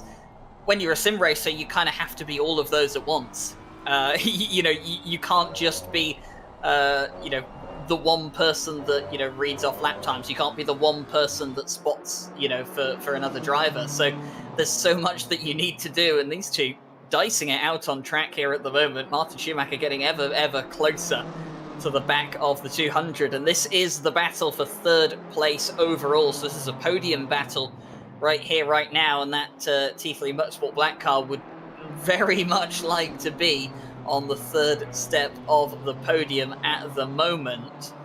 But of course, a long way to go yet. They could just try and sit this one out, but having seen some of the moves that Martin Schumacher's just tried, I don't think he's in the mood to just sit this one out and wait, Paul. No, not at all. Schumacher needs to pick his moment, though. It seems like that car has a little bit more in terms of straight line speed than the fellow BMW ahead of Forsberg, who are riding on board with the 200 now. You can see the slipstream picking it up very nicely as we go through the fast section. So we're coming into the bus stop again. Remember, Schumacher tried the outside last time. Second time of asking, will it be successful? Much stronger on the brakes. A little kiss as well, just to remind Forsberg that he's alongside. Don't go for that gap. That is not a BMW-sized gap. And good driving from Schumacher to recognise the danger. This gives Forsberg a bit of breathing room for the run down into La Source. This is where Schumacher now needs to be really strong on the brakes, make sure he spots his marks, get to the apex nice and early, and try and get the best run possible out of La Source all the way up through Eau Rouge and Radion. Slipstream is your friend on this case for Martin Schumacher. He's going to follow Forsberg all the way through, probably breathe off the throttle just a little bit to keep the car nice and stable because it's reduced downforce. That's what he does. Forsberg makes a mistake as well. So Forsberg now under massive pressure. Martin Schumacher has the advantage, has the slipstream for the run down the Kemmel Straight into Le Con, one of the best passing opportunities. Forsberg keeps the car to the left-hand side, does not defend the inside. We've seen Schumacher's good on the brakes, and there we go. Gets the apex. Forsberg decides, I'm going to give you a little kiss on the way past in response, but Martin Schumacher set that one up 4, 5, 6 corners before he eventually made the move, Ryan, and that was a textbook overtake despite the very best efforts of the 200 to try and slow the progress down. Martin Schumacher putting on a show out here as they finally get their way past the 200, and they'll look to see if they can go down the road now and potentially catch the 992 of George Boothby. There's a 20-plus second gap between the likes of them at the moment, so plenty of work for the 411 to do, but Martin Schumacher going to get their head down now and try and see how much of that gap they can close. And the thing is, oh, sorry, Ryan, go on. No, go ahead, Paul. I was going to talk about that we have another person for an interview, but we'll get your point out the way first. I'll just get this over really quickly then. A thing like with a driver like a Schumacher, when he's made an overtake like that, when your adrenaline's up, your hairs on the back of your neck are up, you know you've done a good move, you know you've achieved what you need to achieve, and that just helps you unlock a little bit more speed. So you're saying Schumacher's got 20 seconds to find to get up to Boothby. At this moment in time, I would not put it past Schumacher to really make big inroads, and that builds your confidence. When you see that gap coming down, the confidence increases, and conversely, Boothby will see the gap reducing, he'll see a new rival behind him, and that puts him under more pressure, and you start tightening up a little bit in your driving as well. So keep our eye out, ladies and gentlemen, because that fight for second position will be on in the next few laps, I'm absolutely sure. And Martin Schumacher at this moment in time is definitely where the action's happening. But Ryan, I believe we have another interviewee. We definitely do. We have Rudy Filmalter all the way from South Africa joining us for this interview. You're right there, Rudy? Yeah, good. Thanks yourself, Ryan. Sorry, I had myself muted. That's all right. So, Rudy, I know you guys aren't in Split 1 that's being broadcast at the moment, but tell the girls, boys, and all that at home, who do you drive for? Which split are you in, and how's the race going so far for you guys? Yeah, thanks. Like you say, we're not in Split 1, we're in Split 2. Drive for a team called Dropping the Hammer. Sort of inspired from Days of Thunder, that is, because we're all a bunch of old guys. At the moment, the race is going all right. We had a bit of a nightmare start, to be honest. Barriers just decided to jump out in front of us through Eau Rouge. Don't know why the barriers were doing that. It's just totally unfair, but they did. We've had a bit of a bad start, but we're clawing back. We're doing well. Teams pulled together. Everybody's doing good. So yeah, happy with where we are at the moment. Closing the gap slowly, but yeah, getting there. Awesome to hear. And I have heard from one of your teammates, I believe it is, that you guys are running a bit of a charity effort in your team for this race. Yeah, so it's a charity so it's charity for Huntington's disease, which obviously my wife has got the illness, which is quite a sort of unknown. Not many people know about it, and the team was kindly enough to sort of agree to run that charity, and we've sort of been raising funds. At the moment, we've done quite well. We've reached our target of 500 quid. We're at 620 at the moment, so quite happy with that and quite chuffed. That's pretty good. I mean, hit the target already, not even 6 hours into the race. So, doing pretty well. I mean, dare I say, have you got a secondary target in mind then? I guess, considering you've already hit the benchmark. 1,000 has been floating around, but look, to be honest, I'm happy. Whatever we get, to be honest, like I say, it is to help out the charity. So. They do a lot of good things, obviously for a lot of people across the UK and across the world. So it's one of these diseases that unfortunately there is no cure. So there's a lot of science going into it, a lot of trial tests and all of that good stuff that's going on. So obviously any little bit of funds we can raise helps them to try and come up with that magic cure. Rudy, Paul here, good to talk to you. Great to hear that you're running a charity scheme, and wonderful to know that that's some awareness that you're raising for Huntington's disease and the work that's going on around that one. Can you just tell everybody at home, if they want to contribute towards your goal today, how they'd get involved in that, please? So I've got a Just Giving page that we're running, so it's quite easily. It's the www.justgiving.com fundraising. And then Rudy Filmalter with a hyphen in it. Alternatively, if you guys are on YouTube, you can jump onto the YouTube channel that we've got running. It's GT Charity. If you put that in as a search, you should hopefully come up with our YouTube channel. In there's a link as well there to be able to jump on the YouTube on the live stream. I think we just hear in our ear as well that Mike's posted the link in our YouTube chat, so anybody at home that's watching and are interested in helping out a great cause, then do check that out and support Rudy. Moving forward in raising funds, that's really, really good to hear. And sorry, Ryan, I kind of jumped in and interrupted you. I'm swine for that one. Rudy, you'll have to forgive me. I've only just joined the box and I've got so much to say. Love the broadcasting, by the way.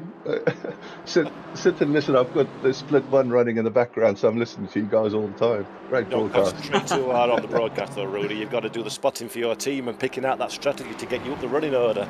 I'm supposed to be sleeping now because I've got the early hour stint. I picked the 4 o'clock stint, no. and I can't sleep. Oh. Well, we glad to say we did just have a picture up of your car on the stream at the moment, so the folks at home can see the livery that you guys are running, the lovely white and pink livery that you guys have got on there, and of course there is the HDA logo on there as well. So very, very nice, and like Paul said, it's always great to see people getting behind a cause and raising awareness for it. So. I mean, I guess to get a bit more, back to the race.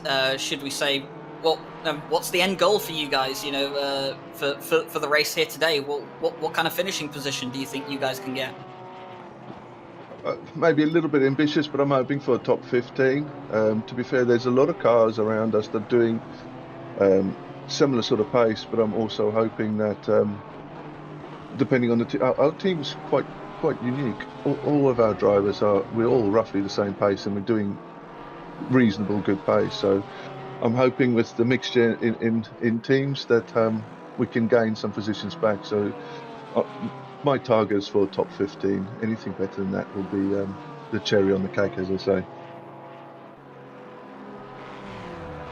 Well, it's been great to hear from you, Rudy. Of course, it's always nice to hear from people that I've raced in previous races. Myself, of course, we had a bit of a tango. I think it was at the Bathurst 12-hour in EWC before I put it in the wall. So always great to catch up, and obviously great effort that you guys are going. And like I said, Mike has posted the link in the YouTube chat. If anyone does want to support it, if you want to go watch their stream as well, I believe that the link to your stream is on that page as well, so you can go cheer them on. We really appreciate that, guys. Thanks for giving us the opportunity to go have a quick chat about it. Really appreciate it. Thank you very much. That's all right, Rudy. We'll let you get back to your rest that you'll need for the early morning stint. So. Enjoy the rest of the day, rest of the race, and good luck to your team on trying to get that top 15. Great stuff. Thanks, James. Cheers. Thanks, Rudy. Awesome stuff. Well, Ryan, we've had a couple of interviewees. We've had a bit of drama out on track as well. Boothby is our race leader now. I think he was in second last time we took a look at that one. So I'm not quite sure exactly what's happened there. So Grantus Caracas has come into the pit lane, and they've served a pit stop. So 1 minute 56 is the pit in to pit out time. Now that kind of checks out with their previous pit stop, which was a 1 minute 54. So by the looks of it, that would look like a scheduled stop to me. So I believe it'll be George Boothby that will be coming back in to the pit lane in a few laps' time. So, hearing about 3 laps roughly is when we'd expect the number 992 to be back in, assuming that they're following the stint plans that we've seen them follow so far. So the 70, comes in, does its pit stop, but Caracas goes back out there again. So a double stint from the number 70, which is exactly what we saw from them at the start of the race, Paul. And I mean, what's your take on single stint, double stint, triple stint? I mean, I don't know how much racing you do. I don't do too much racing anymore, but in an endurance race, do you like to double stint? Do you like to maybe go for a triple stint? Dare I say, or are you a one stint and a rest kind of man? I think often it depends on what the car's doing underneath you and where you are in the race as well, and how strong you are as a driver in comparison to your teammates. So we heard earlier in the show when we've talked to a few of the drivers, they're talking about stint plans and who's coming in and when they're going to come in, etc.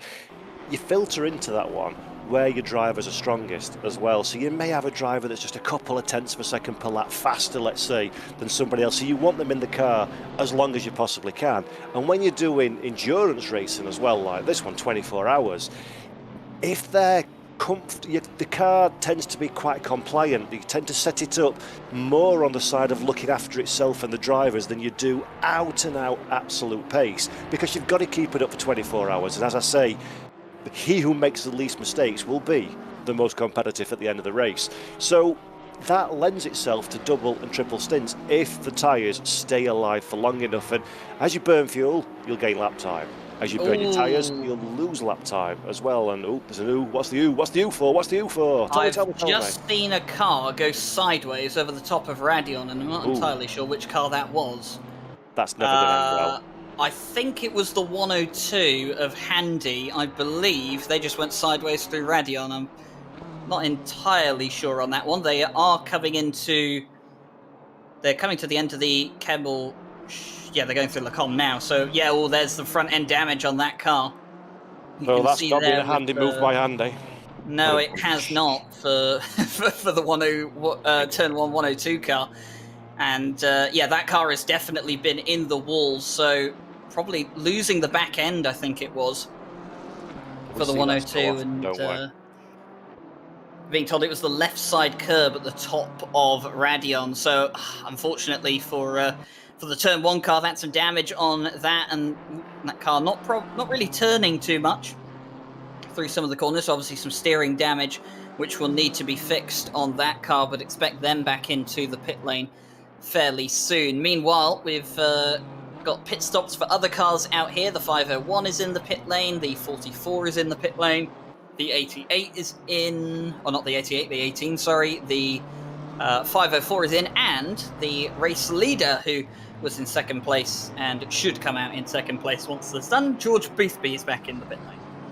And this all gives Martin Schumacher a little sniff of the cars in front and yet more motivation to continue to go quickly. So Schumacher, third position, we saw the move he made a few laps ago. He's setting good lap times out on track. He's keeping himself out of trouble. The pit stops are coming towards him, and you know yourself, Ryan, when you're racing, having a gap and working to that delta to bring it down is one thing, but when you can almost smell the car in front of you, even if they're on a different strategy in terms of when they're going to be stopping in pit lane or not, it just helps you go that little bit quicker, and that's all going to count towards your race. And that is Martin Schumacher, as we're saying it, coming down now to get himself back in sequence with the cars ahead. But this has been a very, very handy stint for Martin Schumacher indeed, as he comes down the slowest and longest pit lane in the whole wide world, as we look at Caracas again in race lead. So Schumacher done good work for his team there. That car is very firmly in contention for something spicy come the checkered flag, but that is 18 hours and 30 minutes. Wow, that's a long time. 18 hours and 30 minutes away, so let's keep our eye on that one. But that McLaren's looking very nice as well, isn't it? Look at that, not a hint of understeer, not a hint of any kind of misbalance, using the curbs quite aggressively, looking very positive. In fact, let's ride on board now. Looking very positive at the front end. That's a car that is doing everything the driver needs it to do, and that's a phenomenally important aspect of long distance racing, isn't it? Have a car that does what you tell it to do at any given time, and it's so much easier to stay out of trouble, stay out of track limits, and just keep pounding around and set those lap times.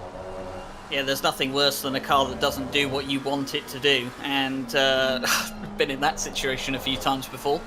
But yeah, the McLaren at the moment for the Volante Racing Acertec Sim Sports team, absolutely on rails at the moment, and Caracas really did set the tone for this team coming into the race on the very first stint, kept within 3 seconds of Malinowski throughout the first half an hour, and then slowly started reeling him in, and then of course in the second stint overtook George Boothby and brought up an 11 to 12 second lead. So, you know, really did put the team in a good mood, and of course the drivers that have suited into that team since have definitely more than pulled their weight as well to keep them in that good position. There was a little bit of an incident for the 70 where the 501 you know, just tapped the back of the 70, spun them around a bit. They lost some time, but didn't lose enough to lose the lead, fortunately for them.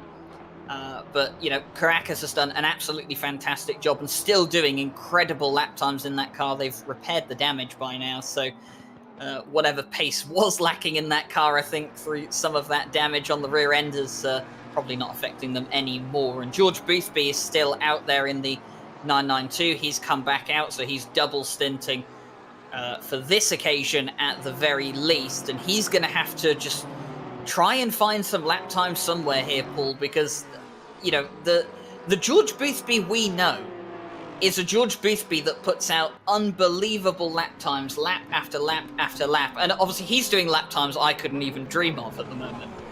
But it's not the same George Boothby we've seen so far in the World Tour season, and it's not the same George Boothby that we see in our weekly leagues on a Friday night.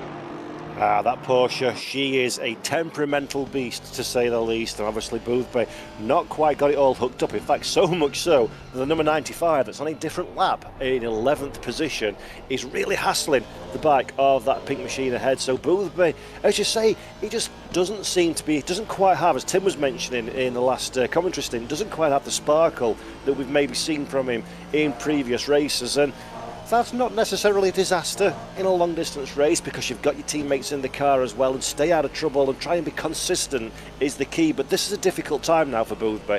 We're seeing roll behind in the 95 that we're riding on board with at this moment in time. A lapped car, but he's faster. Do you let him go? Do you fight the position and try and up your pace as well? And Boothby really needs to be smart about this now. Allow the faster Aston Martin past and just get on with your own race. The team will be talking to him in his ear, telling him what he needs to achieve in order to gain or keep track position and gaps. But Boothby now, I would not want to be in that place where I've got a car a different lap hassling me at this moment in time. That can only lead to bad things unless you very quickly take yourself out of the scenario. Yeah, it's not a great situation to be in, and the 500 Ferrari down in 27th has got a drive-through penalty for track limits. They've already had, I think, 2 so far in this race. They picked up 1 in the first half an hour, which was very impressive considering 15 minutes of that was under the safety car. But it's not been a good day for the 500 car, and they had to serve a stop and go after speeding in the pit lane as well. So it's definitely been a rough day for them, but they are still going, and I believe they'll be in to serve that drive-through penalty within the next lap or 2, and credit to them. 5 laps down at the moment, I think they are, and it takes a lot to come back from that. But I mean, if there's any track and there's any race length that you could come back from 5 laps down, Paul, it's going to be a 24 hours at this circuit, isn't it? Oh, absolutely. And as well, to be honest with you, there's a victory just for finishing a 24-hour race, regardless of where you place in the overall standing. So credit to them for keeping at it. We're looking at Jaroslav Honzik, otherwise known as Jarier, currently in 5th position in the number 40 machine and the community team number 2. So Jarier having, or the team should I say, having a pretty solid opening stint to this event. 18:25 left on the clock. 5th position, still very much within the conversation to be had for the top 3 placings. So again, quite a boring place to be actually as a driver, when you're not really in the fight for the position and you're not really under too much pressure behind. It's just going and executing what you need to do, and that's a skill set right all of its own, isn't it? To not be fighting anybody physically on track, but just delivering what you need to deliver lap after lap after lap. That's hard to keep the concentration up. It is very difficult when you're out there on your own sometimes and you don't really have anyone to battle, anyone to focus on. It's easy for your mind to wander, especially at night. It's where it typically happens the most, and that's why we usually see, a lot of drivers struggle during the night stints when there's not much going on, and you might only have one person in the voice chat with you keeping you awake effectively.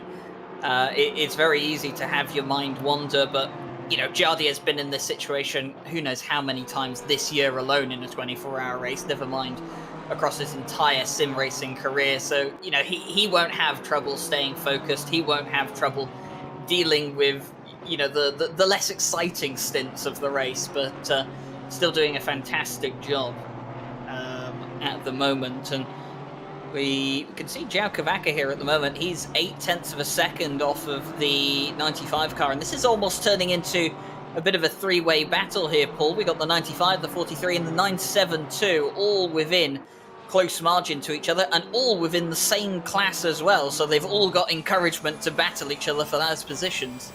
Oh, spicy, just how we like it. As you say, a nice little fight brewing, and the position you want to be in as a driver in this one is the third man in the queue, or the third driver in the queue, because you can let the cars ahead of you squabble and then pick up any pieces that fall your way. The danger in a long distance race is you don't really want to be going toe to toe, side by side in the braking zones, because that encourages, or that promotes, the opportunity to get wrapped up in somebody else's incident. And at the same time, you don't want to be held up for too long because you're giving away lap time. So the lesser of two evils usually is let the other people get involved in the excitement, and then you take any crumbs that fall on the table, or you concentrate on your line, and while they're busy concentrating on each other, get a better exit and try and get them on corner exit and down the following straight. And that's exactly what we're seeing the 972 doing at this moment in time, just keeping a watching brief, finding out where he's quick compared to the other cars. And in fact, actually, I'm saying all this, I think the 972 really needs to do something about this BMW, because Karaka is not quick enough to get onto the back of that Aston Martin ahead, and the longer these two stay side by side, nose to tail, the further in front that Aston's going to sneak away. Yeah, the problem that the 972 has at the moment, though, is that Porsche's not the quickest car in a straight line, and the BMW does have a fair bit of straight line pace, especially around here. So for the likes of Witzel, it's going to have to be on the brakes, but really going to have to stick it through these twisty sections here where the Porsche's much more nimble than the BMW. This is where, you know, for the likes of the 972, they're really going to start closing in on that M4. But once we get to Blanchimont, just stick as close as you can when you go flat through that section. And oh, the 972 just getting caught on the curb and touching the grass a bit there. That's not what you want to be doing. And maybe just pushing a bit too hard here, Paul, to keep up with that BMW, in fear that once you get to this part of the track, it's just going to start disappearing up the road. Yep, if that had been real life and would have seen a close shot of the windscreen, his eyes would be like dustbin lids after a moment like that. Everything flashes before your eyes when you have an intense moment in a team sport like this. The drivers that you're racing, your teammates that have put so much hard work in. There we go, look at that, impassive. That is a professional. That is no facial change. From the second it went green, he's looked exactly the same. Not even blinked, Ryan.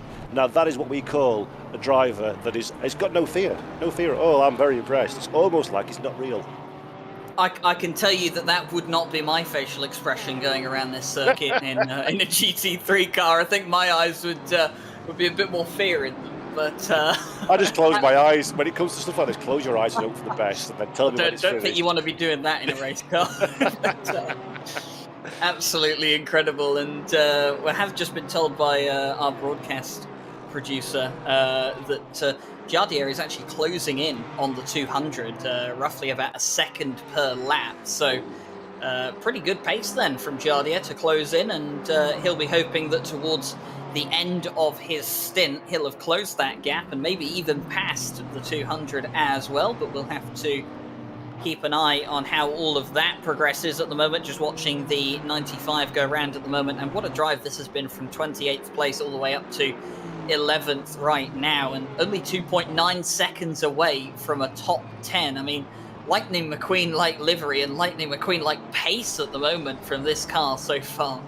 Yeah, absolutely. Superb stuff. When I joined the commentary, they were in 12th position, so they've made another spot up the grid and plenty of real estate as well, which is the most important thing.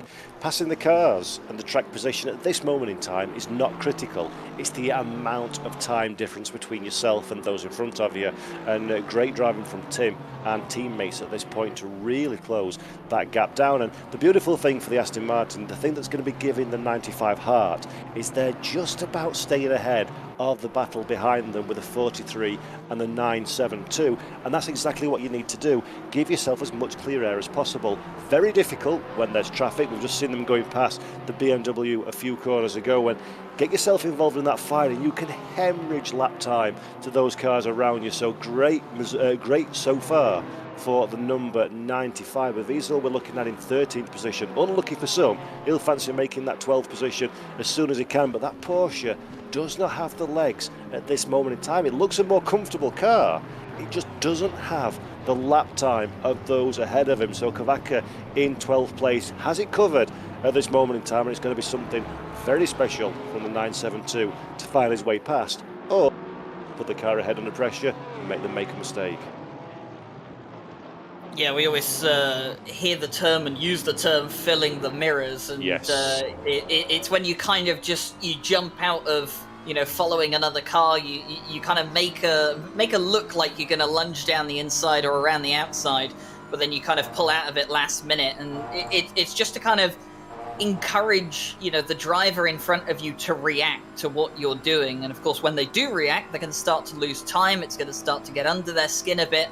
And of course, that all works in your favor. And you see the drivers do it all the time, when they're chasing someone down. And it's an effective strategy, Paul, because the one thing people always say, when you're in a battle with someone who's behind you, they just say, "Look, keep your eyes forward. Don't worry about the guy behind." But that mirror, it's there. It's staring you in the face, and it gets ever more colourful when the car behind gets closer. Absolutely right. Make the guy ahead second guess what he's doing and not concentrate on going as fast as he possibly can around the lap. And it's the age-old, it's as old as motor racing is as a technique, and it still absolutely works phenomenally well. The thing is, when you're in sim racing esports and when you're in a race like this with so many drivers, they've all got varying degrees of experience. So you're trying to fill the mirrors of a George Boothby, for example, wasting your time. The man's been there, seen it, done it, ain't going to react to you. But some of these drivers are maybe less experienced or running in a stronger position than maybe they're used to. I'm not saying that's the case here, but speaking in general terms. So if you can give them something to think about that's over and above the art of driving the car as quickly as possible, you massively multiply the chances of them making a small mistake.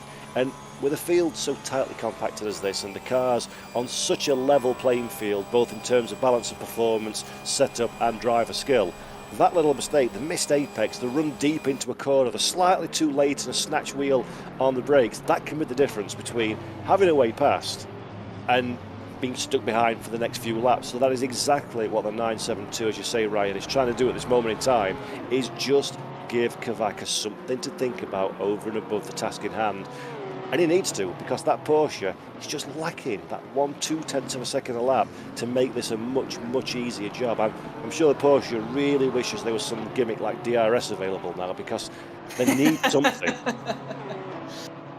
Or they kind of wish they had the straight line speed of the old Cup car, which it's kind of lost. Not the that now with cornering the new speed. one. Not the cornering. No, not the cornering speed, but definitely the straight line speed. But the filling the mirror tactic, though, João Kavaka kind of needs to employ the Billy Octane strategy, and the Billy Octane strategy is to just pull the mirror off the car, throw it out the window, and forget about it, and just move on with your race and act like the car isn't even behind you. So that's what the 43 needs to be doing at this point in time. And at the moment, that pace, in the BMW, just enough to keep the 972 out of reach, and actually just enough to keep them within range of the 95 if there's a mistake going to be made by that car. Doesn't look like it at this moment in time, and maybe these two even being towed along by the 95 to a degree. The 95 has pace for a top 5 finish here today.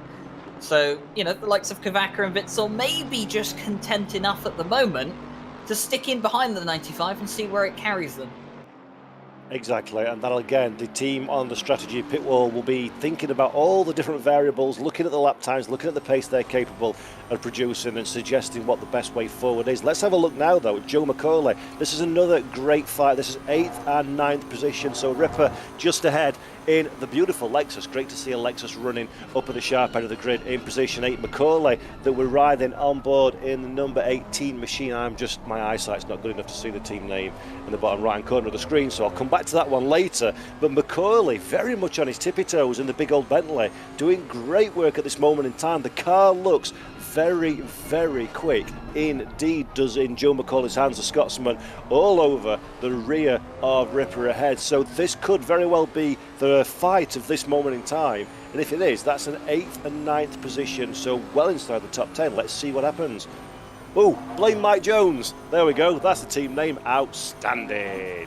One of the best team names on the grid, I feel. And potentially the most accurate as well. It's always Mike's fault, even when he's not there.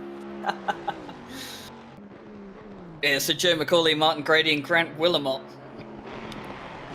They're the drivers filling out in the number 18 at the moment. Joe McCauley actually was one of the drivers that benefited from the safety car earlier in the race. Their car was turned around going halfway up Rouge and Radion towards the start of the race. They had to tow back to the pit lane. Interesting as well there, there's only 3 drivers in a 24-hour race, so everybody's getting a massive amount of track time in the car. And that actually, conversely, it might sound bizarre to say, 3 drivers is a good call, but actually the more time you got in the car, the less time that you need to reacquaint yourself with driving in sim, reacquaint yourself with the track and the conditions and everything. And that can be an advantage if you can fight off fatigue, which, again, these drivers all been around quite a long time, I'm sure, done their fair share of driving, so fatigue won't be too much of a drama. So I expect the number 18 machine, maybe that's a good strategy to have. Less is more, as they say, and it's doing good so far. McCauley, as we say, 9th position, climbing all over the back of the 514, but not quite finding a Bentley Continental GT3 size hole in which to place himself down. I'm sure that'll change in a few moments. Well, if less is more, Paul, then what do you think about the 992? Because obviously George Boothby and Malinowski running as a duo for the 24-hour. Oh, nice. Now that's the spirit, boys. That's what I like to see.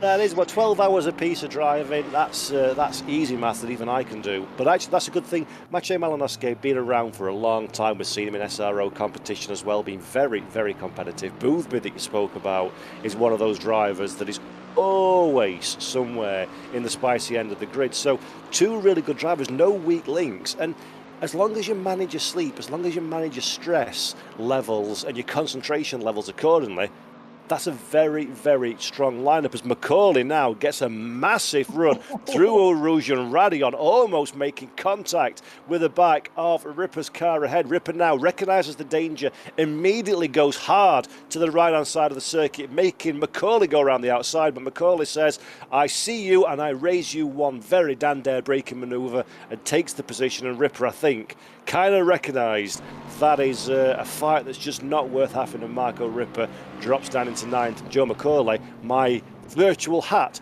doffs to you, sir. That was a very nice overtaking manoeuvre indeed. Marco Ripper's kind of had this attitude towards most of the pro cars in this race so far, where, you know, if they definitely look quicker, if they're going to eye up a move and looks like it's a done deal, he will typically just let them have it. And it makes sense if, you know, there's only points going out, you know, in your class, you know, and Marco Ripper, they're sitting in 2nd in silver right now. They don't need to get involved with the pro drivers just yet, and sitting in the top 10 overall. So enjoying themselves a treat. And this is another car that, in fact, has also had a very good race up the field. Marek Von's filling out in the 404 for the Connection Lost Racing team, which I've been told, Paul, that that name has been a rather good omen for the team, because they typically don't get disconnected, but drifting through the corner. Someone told Marek Vons that the stunt exhibition show is next week at Spa and not this weekend. But, yeah, that was very, very good car control indeed for Marek Vons. Rear-wheel drive, big heavy GT3 car, stiffly sprung. Not the easiest thing to go sideways and not have yourself a little donut pirouette into the nearest solid object. So Marek Vons, chill out, my son. You need to just relax for a minute or two now, because that was a great bit of car control and massively spectacular, but that's going to warm the tyres up somewhat. And that's also going to encourage the 95, which is now just within a second of the 404. Been chasing them down for a while in the Pace Hub Aston Martin.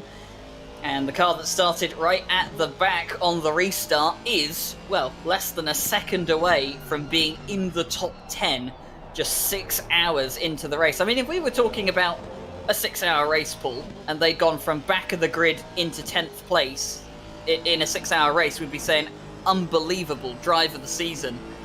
But the reality is that they're going to be getting potentially into 10th place with 18 hours of a 24-hour race to go. You would not put a top 5 past this team with the pace that they've shown and the rate that they can get past cars. Absolutely, but if they behave like they've just done up Eau Rouge and Radion, then that's going to end in tears before too long. So they need to calm it down a little bit through there. That's very much on the edge of what the grip of that Aston Martin is capable of doing. But as you say, Ryan, really, really strong drive so far. The Aston's looking a little bit shy of grip at this moment in time, or it's been pushed to the absolute limit by Tim Roll at this moment in time.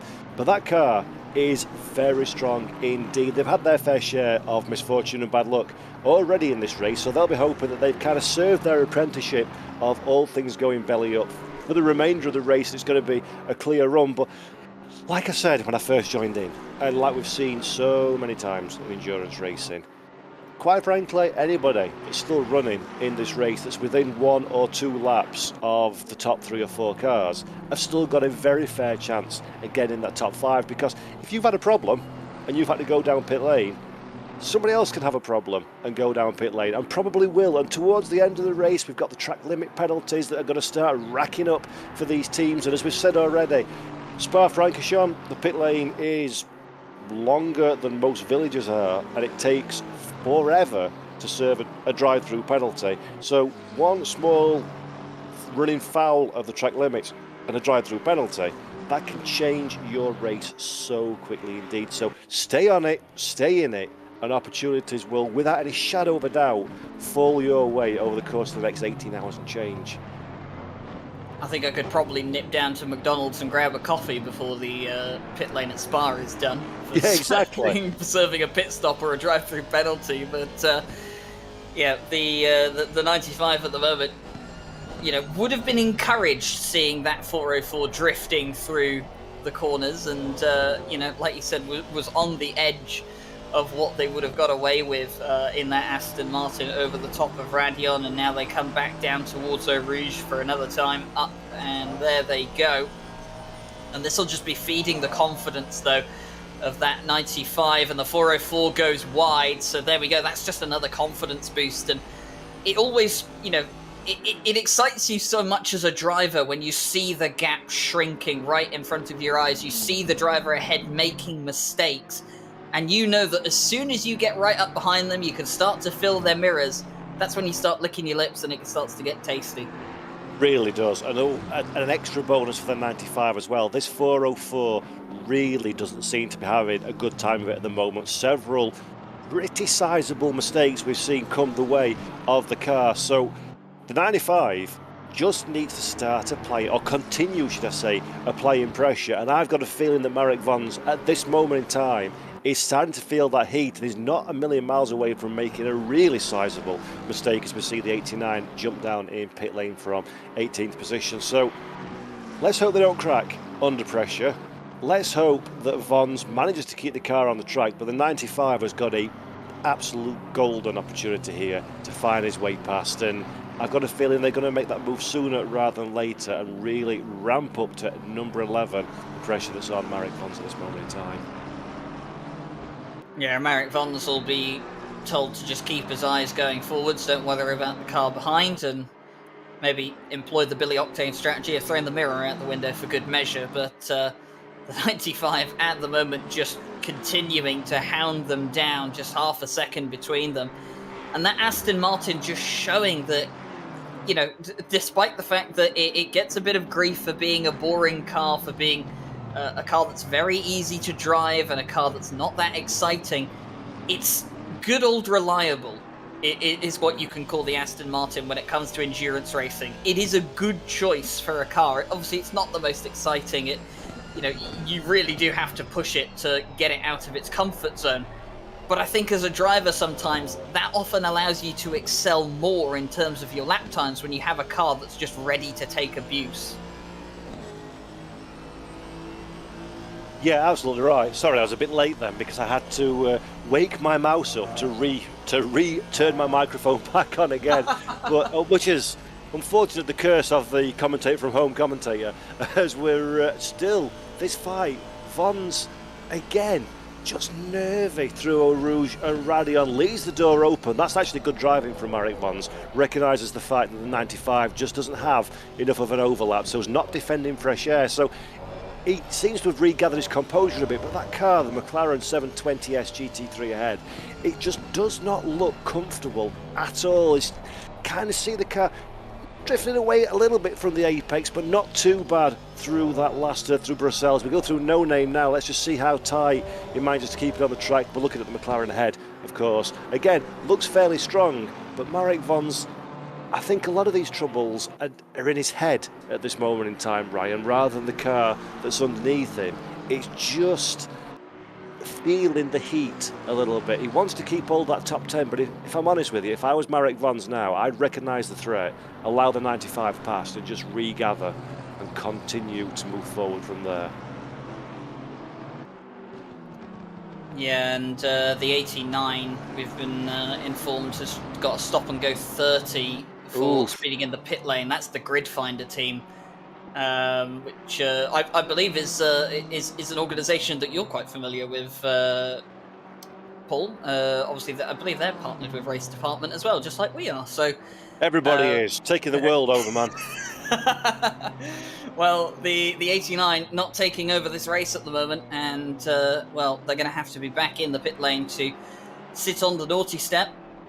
It's so easy to do, isn't it? Just to come into the pit lane a bit too fast, or sometimes that we have seen is that drivers will accidentally catch their pit lane speed button whilst they're in the pit lane, or unintentionally shift up into second gear, and of course that disables your pit limiter.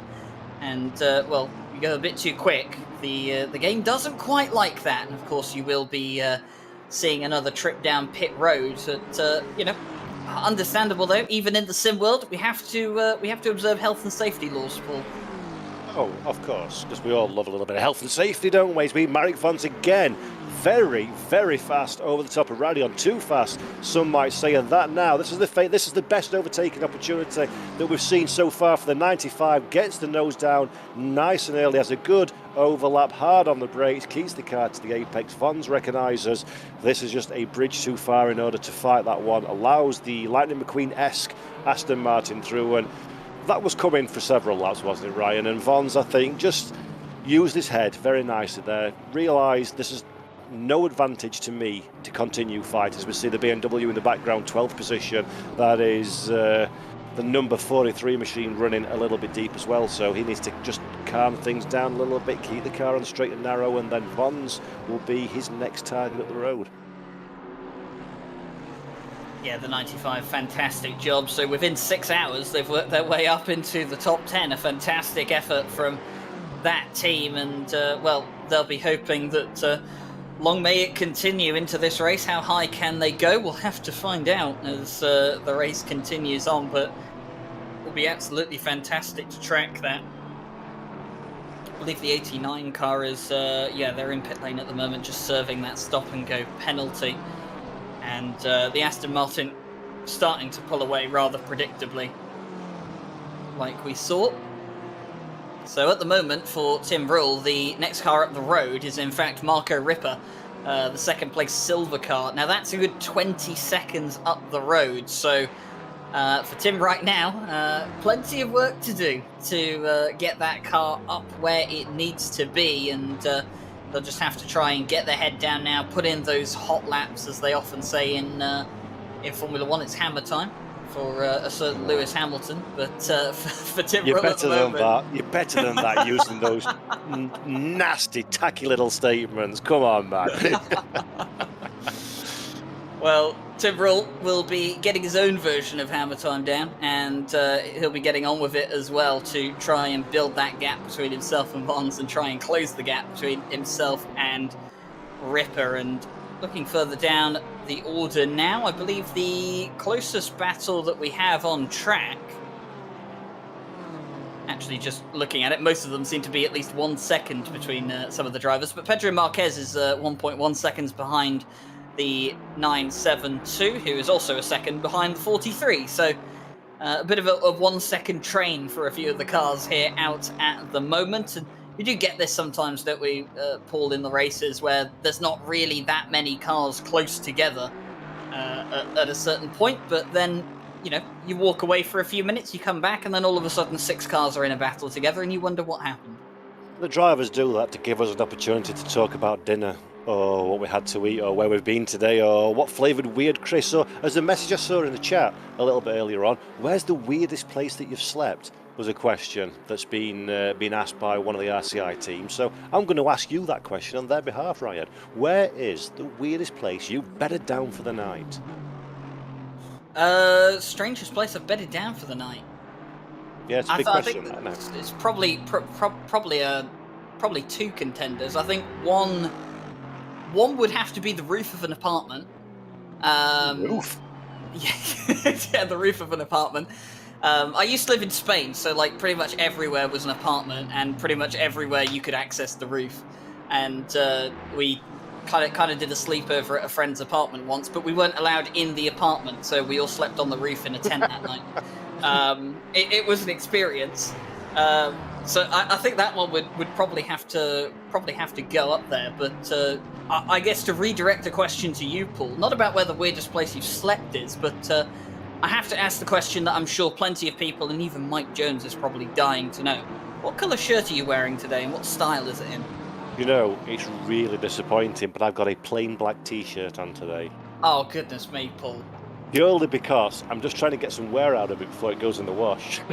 So I've had it on under a hoodie for like a week, which is not hygienic. But hey ho, let's keep it nice and easy. You know, you need to encourage Ferrari to make some more flamboyant shirts for you to wear on the Ferrari Esports series.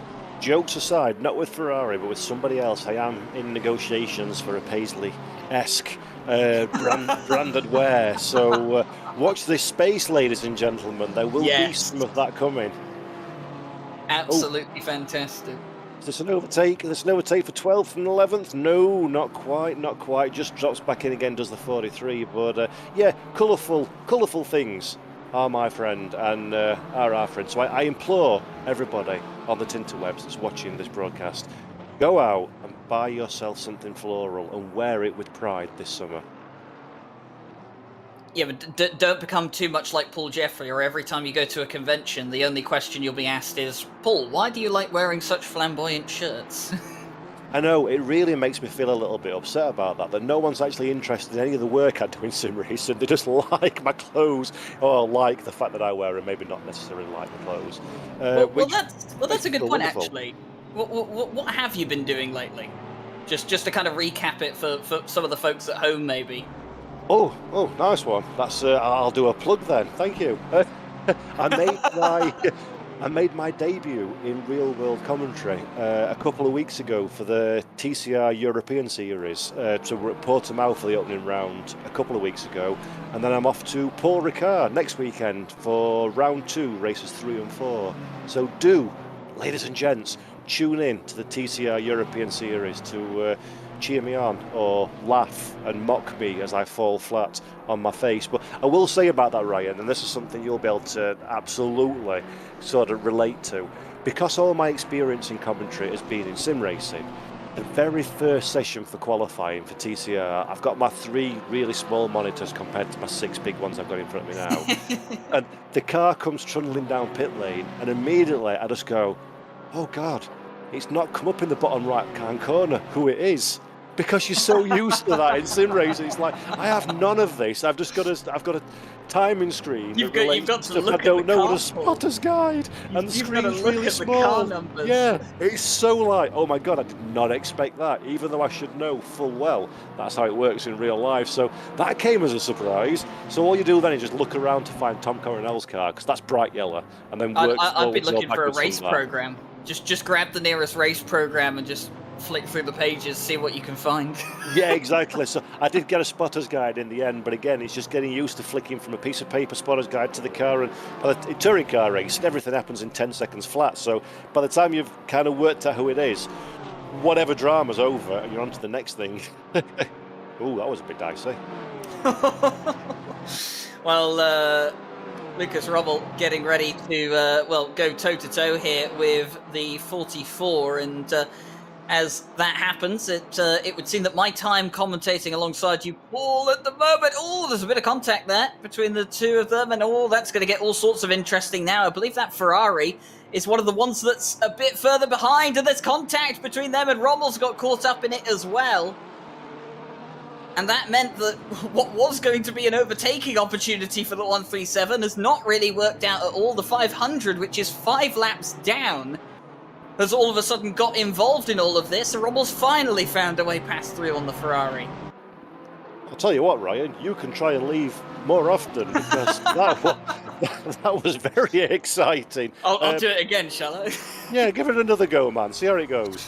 Oh dear, but no, it's been a pleasure sharing the box with you for an hour, Paul, and well, hopefully we can do it again sometime soon. And I will, I will leave you in the capable hands of #BlameMikeJones. But before we do that, we'll be taking a little bit of a break. So we'll jump on board with a couple of the cars around here at Spa-Francorchamps, and the commentary team of Mike Jones and Paul Jeffrey will be back in just a few moments.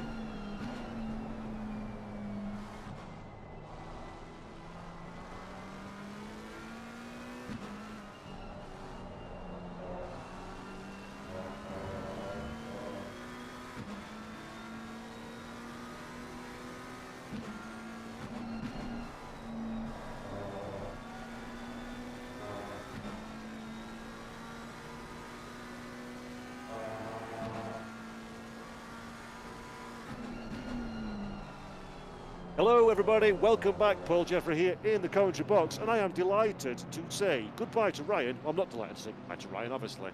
I am thankful for Ryan for being here and delighted to say hello, the one and only, Mr. Mike Jones. Mike, good morning, good evening, good afternoon, whatever time it is over there in the States for you. Yeah, about 2:30 in the afternoon here, mirrored out with local time here in Spa for the race today. Of course, we made the decision, you know what? Usually these 24-hour races seem to mirror Europe time. We're going to mirror the U.S. time today. Maybe give these North American drivers a chance to drive a little bit during the day, as I'm sure in your experience over the years of sim racing commentary and racing, Paul, as you've seen, most of us NA drivers are used to driving in the night. Hey, just give a chance to drive in the day every once in a while. It's been a great race. We've just been watching the 404 being chased down by the 43 car there. 43's been trying to make their way past Connection Loss Racing car, but Vaughn's still holding on to that position directly behind them as well. A battle is ongoing in these cars right here that we're catching a replay of. And unfortunately, replay froze there a little bit. Apologies about that. But the 972 going to go for a move there out of La Source and almost made contact. And we have seen so much of that all race long. Oh, absolutely. These drivers are not treating this as an endurance race. This is the number 43 machine that we're seeing going up the inside of Vaughn's. We saw that just before you came on the stream, and Vaughn's getting out of the way nicely indeed, just to make sure that they don't compromise their own race, which is obviously so important, Mike, in endurance racing. You want to face with people, you want to race them, you want to battle for position, but at the same time, you don't want to make a mistake. You don't want to compromise your own overall lap time, and it's so important for these drivers just to concentrate on the job that they've got in hand and not get too overexcited. Especially when you're fighting a car that's another class, right? Like in the moment, if you watch the left side of the screen there, you'll notice the 972, the only pro car in this pack of 4 silver cars that are surrounding him. So this 972, the GigaChat Racing team, of course, they've been making their way back up the field after having started on P3 and Pro, P5 overall. Had the early troubles that have sent them down the order, and now they just need to get through this silver class traffic. But again, if you cause contacts with those, you're going to get penalized just as much as you will for tapping a pro car around. You have to be careful, but at the same time, you have to make those, take those opportunities where you get them, because if you don't, you're going to be stuck. And even with 18 hours ago, losing 5 seconds here, 5 seconds there, that adds up over a 24-hour race. Yeah, of course it does. It's all about minimising the amount of time from the green flag to the checkered flag as we're riding on board with the 972 now. Massive pressure, leaves the door open up the inside for the 819, and that is a done deal. So the 972 dropping down in the 15th position, overtaken at the bus stop chicane, and that's sensible. That feeds into what you were saying, Mike, about just not losing any time on the racetrack if you possibly can, just staying out of trouble. And in fact, let's just split away from this one for this moment in time, because I believe we've got Paolo Cantu in the commentary box to have a little interview. Paolo, how are you doing? Tell us all about what you've been up to for the last few hours. I'm fine, thank you. Can you hear me all right? Yeah, we can hear you great. We're split 3 for Pit Stop UK. It's been a bit of a madness if you guys have caught up with split 3. We had a restart first of all at the start of the race, and the race itself was delayed for an hour, so already a bit hectic. But then lap 2 or 3, we had a big crash out of Eau Rouge. We were P3 at the time. P2 ahead of us, 2 or 3 seconds ahead of us, crashed out of Eau Rouge, so it was blind for us, and we just went to the back of him, so we got right back to the back of the grid, P26. We made back our time in the rain though, because timed our stops perfectly. So from P26 that we're now P9. So you could say it's going well in terms of pace and racecraft, but it certainly could have been a lot better to P3. Yeah, that's a massive frustration to be involved in an incident so early in the race.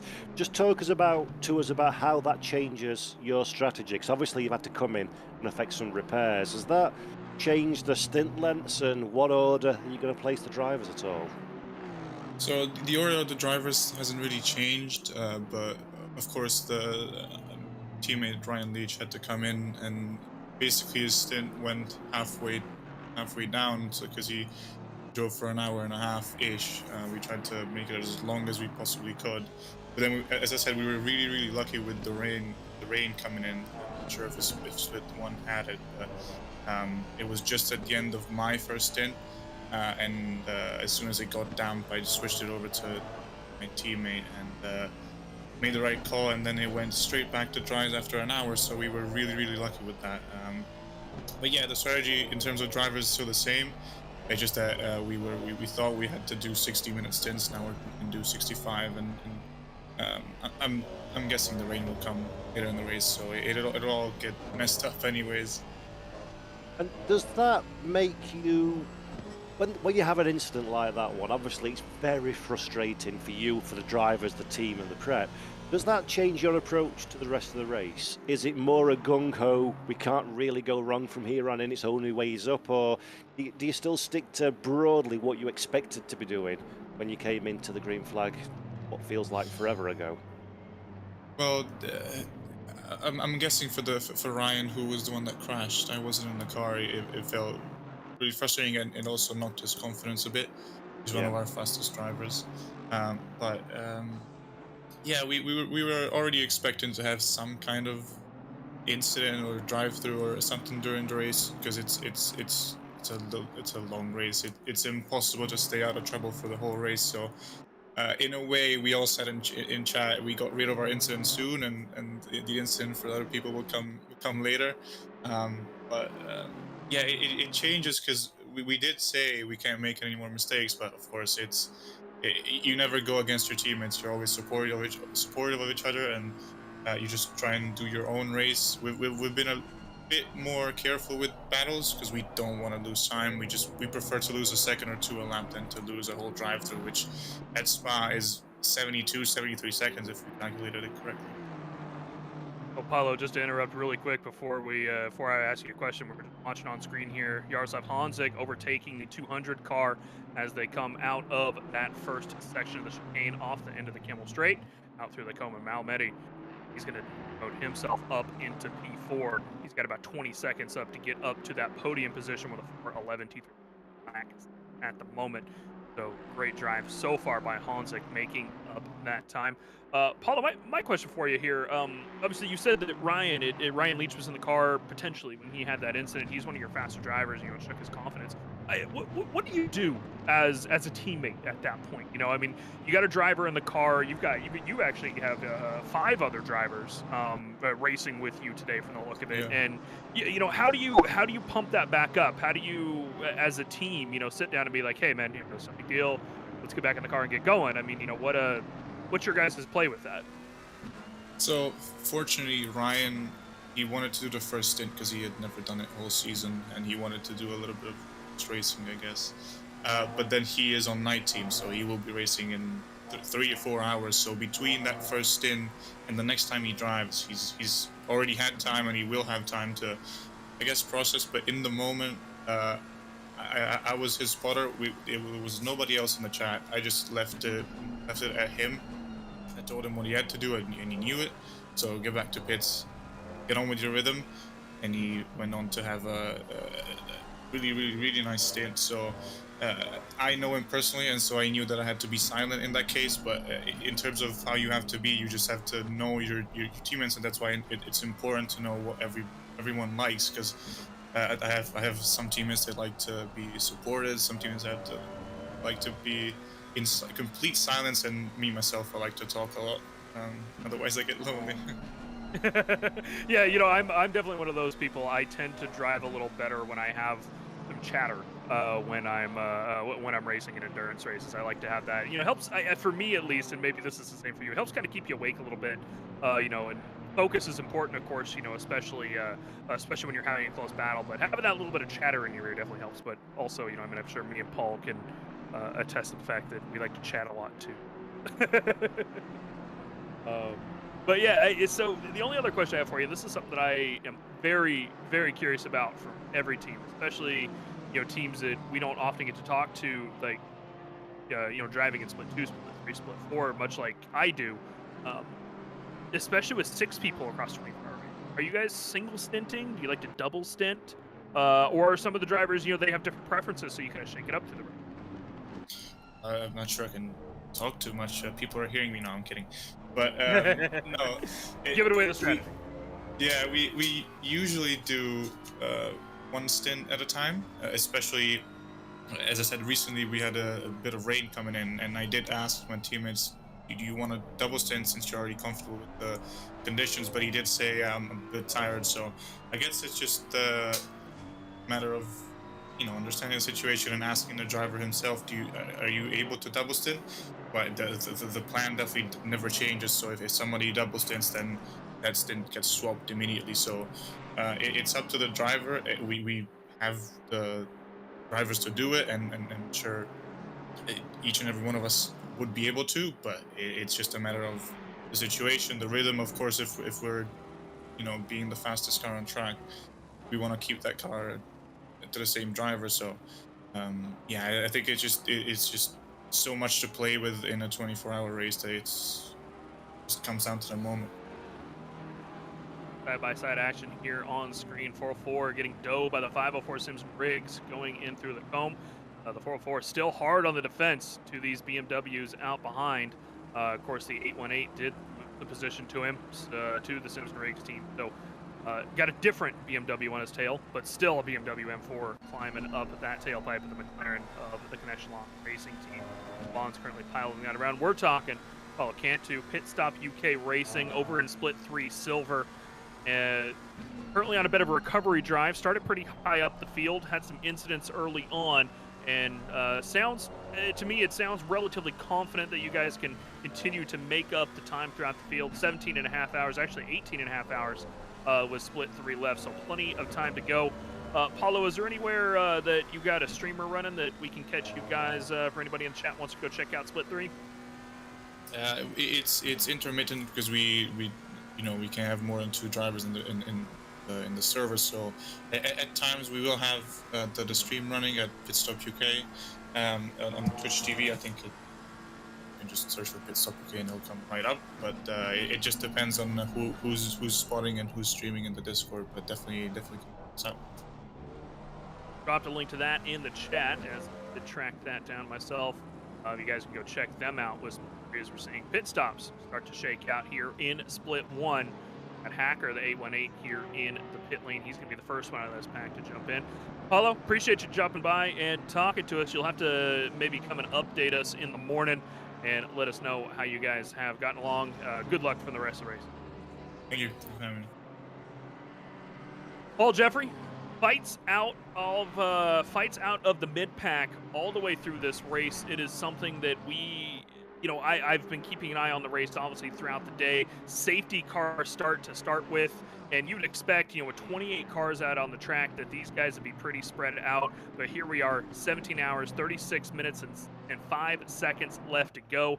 We just had 4 cars stacked up directly before these pit stops started shaking out. And these guys are fighting, too. They are not necessarily just going, oh, there's a car behind me, let's slot them back, they're a little quicker than me. No, tooth and nail fighting 1/3 into this race. Yeah, man, I mean, it's common what they say now, that endurance racing is just a really long sprint race. And that's exactly how these drivers are handling things at the moment. But I will say, Marek Vons, that we're looking at on screen now, the number 404 McLaren 720, is really struggling for lap time. We've seen this probably for the last hour or so, that Vons has been dropping back slowly but surely. Recently in the top 10, dropped down to 13th, that moves back up to 12 again, courtesy of pit stops for the 813 on the previous lap. But Vons seems to be struggling, not quite at 1 with the car. The pace is not there in the Connection Lost Racing machine either. And the next driver up on the charge to find a way past the 404 is Marquez in 13th place. So Vons really is struggling a little bit for lap time at this moment in time. Let's see if he can keep hold of position. And the car seemed to be really moving around over the racetrack. We've seen some good sideways action from the 404 as well. So those tyres very firmly starting to cry enough now. Expect to see Vons jumping down pit road in the none too distant future. By the way, it's I've given the number 81 or whatever, I can't find it, 818 1,000,001 different names so far, as we see Marek Vons, just as we're talking about him, jumping down pit lane. So no doubt the 404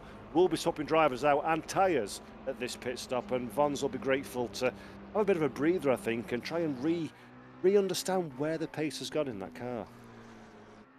Yeah, and that's something that we're going to see pretty much every pit stop as these guys taking tires, as we're catching Volante Racing come out of their pit stop. Of course, this is your de facto race leader. He's going to slot out to P2 after the pit stop, looking like he's down near the P9, P10 slots of the cars as he's coming out. George Boothby expected within the pit lane within the next 2 to 3 laps. He'll slot back out behind the Volante Racing team once that slots out of his pit stop. But something, Paul, that I was thinking about this a couple days ago, about how normally I'm a huge world endurance fan, right? So I love WEC. We catch Le Mans, we catch the 6 hours of Spa very recently. I'm in the middle of watching that race at the moment. Started that a little bit last night. You catch all these WEC races. Pit strategy with tires is so huge with them because of 2 reasons. One, you can not change fuel and tires at the same time, and 2, you have very limited tires in WEC. I believe you have this as well in GT World Challenge Endurance, as of course, and pretty much anywhere that you're going to find endurance racing. Here in ACC, it's near impossible to do that because we only have 1 tire model here, and the tire models here are really only made to last between 60 to 90 minutes. In even potentially less with some cars, of course, with the 4 there, and any McLaren 720S generally, as a driver of the 720S, your tires hurt after 45 to 50 minutes. You have to change tires when you come into the pits, pretty much. It's very, very difficult, if not impossible, to double stint here. So we're always getting new Pirelli boots on those cars when they come in. You don't have to think about your tire strategy here. There's a lot of other strategy to talk about, but that is not one that we will have here in this particular. Yeah, the big thing for these drivers, it's fuel economy. If you can stretch out your fuel economy and save a third of a lap, half a lap, a full lap's worth of fuel every stint, that means you're going to have to come down pit lane, potentially 1 less time at the course of the race distance. And as we've said many, many times, the pit lane here is humongous. Spa-Francorchamps, you save yourself the need to stop once in a 24-hour race. That is a massive advantage as a team that you can gain. So these drivers, sometimes they will have done the complicated maths, and there's no way on earth I'm going to try and do those live on air because I am not an man. But you can afford to give away, exactly. You can afford to give away X amount of lap time every lap if that gives you the fuel economy you need to not make 1 pit stop. And it's so difficult to comprehend as a driver. Go slower. Why? Why would I want to go slower? I want to go full chat all the time. But if you can do that and save a pit stop, your race distance, your total race time will be so much quicker than having to make that extra stop. And I've seen that so many times in endurance racing, as a commentator, as a fan, and as a driver as well. I used to race many, many years ago on a different platform than this one in a different series, and we had a Viper, very slow car, but great on fuel. And if you lift and coast and drove it at such a way as we've seen an overtake here, potentially for 14th position, the outside of the bus stop chicane, that's worked and also fell foul many, many times as well. But the 501, can he get around the outside? No, he can't. There we go. Decides to go down pit lane instead. Pit lane. Take himself out of the equation completely. That's a good bit of quick thinking from the 501 there, jumps down pit road. But yeah, as I was saying, Mike, save some fuel is the biggest saving you can make in terms of strategy should the weather stay dry. Heard the split 3, there's been a bit of rain. Never know what's going to come in the next 17 and a half. Yeah, it's still very cloudy out there. It's been cloudy most of the race. It doesn't look like it's been changing yet. Of course, we can only look out about 30 minutes. So, it's something that we could at any moment see that rain out on the forecast. And it has continued to stay cloudy. It has not gotten up to the point where we've even had some light clouds. It's very heavy clouds throughout the entire race. And it's something that these guys are going to have to continue to monitor throughout. Of course, we do have a wet tire set that you can use, but there's no intermediates, so you have to really make that decision and make the correct decision on when to change those tires over, so you're not overheating or potentially underheating your slicks and losing all that grip. By the way, the 404 did indeed make the driver swap. That is who was just making that move on the Audi going into that bus stop chicane. Martin Lawrence took over from Eric Vaughn's in the car. Ryan Yee took over for Hacker in the 818 as well. So this is now the same fight that we've been watching for an hour, but with different drivers. Fresh boots on the cars as well. This 404 car should have the advantage early on in the stint, you would think. The McLaren with fresh tires, generally very quick. However, I wouldn't want to see Ryan Yee in my mirror. He is a dang quick driver. Of course, he pops into the SRO streams, Paul, so you probably recognize that name with the Madhouse Racing 818, as well as Hacker, and not a guy you want to see in your mirror. No, exactly right. I've done the same thing again. I had to wake the mouse up to get talking. Sorry about that one. That's the thing. Every driver, pretty much, or every team in this field, have got some incredibly fast and experienced drivers in their car that can't afford to give anything up. As soon as you see somebody behind you that's coming up onto your tail, you know full well they are fully practiced, fully prepped. They have got all the speed that they know how to extract from that car. And if they're closing on you, that means they are faster at that moment in time in the race. And to keep the head, or your head, sorry, to keep your concentration into the race, it's so difficult as a driver. And you start making mistakes, then that's when the risk and the danger comes up, and that's when you're vulnerable to being overtaken, or even worse, vulnerable into making a mistake. Yeah, and of course, with 17 and a half hours left to go as well, I mean, these guys have a lot of times to make those mistakes as well. So, it's a long time to go with these guys. And of course, they've got the support of their team behind them. They've got the plan in place. They've got a spotter there trying to keep them awake, trying to keep them apprised of what's going on directly behind them. And of course, Lawrence right now at the moment, 2 cars directly behind him on the track. And unfortunately for him, that's a pro car directly behind as well. So the problem is, if Ryan Yee decides, you know what, I'm going to go and let this pro car by, it could compromise the 404 and let the 818 slot pass. We see that a lot, even in sprint races where, you get attacked by a faster car behind you, letting them pass, and all of a sudden, the car that you're actually fighting follows them and slots past as well. So the Giga Chad Racing, with Wajna now in the car, and he's going to have to, try to not interrupt this fight that is for the top 4 in silver class, and at the same time not lose time either, because you can tell this Giga Chad Porsche is definitely quicker than the 2 cars immediately ahead, and he needs to get past them so he can catch up to the 95 of Linder, of course, who took off in the last stint. You guys talked a lot about him, Paul, in that 95 Lightning McQueen car. They, of course, have changed drivers now, but that Aston Martin just absolutely checked out in the last hour, and the 972's got to make up that time. Yeah, it was a great performance from the 95. Continues to be a great performance from the 95. As we're seeing now a fight for 14th position. So this is 14 and 15. The bus stop chicane has been a very popular place to have an overtaking attempt, as we see a drive-through penalty now for Marco Ripper speeding in pit lane. So that is an absolute disaster for the 514. Second in the silver class at this moment in time. That machine will need to come back down pit lane and serve their drive-through penalty. That is circulate all the way through the pit lane at the pit lane speeding limit. That is going to be a real time loss for the 514. So let's see where that brings them back out on the racetrack. But Mike, it's so easy to make. We spoke about this with Ryan earlier as well. You can a little bit too late on the button, a little bit too early on the button, drop it up in a second gear or even freewheel and slip over the speed limit, and boom, got yourself a problem. Yeah, I mean, I think that they're lucky at the very least to just have the drive-through penalty, because of course that means minor speeding in the pit lane, as we're watching the 404 potentially go for a move here on the 504 up ahead into the comb. Doesn't get it done this time, but normally it's a stop and go 30 for speeding in the pit lane, which the 200 just received. In fact, I'm trying to catch if that is a speeding in the pit lane. I believe it is. I do not have a stewarding report for car 200. They are leaving the pit lane right now. So speaking of which, there it is again. 2 speeding in the pit lanes back to back for 2 different cars.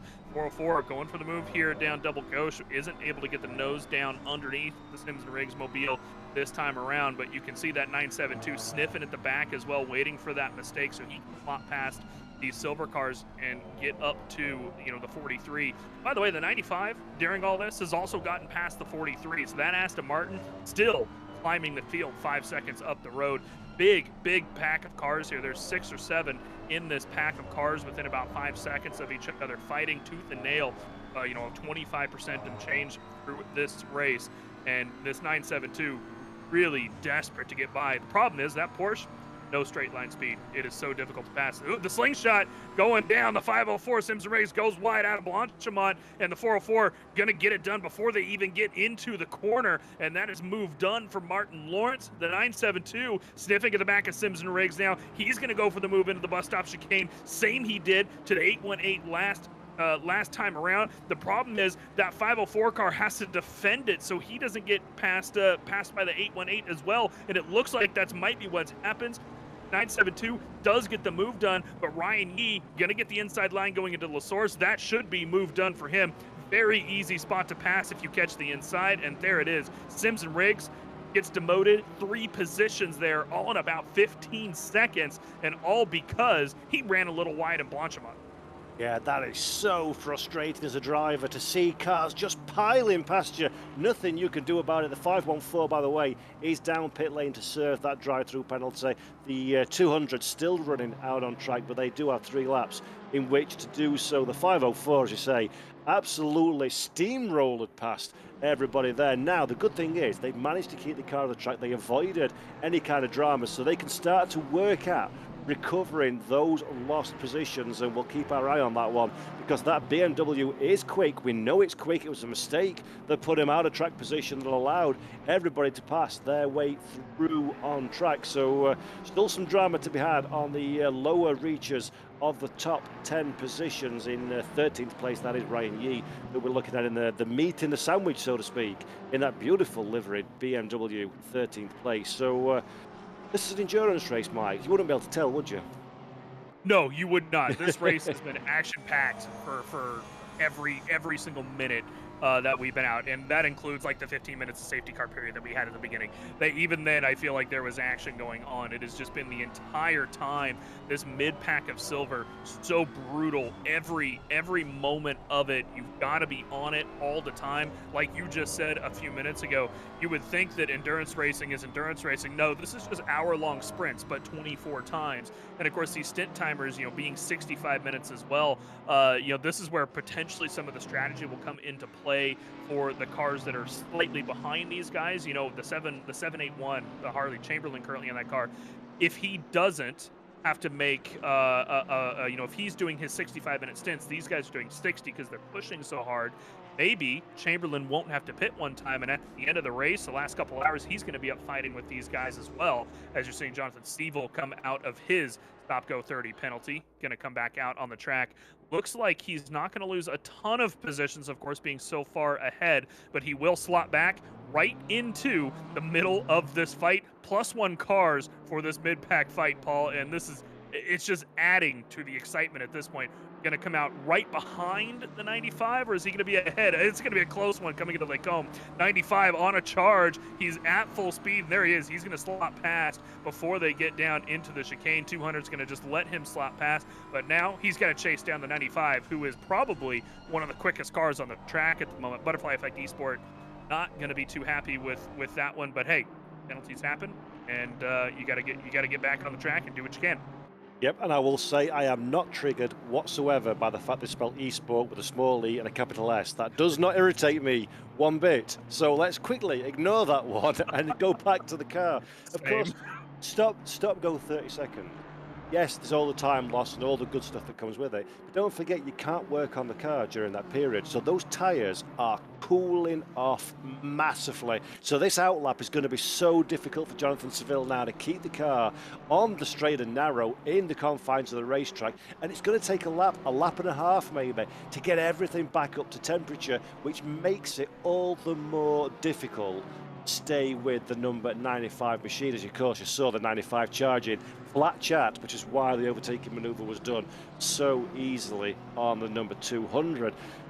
At times compounded by even more difficulty and a really poor piece of racetrack to come back out on, so the 200 has got a lot of work in front of them. Ryan Yee we're looking at now, 13th position so far, still chasing down the 972 ahead. So these two, it was a fight between 5 cars. That's really broken down now realistically to a fight between the 2 of them, with some outliers ahead and behind. And Jonathan Yee, good opportunity for him to work his way up the running order if he can. The 972 that we're looking at as well, this is a car that's been very much in the heat of battle throughout the course of this race, and Watana still fighting the good fight in 12th position, but he's got some work to do if he wants to edge his way back in that top 10.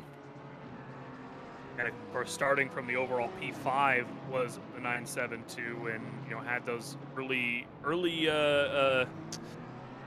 incidents, to say the least, for the GigaChan Racing team, and it's just allowing them to come back up the field at this point. I had thought that once he had gotten past Ryan E in the 818 that he might be pretty easy to take over the 404 and get up on the road, but apparently not quite as quick as I thought he was going to be. Maybe it was just most of the slipstream making that possible for him. Martin Lawrence definitely has found his pace as he's now distancing these guys ever so slightly. Hard on the defense is Wajna here coming into the comb. He's going to defend against that Silver Class 818 BMW, and does not get a chance this time by does Ryan Yee on Max Wajna in the Porsche. But that's not to say that he doesn't want pass, because on the opposite end of the spectrum, we were talking about how the 972 needed to get past these silver class cars so he could get up to what was the 95 and is now the 43 out ahead of him for position. Now the 818's realizing, hey, you're not taking off. Now you're just stopping me from being up on the back of Lawrence. So this is now frustrating for Yee. He finally, the pro car got past him. He was thinking, oh, I'll just use you to get past the 404. And now the 972 has just all of a sudden lost a couple tenths of pace, and he's now stuck. Yeah, this is a difficult time for Wojner in the 972, because as you say, he's racing against cars that aren't in the same class, so aren't scoring the same points come the checkered flag as he is. And what do you do in this scenario? Do you fight for the track position, as Wojner seems to be doing at this moment in time? Do you find some lap time, dig deep into the back of the sofa, try and find a little bit of lap time and clear the BMW, which seems to be the case at this moment in time? Or do you just concede, allow the car past, take yourself out of the firing line and just concentrate on your own race? And Mike, we talk about the Pro and Silver class. This feels like a pretty good time to talk about championship standings, I think, as well, because this is not a standalone one-off race. This is part of a series, third round and fourth round, in fact, of a 6-round series. So who's the winners and losers so far with 17 hours and 16 minutes left to go in terms of overall championship? Right, yeah, and of course, this is, as you say, a championship fight, and I think that the biggest surprise for the points in the championship overall will be the fact that the 992 is not in P1. Not because they're going to lose any positions in the points where they're at, it's just because they've been in P1 pretty much every single second of every single race so far. This is round 4 of 6 in this championship, and this race here worth double points as well, because it is the 24-hour. That means that for P1 you're going to see quite a few points come across. That it should be 78 points for P1, and that's not even including fast lap points. A little bit of a contact there as Jonathan Siebel tries to go down the inside of the 95 in Lake Combe. Big moment for them, pushes the 95 off track. I can imagine Lindner not going to be too happy with that knock. Wouldn't be surprised to see a teammate of the 95 storm into the race control box next door and be like, "Hey guys, we need to make sure that this guy's driving safely. We don't want this damage, this early on in the race." And but for the moment, it looks like that the 200 might end up being a little quicker as they've gotten their tires back up to temperature, because as you said, it's taken them a couple laps to get those tires back up to temperature after their penalty, but they have dumped the 95 now. But yeah, the points. So the 992 not in P1 at the moment, and doesn't look like for now that they're going to be able to catch the Volante Racing team just based on the pace we've seen so far. However, the Volante Racing team will be very, very happy with their position at the moment. They were in P6 when we started the race. Stewie's actually got the points for us that he can flash up on screen as well. So he's going to pop those up just so we can take a quick look here in just a moment. But yeah, number 7, he started the points in 6. If they win here today, that will put them pretty high up in the order, if not all the way up into onto the top step of the podium, depending on where the middle step of the podium, depending on where the 411 finishes. Of course, the 411 also doing very good in this race. T3 Motorsport Black currently on T3 overall. So 70 is really the big winner here. Here are the pro class standings, and you can see, Paul, just how this is shaken out so far. The 95 with the great run they've had today back in P10, I think they're going to be big winners today as well. Yeah, absolutely. And as you say, this race pays double points compared to the championship. So a good round here, much like Indianapolis in IndyCar. You have a good race at Indy, and that can really make a massive difference to your overall championship standings. And of course, we've still got a few races left to go in this season. We're going to Spain and then Germany after. Sorry, Spa again straight after. So Zolder, should I say? That's got a T thing. You know what's?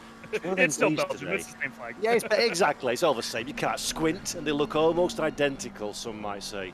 So, yeah, great race so far for the 95, the pace-up car. The Aston Martin Vantage, as we've said on stream, has been a very consistent car. And let's have a quick look at the 11th down to 20th position. Jardier Community Team 2 is 11th place with 20.5. It is indeed. They're having a strong result so far, or a strong run, should I say, so far. So this will be a very big help to their championship chances of finishing well inside the top 10 if they continue as they are. But we've still got plenty of racing left to do as well. So everybody that takes part in this championship are doing an absolutely fabulous performance in order just to get to the checkered flag in a 24-hour race. Long distance endurance racing is far more than just going out there and driving as fast as you can. So plenty of racing still to go. Let's not get too wrapped up in the points, because anything, and more than likely everything, will change before the checkered flag waves.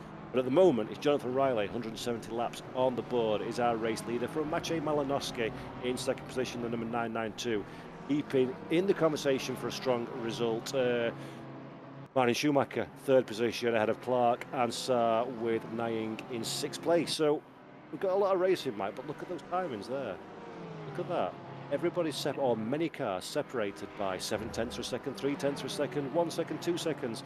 Still very much a big race happening as we see a fight for 11th and 10th. Looks like the 972 finally getting past at least one of the cars they've been chasing down. 4-4 spotted past Azevedo there in the 3 just moments ago, and now the 972 going to promote themselves up. Looks like the 43 has been struggling this stint around. I might go back to my replay machine here in a moment and see maybe if they had a bit of an issue. They were a few seconds up the road, or if it is just pace for this particular stint. And very briefly, we won't flash the points up on the screen, but I do want to just glance at the silver class standings as well, because what I was noticing is obviously the 349 up in P1 of silver class. They have not had necessarily the best championship. They scored 0 points in round 2. They didn't make it to make up last month. They did score some points in round 1 at the Nürburgring, but they're down in 17th place overall in the silver class points. Currently with the victory up on the board. Oh, and Stewie ended up having those standings anyway, so you can see the 349 not even on the board there in the top 10. They're going to be getting a lot of points if they can keep up the run here today, but they shouldn't beat out the 4-4 Connection Lots Racing team, who has just done a great job at it's not even domination, because the 818 has been fighting them tooth and nail. They're doing a great job staying consistent and getting up at the sharp end of the field above the 818 car, and of course the 83 following them at the back step of the podium. Not doing so well today. They might end up the big loser out of the race today. They are, I believe, in P8 or 9 overall. We'll lose them a couple points, but still, overall, it's going to be the 349 that's a big winner in the silver class today. Can I just make a request? I know I'm an occasional commentator here at RCI, Mike. Can you please write it into the regulations that people spell esports correctly? Like Ada. Ada did it right. Because he really, really, really does not wind me up at all to see a lowercase e. That's not one of my pet hates at all.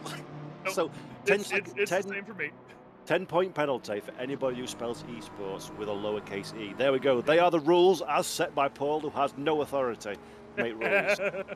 I feel the same way, and I'm the one who does have the authority in this game. There we go. I'll work with that for next season.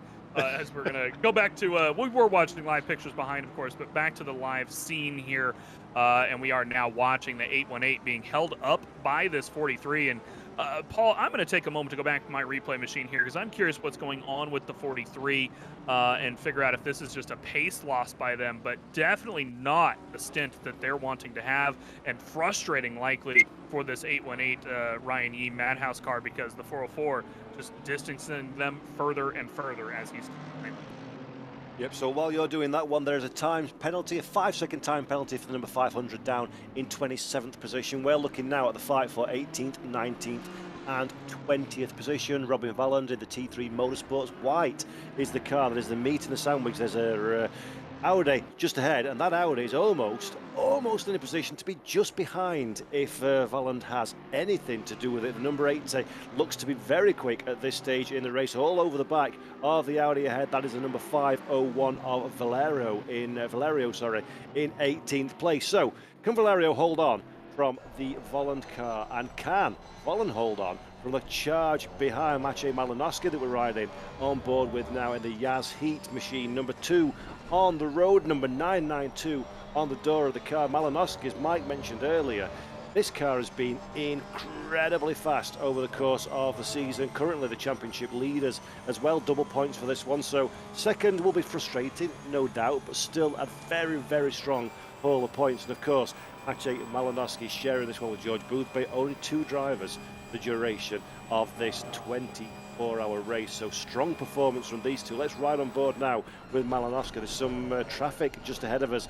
We head down into the bus stop chicane. The Porsche, very good on the brakes. The traffic gets out of the way very quickly, but it's caught up behind the back of the BMW. Hopefully they'll recognise there is a faster car behind the number 80 car. Flashing the lights from Maciej Malinowski shows his intentions nice and early for the run down into La Source. The BMW not making life easy, not really being particularly confident on where he's placing the car, but Maciej Malinowski makes his way past. Ryan Yee has another fight, Mike. Yeah, Ryan Yee still desperately trying to get past the 43 car. They're not coming to the bus stop chicane. He's going to dive to the outside.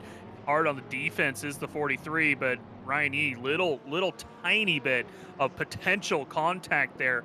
And I call that potential contact because it's very hard to tell. Even if it was extremely minor as the 43 cuts back across and just keeps that defense going.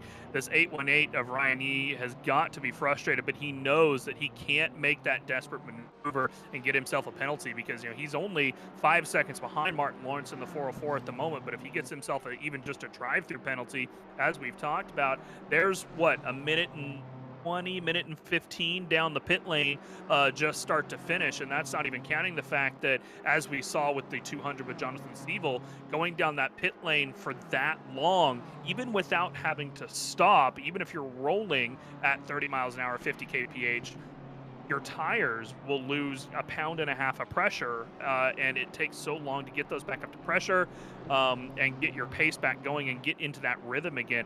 And that's really the big thing, is when you get, say, a drive-through penalty, having that rhythm taken out of you can hurt you more than anything, because all of a sudden you're relaxing for a second. That adrenaline comes down a little bit, your heart rate lowers that little bit, and it can really throw you in the middle of a long stint like that. So come on then, Mike. Everyone's dying to know, what does your replay machine have to say? What's happened to that car? Is it a mistake? A pace loss? Where do we stand? Yeah, it looks like it is indeed just a pace loss. It looks like Azevedo might just be their silver class driver in the car for the 43 BMW M4. It is just not their quickest driver in the car. Of course, they do have 4 in it. That was Kabaka that was running that car the most recently, and of course they have Ruben Concierto as well as Miguel Neto in that car as well. Neto known around here as being a very quick driver as well. So I think it's just the 43. They've got their silver class driver in the car at the moment. Here in the out in the WEC world, you'd call this your gentleman driver that is out in the car at the moment. One of 4 drivers, though, running, and it's not like he's moving slow either, is the thing, right? He's just slower than these guys at the top end of the grid, and that's still nothing here in Split 1 to shake your head at. I say that he's running slower. His last lap, as he just crossed the line just a moment ago, a 2:19.535, and I don't know about you, Mr. Paul Jeffrey, but I could maybe run a 5:22. For a 2:22. 5:22 is about right for me, I think. Yeah. To be honest with you, so just to keep the car on the grey stuff's a very, very good effort, especially with all these cars around you and the traffic that you got to fight with. Now we're looking at Vermont going to the out. Why do we keep going to the outside? It never ever works, apart from this one occasion where it works absolutely spectacularly well, as they run side by side on the exit of the bus stop, and there we go, the 137 just about has the overlap for the run down into La Source. Doesn't cover the inside line though, so very trusting of his rival behind him. Shows the nose and just about gets away with that one. But that is what we've seen so many times in this race. Drivers to the outside, drivers to the inside. Bus stop seems to be a favoured place to try and get alongside one of your rivals, but you're at the mercy of who you're racing against, because they can so quickly push you outside the racetrack, and then you'll lose more time than you wish for, and that can really impact your race as well, can't it? Yeah, and this Weishite racing car, I mean, in their Porsche, we've seen them be pretty consistent through this championship. They've just had some minor issues that have cropped up that have lost them positions here and there. They do sit P9 in the overall points. They finished 12th at the Nürburgring, 11th at Silverstone, and they did come home second at the red flag of Laguna last month, of course, where we had to take that half points after those unfortunate DDoS attacks were floating around, pretty much every community around the ACC, including in SRO. We had I had reports from say Actrovision over at ACR, SimGrid all had the issues.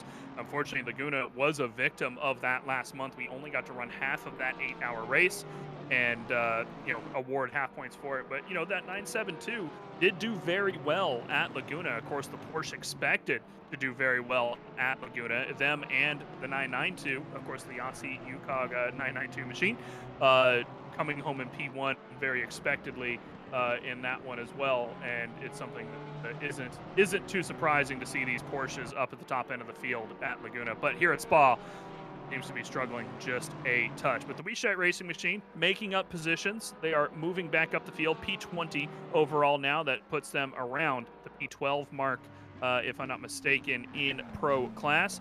But here is the overall leader. And Paul, would you like to take us a tour around Spa, courtesy of the Volante Racing Center team?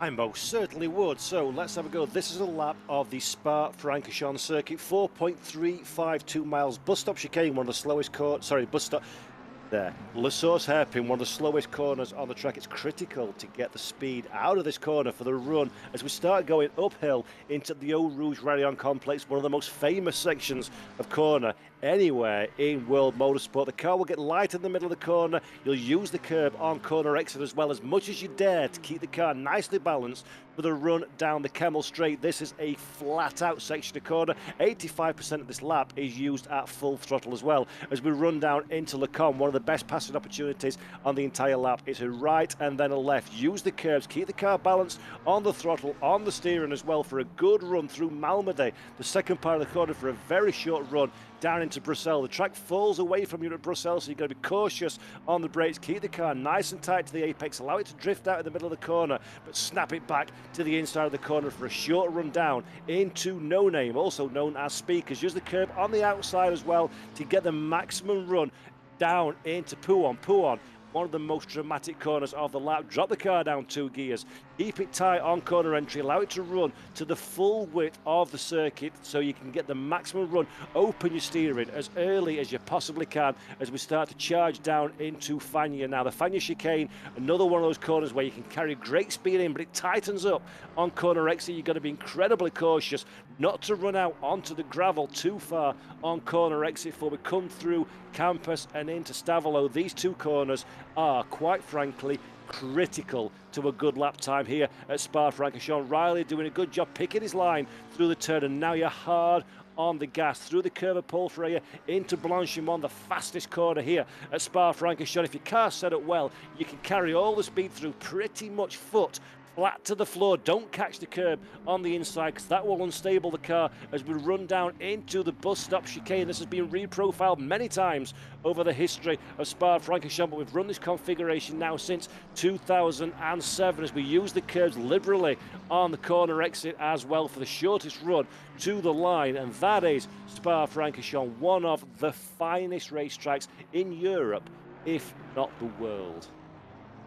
That was a 18.190, one of the faster laps that the Volante Racing team has put down. And everybody that was just listening, or perhaps if you were not, that is the clip that you want to take in case you ever need a Taurus ball. Paul Jeffrey, courtesy of Volante Racing, Aztec Sim Sports, number 70. Jonathan Riley currently in that car, beautifully taken lap by that McLaren 720S. Make sure you look on that one for later if you ever need to figure out where you are at Spa and how quickly you can get around this track by hitting those lines right. I mean, as you said, Paul, I think the biggest keys of Spa for lap time are making, double gauche or Pouan corner, as it's more commonly known, as well as Campus and Stavlo. You have to hit those corners correctly or you will just lose seconds out on the lap time, and it is huge keys to racing at this track, and especially at these speeds that these guys are going. That's the thing about Spa-Francorchamps. A lot of these corners are followed by very fast sections of racetrack, either long straights or flat chat parts of the circuit.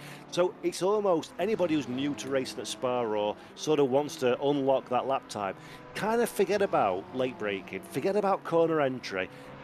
Get the minimum speed up as high as you possibly can, so you go as fast as you can safely be at corner apex and fully concentrate on corner exit. If you can get a good launch off the corner, that will pay you back all the way down the next straight, all the way down the next flat out piece of racetrack.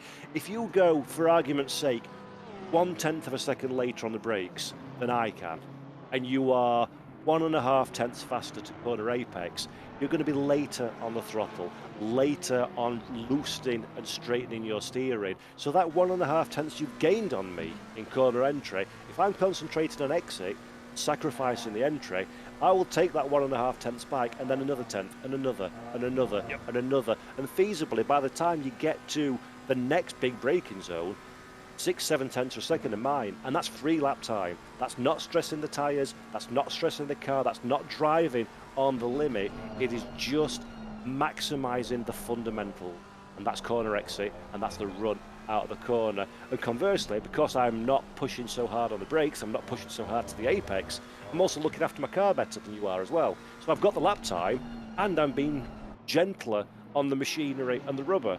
So it's a double victory, and that is so important. And when you've maximised those corner exits, then you can roll it back and start thinking about carrying more speed into the apex, more speed into the braking zone. But that's my biggest advice for Spa-Francorchamps, for any track actually, but Spa in particular. Nail the exit, and that's 95% of your job done. And that sounds so easy, but it really isn't.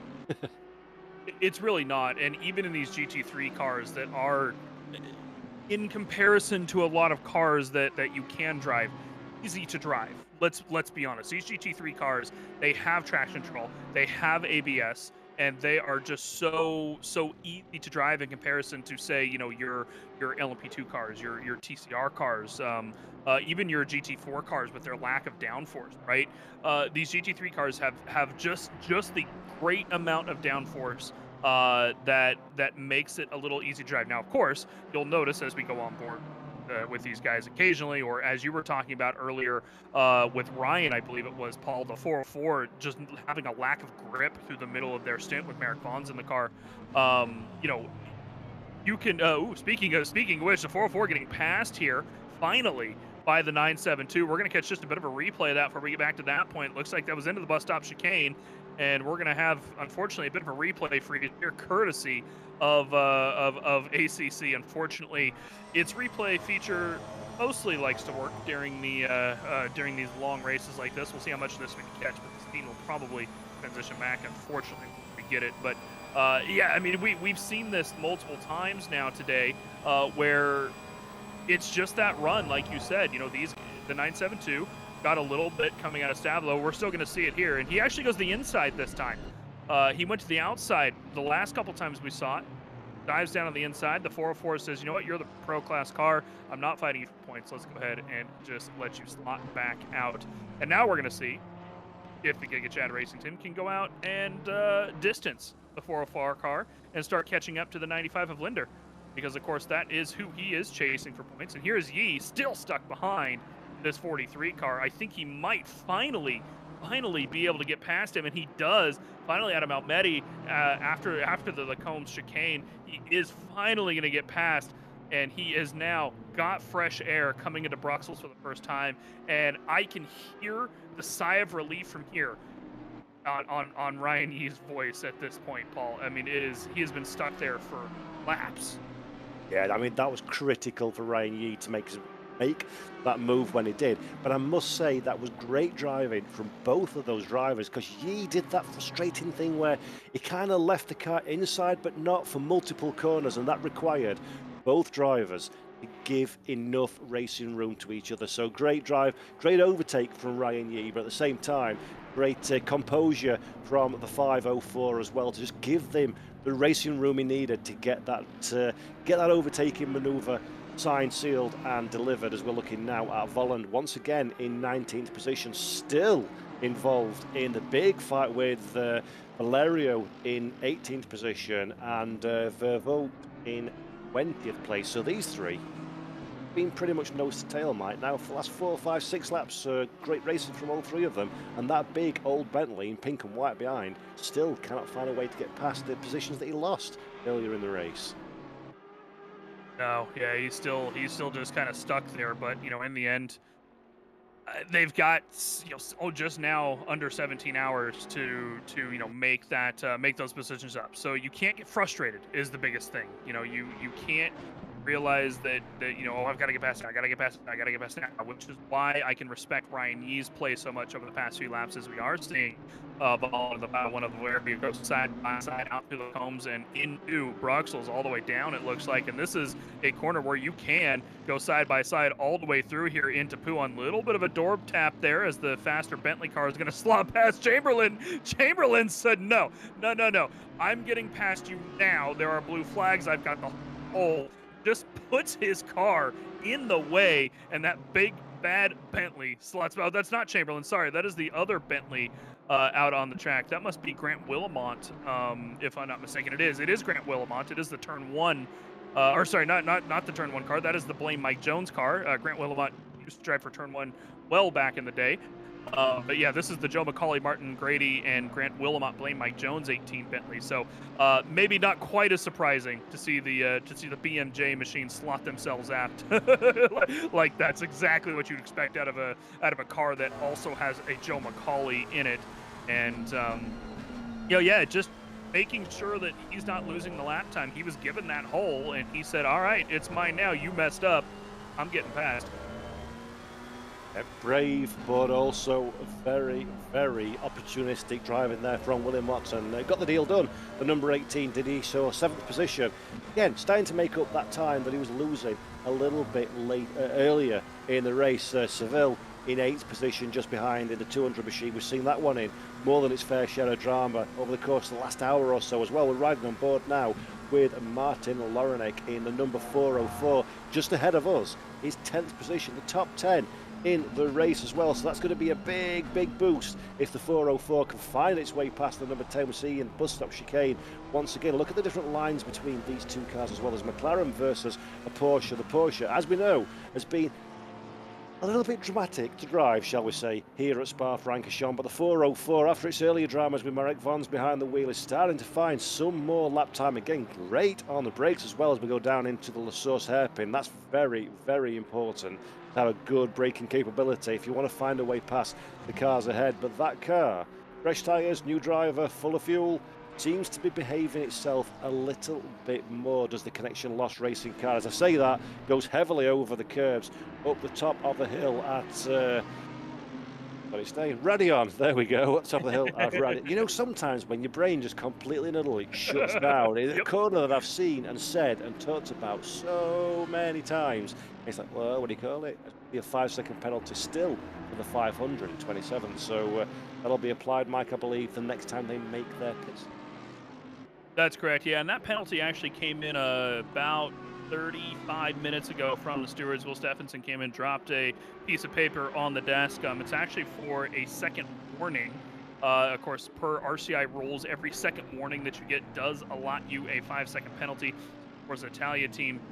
For that, you remember as Ryan was leaving and we had a bit of a scuffle there we with go. the Ferrari. Well, nice choice of words. That could have gone many different ways. So I saw the pause. I could feel the cogs turning. How do I respectfully and politely put that little bit of drama?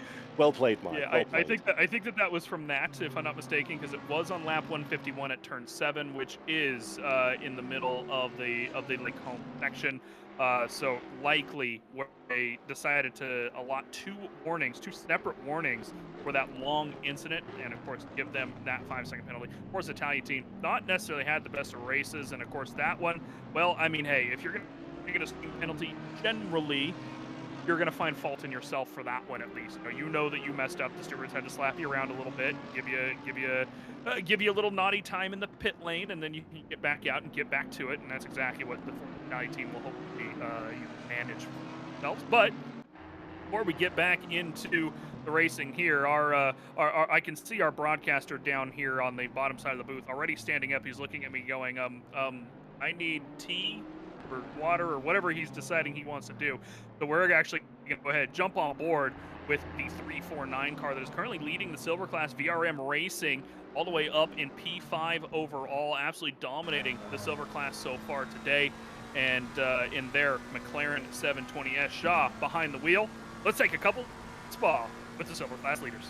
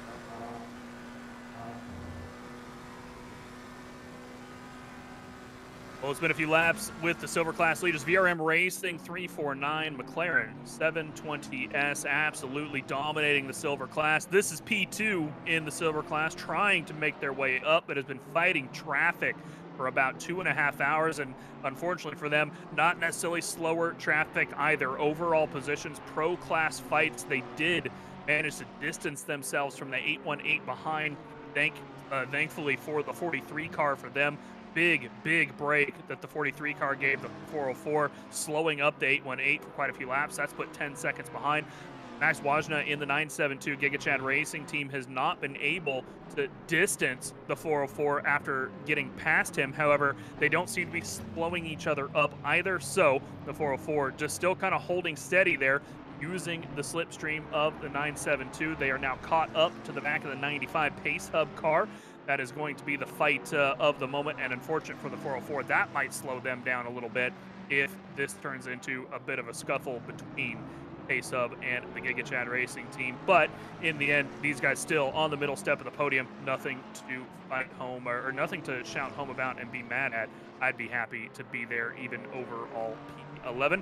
Welcome back to RCI TV, everybody. Coverage of the 24 Hours of Spa World Tour Round 4 here today. We have had 3 races so far. Of course, led off with a 10-hour Nürburgring into 12 hours of Silverstone, and then into what ended up being a 4.5 hours of Laguna after red flag action about halfway through the race. 24 hours of Spa today, 6 hours of Barcelona next month, leading up to a finale in Zolder, 10 hours in 2 months' time. My name is Mike Jones. Joining me today, for the moment at least, is the legendary Paisley shirt man, Paul Jeffrey, who is not wearing a Paisley shirt today, I've been told, and I feel lied to when I invited him to the booth. But you know, it is what it is. I'll live with it. It's fine. Oh, dude, I'm wearing a Plaincode shirt. It hurts my soul. It really hurts my soul. I will say, though, this is the Pace-Up car that we're looking at, the number 95, who are doing great things on track. But let's just forget about that for a moment. I recognise that logo, but slightly different. Really good, really good. No idea where I recognise it from, but that's the first time I've noticed that. I like this level of humour when people do things like that. Yeah. They still keep the livery like classy and quote-unquote realistic looking, but there's slightly knowing nods to people in the know at different things, and that's well played. Well played, Pace Up. Not only are you driving well on track, but you've also painted your car in a very clever way. I do like that one, but they are doing great, Mike. The 9th position on track at the moment. They dropped all the way to the back of the field early in the race, and then have showed all of their drivers that have been in the cockpit of that Aston Martin Vantage GT3 have just been on it. Every single corner, every single lap. They've passed cars on track. They've been involved in battles. They've defended intelligently as well. They've worked their way through the traffic, and the reward so far is very firmly in the top 9 as we get a drive-through penalty for the number 83 down in 22nd position. So good, well played so far for the number 95, and let's hope that's not the commentator's kiss of death. Looks like that will be a stewarded incident as well, not a drive-through penalty for track limits. They are going to serve it immediately as well, is the 83. That will be for a takeout of car 102. Which explains what happened a little bit to the 102 a little bit ago. Of course, Danny Ayo currently driving that Turn 1 silver class car. But yeah, a little bit of an incident on lap 173, just about 12 laps ago. Though, of course, the drivers do report all incidents themselves. They'll pop into our race control box, headed up quite often today by RCI's own Tom Roberts, though other people do filter in there occasionally. So if you catch any incidents out on the track, drivers, of course, they are known to pop in race control, report the incident. Stewards take a look at it and give somebody a slap if they need to. 83, well, it would seem that they were deserving of one for the moment. The 972 still on board with them. I think they might be losing a little bit of pace here towards the end of this. And Paul Jeffrey, if I'm not mistaken, is 404 is looking awful racy behind them. All of a sudden, Lawrence perhaps doing a little better on the tires than Merrick Vaughn's was an hour ago when they were getting towards the end of their stint with Lawrence. Still looking nice and steady here at the end of the tires. Yeah, and that's really important, I think, for the prospects of this machine going forward, the 404. We saw, as you say, Merrick Vaughn's struggling behind the wheel of the McLaren 720 SGT3, really seesawing at the wheel. The car was nowhere near the apex, sideways in fact on more than one occasion. So it's really reassuring for the Connection Loss Racing team that maybe that was specific to the tyres, the conditions at that given moment in the race, and it's not something that's inherent in the car or the setup of the car. That'll bode well going forward. And despite the dramas that Merrick Vaughn's had to overcome during his time in the car, they're still very much in the conversation for a top 10. As now we've got some traffic in the equation as well. That's the BMW very kindly getting out of the way at the first available opportunity. Will Lawrence have an opportunity to get down the inside? He flashes the lights just to let that BMW know that he's coming through. He stays out nice and wide, does the big BM. So great driving from the car that's going a lap down there. And Martin Lawrence, just about managing to make his way through and stay in connection with the two cars ahead, headed by Linda in the number 95 machine, 9th place on track. So good to see Connection Loss Racing very much still in the hunt for good positions. In fact, that is an incredible drive through Eau Rouge and Radion. Is carrying that advantage all the way down the Camel Straight, stays in the slipstream as long as possible, recognises that maybe. Yeah, that is actually, that's a little bit cautious there from Lawrence. I thought that there was a good opportunity to get the car to the inside and do something under braking, but Lawrence decides this is an endurance race, not worth the risk, and stays as you were for now. Yeah, of course, that McLaren can be very, very quick up that hill up through Eau Rouge and Radion. If you dial in the setup right, and get a good run out of La Source, it will be very fast up that hill, even more so than the Porsche can be.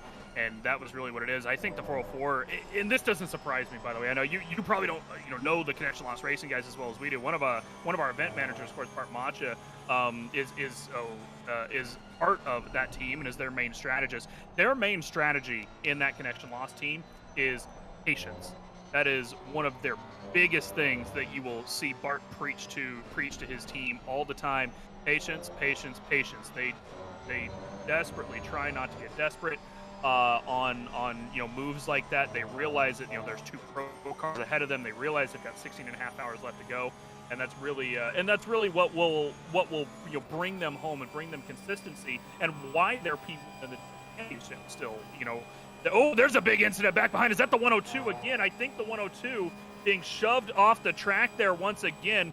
Maybe Stewie can try and find them. Yeah, it is. It is the 102 turn 1 car. It looks like maybe contact with the Forza Italia coming through Blanchimont, and it is the Forza Italia car. Shoves it down to the inside and shoves Danny Ayo into the wall. That will be the same car that just got taken out by the 83 very recently. The 83 received a penalty for that, and I would not be surprised to see the 500 now receive a penalty. The turn 1 car just not having a great middle of the race here. But hey, 16 and a half hours to go. You're still within this race. They've got to try and stay hopeful more than anything here, and got to go back into the pit lane, repair that damage, come back out, and try to do what they can. You can see he can't control the car into the pit lane, bounces off the wall a little bit there. A long run down the pit lane for Dami Ayo here in the 102 turn 1 car. Heartbreaking for them once again. Get taken out, and it looks like he's trying to mess with his pit stop settings. You can tell he can't quite get everything set, but long run down the pit lane here. And in the meantime, Paul, I heard you go and open the door, and a very loud British man walked in. Would you like to introduce him?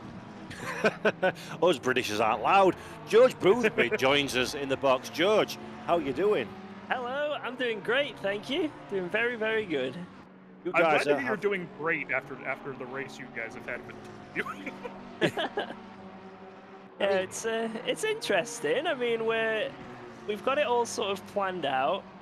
We're just gonna see if we can actually do it. Like, I hope we can. But yeah, we're gonna be doing. Mache's gonna be doing another stint after this, and then our plan is I'll do 3 stints while Mache has a bit of a sleep, and then he'll come back and do 3 stints while I have a bit of a sleep, and then we'll do that again. So we'll basically have almost 13 hours of just triple stint sleep,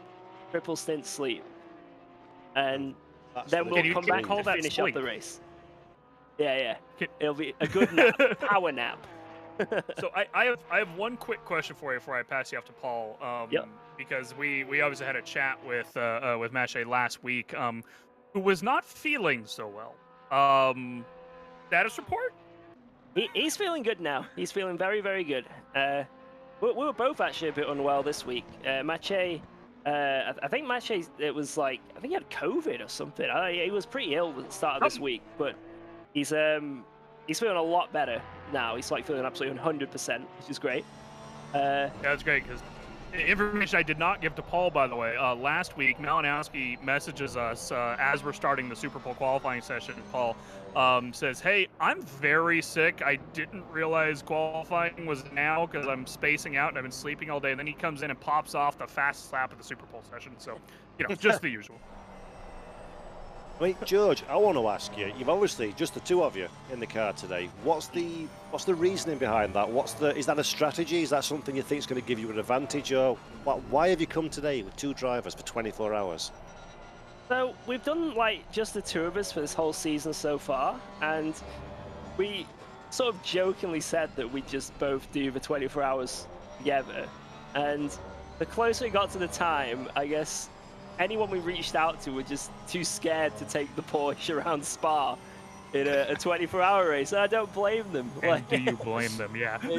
This car is an absolute weapon here. Like, every time you go for a Rouge, you are very scared. There's many corners which, if you take it just slightly wrong, can end in the walls. So, yeah, I guess people being a little bit cautious and just led us to it just being us 2. So we just thought, we sort of came to terms of, look, we're going to try our hardest. If we don't make it, we're not going to beat ourselves up. We're not going to be upset or disappointed. We're just going to give it our all. And if we make it, which I freaking hope we do, then yeah, we'll be very happy. But we're not putting too much pressure on ourselves, like we have to finish this race. But we're going to do everything we can to try and make it happen. Now, fatigue aside, which obviously is like something that really does need to be considered when you're doing so much time behind the wheel, do you actually find it's an advantage to only have the 2 drivers? Because you warmed up, so to speak, you're fully aware of what the car's feeling like, what the track conditions and your rivals are like. There's kind of no need to bed yourselves back in when you get back in the cockpit, and that's when it's so close and fast as the field is today. Surely that's bringing an advantage to your game today. Yeah, that is definitely a thing. I was talking about that on my stream, like how it just takes you to like get in the car after being a bit rusty or like or having waited hours for your go, and you can take a Rouge wrong once, and then for the rest of your stint you're just nervous and biting your nails every time you come up there, and you're just bleeding time. And yeah, if you stay in the car, if you have like a good stint and stay in the car, like you're just gonna keep getting more confidence and quicker. Like if you do if you do a double stint in any endurance race, your second stint will always be faster because you've just sort of built that muscle memory and learned those tiny things, how the track's working and the grip and all that stuff, and you'll always have just a bit more, have a bit more confidence in the second stint. So hopefully that will be an advantage to us, but I feel like the fatigue aspect might not be towards the end. I feel like maybe, we'll be all warmed up and everything, but maybe the fatigue will make it so we maybe a few errors that pop slight in. mistake Rouge and ready on that you're hoping not to have, yeah. I don't want to close my eyes going into a Rouge and then open them again in a wall. That is not the ideal scenario. There are plenty of fizzy drinks that you can help you through that one. Just talking about the race itself, because obviously the pair of you really are probably the most qualified to talk about it, just basically because of the amount of track time you've had. How is everybody behaving on track? How are you finding the traffic as you work your way through as well? Everything's been fine. Like, we've had I think every single bat marker I've seen has been super courteous. I've been meeting everyone in like good spots as well. So like, I've been meeting them going into a Rouge. So that's been quite lucky, I guess. But yeah, it's been great. Like, all the drives have been good. I had a little bit of a battle with Caracas at the start of my stint, but he was just so fast. So ended up just driving away from me, but we're gonna try and catch up. We had a penalty which Mache fully deserved, having looked back. But so that's dropped us back a little bit. We're gonna try our hardest to keep this race alive, and we're only a minute or just over a minute behind, and in a 24-hour race that is nothing. So it's definitely work. We can definitely work with that. We're hoping for some rain at some point because we know this car is really good in the wet, but we haven't seen any change in the weather so far. Like, there's not been a single bit of wind. It's cloudy. So, like, hopefully the weather gods do something. Fingers crossed, anyway. Of course, if you guys spent any time even checking some of the practice service training reasonably often, but as we know, with the beautiful simulation that is ACC, the weather model can be a bit unpredictable, and unless you just set it to wet or dry completely, it these changeable weather sometimes doesn't go your way. And obviously looking at Nürburgring, I think you're right in that. I mean, you guys talked a lot about the Nürburgring race, about how quick you were in the wet and how comfortable it was. I mean, do you think that that's realistically your chance at beating R70, assuming no issues for either of you? Do you think it's going to cause it's going to need the rain to have you beat them? I think unless some of the other drivers are a little bit off the pace, which I don't think is going to be the case. I know they're all very fast and they're all going to be within a few tenths. So unless maybe someone's a bit tired in the night, or has a bit of an off stint, or there's a few little errors, or just general time loss, I think the only way we're really going to catch like a big chunk of time is if it rains. So it's not like it's impossible if it doesn't rain, but I think rain will be amazing for us because we just know this car is super quick. The McLaren's also amazing, don't get me wrong, it's a very good wet car, but we just know this Porsche is like even more again. It really excels in the wet, especially around here. So yeah, if we can get rain, that'll be great. If not, we can still live with it, and it's still possible. So. What you guys aren't seeing in the comms box at the moment is that Paul set down his microphone briefly and is currently out doing a rain dance outside. So he wants the rain too. Thank you. No, I'm just putting cheat codes in. Hashtag /wet/!!! There we go. Thank you. Rain. Thank you. There it comes. We'll see how it goes. But no, great performance from the pair of you so far. It's been absolutely fascinating to see how you've progressed up the field so far and how you're going to continue for the rest of the race. Just one final question from me. Do you have any strategy for keeping the fatigue away and keeping the energy high? Is there anything that you do as a driver, like exercises before you get in the car, or quaff 10,000 mugs of coffee? What do you do to... I've always, like, as a streamer, I've done some like silly things before where I've like done 24-hour streams and stuff like that, and I've always found that like the best way to actually stay awake, like you can chug energy drinks and stuff, but that's just like a temporary high, and then afterwards you just have that big crash. Yeah. So the best way is to just eat small but regularly, so you just have like good energy. It just never sort of dips, and it's like good energy. It's not that trash energy that just against spikes and goes, and just try and take naps where you can. So like that's what we're gonna do. When we're doing our triple stints, we're gonna do some power naps, and yeah, hopefully they'll be good enough. I'm sure they will be, and yeah, just eating clean, eating healthy, and it may be towards the end, like the last few hours. Maybe that's when we might be able to risk a few energy drinks. I know I said final push. I know I said that was my last question, but actually I have got one more because you brought a good point on. When you're asleep and Mache's in the car, do you have anybody talking to Mache in his ear or available to ring you if suddenly you need to get in the car real quick? How does that work? We spoke to each other about this, and that's just a risk we're gonna have to take, unfortunately. Oh, brave man. Like when we go to bed, we just gotta hope that when we get up after our nap, we come back to the rig and that car's still going around in a circle. That's all what we're hoping for. So if there's a disconnect, that's it. It's over, unfortunately. If Mache has to go, or if I have to go for an emergency, that's it. So it's a risk we're gonna have to take, but we're both accepted, and yeah. Just have a roll of gaffer tape next to you. Then if anything breaks on your wheel during your stint, you can quickly tape it back up again until the other guy wakes up. That's your top tip. That's your pro tip for the day. I've been there. I've done that. But we're going to roll the dice, and hopefully we get what we want. If we get a good result. Awesome stuff, mate. Mike. Our chat as well is saying that he has George is lying to us to get another seat staying awake, which is get his cat with him. That is true as well. My cat will keep me awake. Hopefully not when I'm on the rig, because I don't really want my cat jumping on me on the rig. But it's like when Jardier is driving and his girlfriend gets mad, so she like releases the dog into the room, you know? Yeah.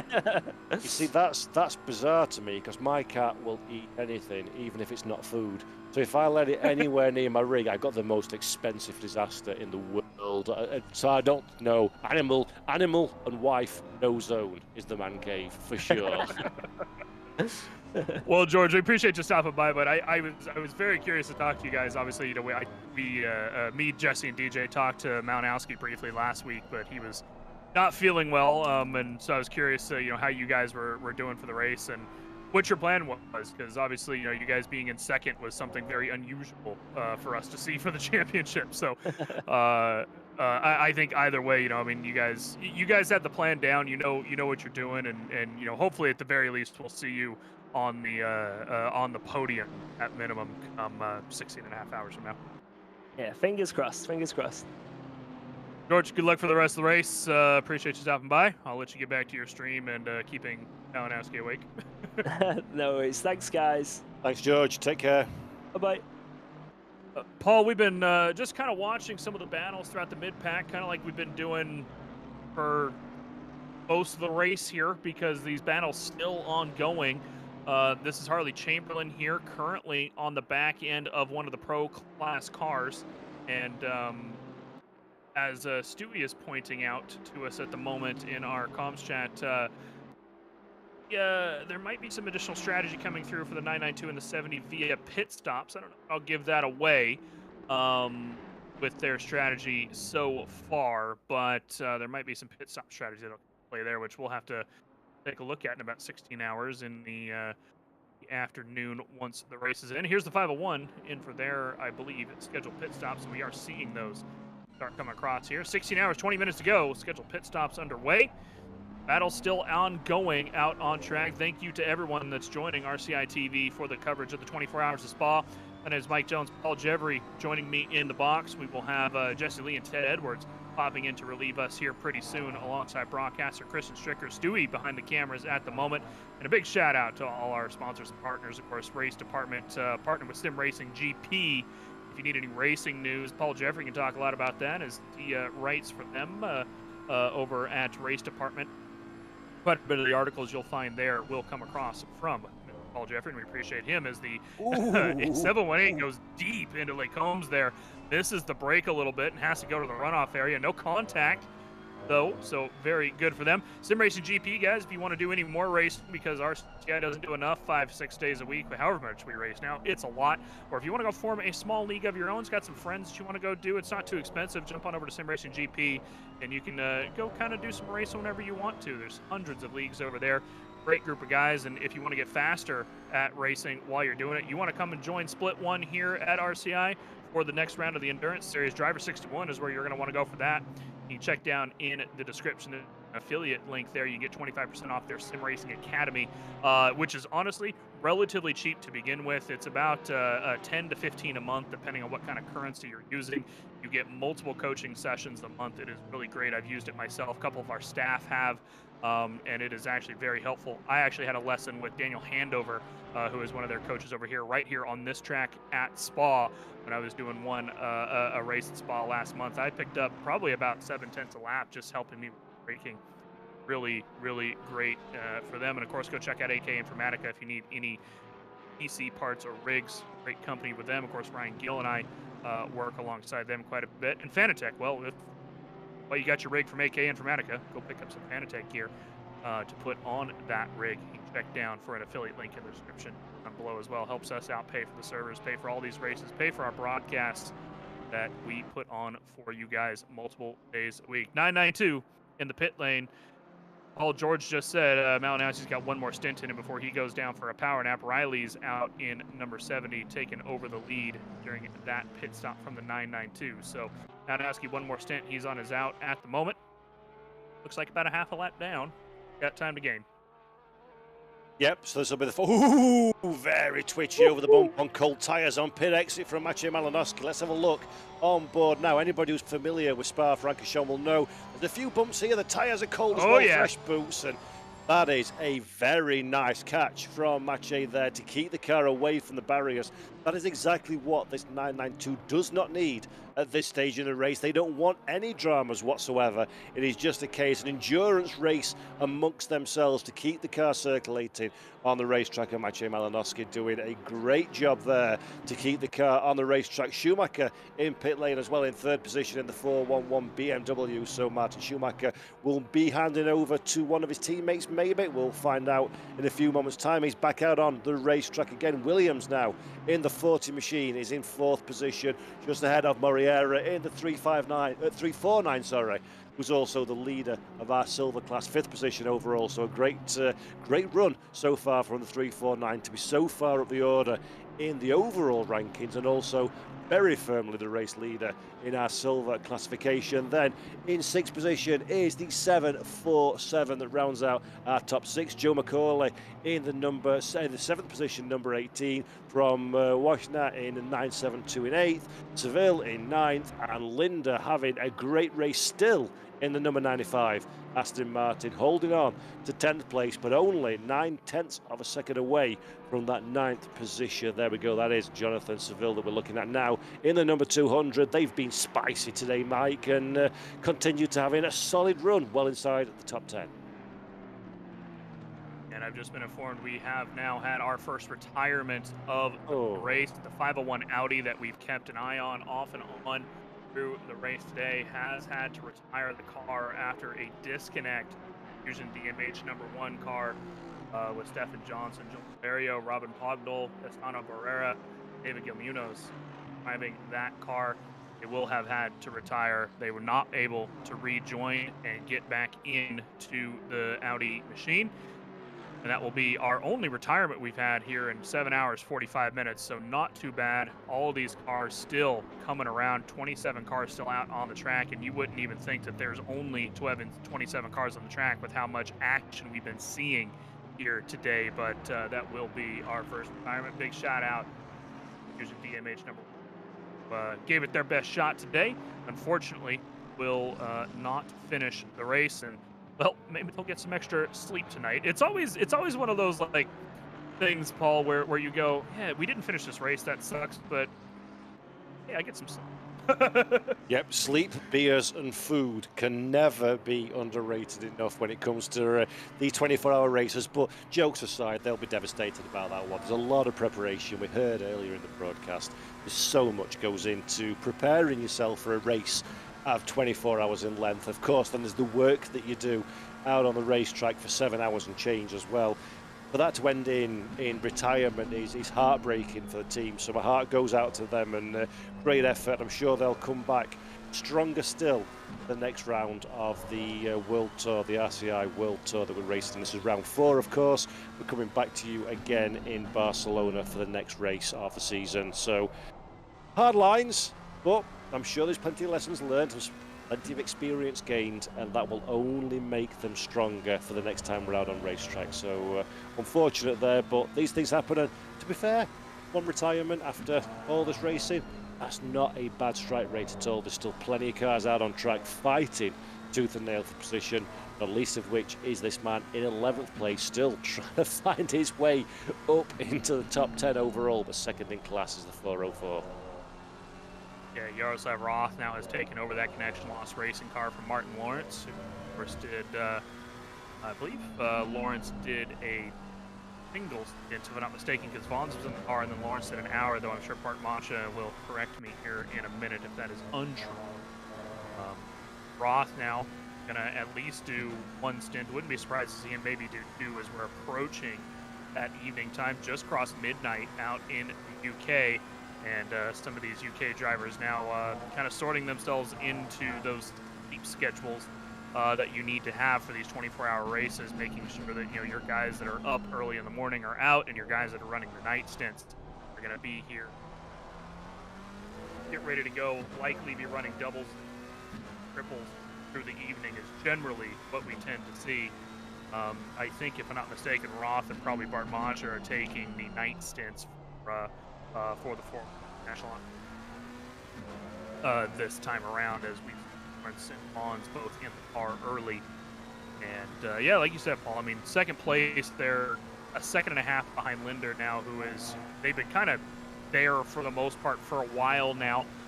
Even after the pit stops have shaken out, the 972 really shot up the order. Great in and out lap by them. They're very good on fresh tires and have gotten all the way up into 8th place, but they've got plenty of distance to Ryan Yee, who's fallen back actually an additional seconds since we last checked in on that gap between Yee and Roth. And of course, Yee lost all that time, stuck behind the 43 Pro car with Azevedo in it, and he was all over the back of the 4-4 Connection Loss Racing team longest time, and that 43 kind of put him down a couple of seconds. But now they've got a different driver in the car, of course Roth in the 404. We're going to see if Yee can pick up that time, or if it will take another stint or two for him to start closing that gap to the middle step of the podium. Here's the VRM Racing car. This is the leaders of the Silver Class. They have led the Silver Class pretty much the entire race since I have been watching the stream today, since I woke up myself here on the west coast of the U.S. They have been in the lead. This is a look from the side of their car. We're going to take a look at this bright orange VRM. I actually kind of like this livery. I'm not usually a huge fan of the orange, but I like the design on it. Yeah, it's nice, and it's keeping with the McLaren theme as well, being orange, a famous colour, the Papia orange for McLaren that Bruce McLaren used to run back in the very, very early days when it was McLaren Racing Cars International. So nice to see the keeping on form, and Felipe Mariera doing a good job so far, holding his own in 5th position, and a nice place to be at the moment. So 1.3 second gap to the car ahead. You don't really need to worry about Williams in the number 40. You've got a big enough gap. They're not really taking away the air from the front of the car, so the car's behaving itself. It's got a relatively clear track. You can look after the tyres, you can look after yourself, make sure that you're pacing yourself, you're not taking any undue risks out on the racetrack. Yes, he would like that 4th place and the 3rd place ultimately further up the road, but in terms of their race, their championship, that is not an important fight to get yourself involved in. So whatever he's not been held up by the number 40, he's in a good place. He needs to just continue doing what he's doing, keep them within touching distance, and then if you do get closer later on, then you need to think about how you're going to find your way past. But at this moment in time, for the next couple of laps at least, Felipe Mariera is in a very, very nice and comfortable spot at this stage in the race. 3:58 p.m. in-game time. The lights have come on now. We're starting to lose a little bit of the daylight. Still plenty of daylight left to go. But again, very cloudy overhead. The track conditions are optimum. There's zero wind, actually, in any direction. So a very surprisingly still day for Spa-Francorchamps. Is it going to rain? Will darkness set in and things change out on the racetrack? We'll find out. But at the moment, for Filippi Moriera and the number 349, business as usual. Carry on as you were. Great shot, by the way, of the paddock that's been modelled here at Spa-Francorchamps. Really detailed circuit and a beautiful place to go racing. We're taking the drone across the track here a little bit up to the top of the hill at Radion. We're going to curve for a minute and watch these guys come across. You will see various different lines here depending on what car you're using. Your heavier cars will generally take and completely bounce off those purpose because they can take it, whereas some of your kind of lighter cars generally need, two wheels actually on the proper tarmac rather than the color there. You can see the Lexus just all over the painted lines all the way up to the top of Radion. That car will settle anywhere up that hill, whereas, say you're McLaren, you got to be a little bit more careful or it will just kind of throw you sideways. Of course, I say that, and then 992 comes across off the track because it's Malinowski, and Malinowski does what Malinowski wants. But, obviously we don't have the redesigned Spa yet here on ACC. They did just redesign a couple sections of this track. They redesigned Eau Rouge and Radion, not the actual runoff area. And Paul, something I saw that apparently they did as well. Did you see they remodeled No Name or Speaker's Corner?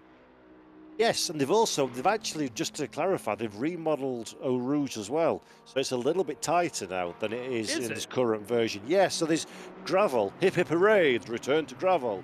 But the actual layout of the corner is more akin to what it used to be back in the early days. So it's a little bit tighter, a little bit slower. And I'm not sure, but I suspect it's going to present more of a challenge to the drivers because nowadays, let's be frank, in a downforce car, it's pretty easy to go flat through Eau Rouge, more often than not. I believe the new layout is going to make much more of a challenge of, do you come off the throttle, do you apply a little bit of brakes, do you even shift down a gear? So it's going to be fascinating to see what that looks like in reality when the big series start racing at Spa-Francorchamps in real life. I'm very, very interested to see what changes those make and how it affects the racing. Yeah, see, I didn't think they actually made the actual change. I know that they were talking about it, but so they did slightly change the track surface. I think that's a good change. I mean, we know how dangerous, the top of the hill is. I mean, you can see just how unsteady all these cars are, and like you said, even these GT3 cars that are relatively stable, they're nice and high downforce, can get loose and throw themselves off the wall. I've seen it a couple times today, where the cars have unsettled themselves off. We heard George B talk about quite a bit just very recently. When he was in the box about how you really, especially in the Porsche, have to do perfect. You have to hit that line, almost correctly every single time, or you will be just thrown off the track. And perhaps just slowing these cars down ever so slightly, making them have that purposeful lift, as we're seeing the 992 come across the track again. Having them do that slightly purposeful lift as they come through Eau Rouge might just slow them down enough that it will become a less dangerous. I mean, it wasn't too long ago that I think it was it an F3 driver or a Formula rookie driver that died recently? Formula 2, yeah. Yeah, Formula 2, that's what it was. That died at this corner. It is a very dangerous corner, and I think it was time. I don't like change. I'm going to remain on the fence at the moment, plus see it in reality and see how it affects the race. And I did very much like the Eau Rouge. I know it's tragic. Anton Hubert, of course, it was that lost his life, and Correa as well, Manuel Correa, severely injured his legs, the other driver involved in that shunt. And I think we had some spicy accidents in GT racing as well. I think James Collado broke his collarbone not long ago, and obviously the mighty crash in the W Series that we saw taking several cars out. So it's had a bad press recently, but the flip side, of course, it's in a corner that's been there for a long time. Unfortunately, no significant injuries has been occurred up until those tragic last couple of 3 years. So I understand why it needed to change. I'd like to see what that means in reality when the time comes as well, in terms of how it affects the racing. But one thing I am delighted about is what seems to be a gradual return to bringing gravel traps back to racetracks, which is something that I think is incredibly long overdue. I like me some gravel. I like some jeopardy. So I think that's great to see. Great to see that one. Although I would not want to be the guy that goes up Eau Rouge after somebody's dragged gravel all over it, because that will be Code Brown, Massive Eyes, Hello Barrier. Yeah, I've been watching last year's Indianapolis 8-hour the past week or so, and the gravel traps there. I mean, it's pretty common, here in the States to have a lot of gravel traps and cars like those sand traps, depending on where you're at. And yeah, the Indy, it's constant. You see these all the time where you've got to anybody runs off in the gravel, you're going to stop, and they've got to be pulled out pretty much of there manually with one of the tow trucks that have to get in there with their four-wheel drive, their big tires, because something that sits a little higher than a half-inch off the ground, like these cars, HG3 cars do, is something that I think will be. I know that they're also adding that to the outside of Speaker's Corner, or No Name, as people probably letting the ground out there, so you can't run as wide. Because of course, if we watch these cars come through that corner now, everybody's running wide. They're all the way out, almost touching the grass through that corner. So that's going to change that strategy as well. Where coming out of Bruxelles, got to maybe lift a little bit coming through No Name or Speaker, and slow yourself down as you're coming through into Sector 2 there. So it should be a very interesting year at Spa, having to effectively kind of relearn how to drive big sections of the track too. Well, I'm at Spa in a couple of months, so I'll be sure to take plenty of photos and send over directly the changes to see what it looks like. As we're seeing now, Moriera going to the inside. As we said, a couple of laps and these two will be as one. And there we go, Moriera now, our race leader in the silver class, is starting to get interested in the back of Williams in the number 40 machine. Remember, Williams is in the pro class, so these two aren't racing for championship points, but they are racing for track position. And more importantly, in terms of the 349, they're racing for lap time. So the 349 needs to clear the slower Aston Martin quickly, and there it does, straight to the inside, down the Campbell Straight for the run into Lecombe. Will he get the job done? The McLaren just about level pegging it with the Aston Martin.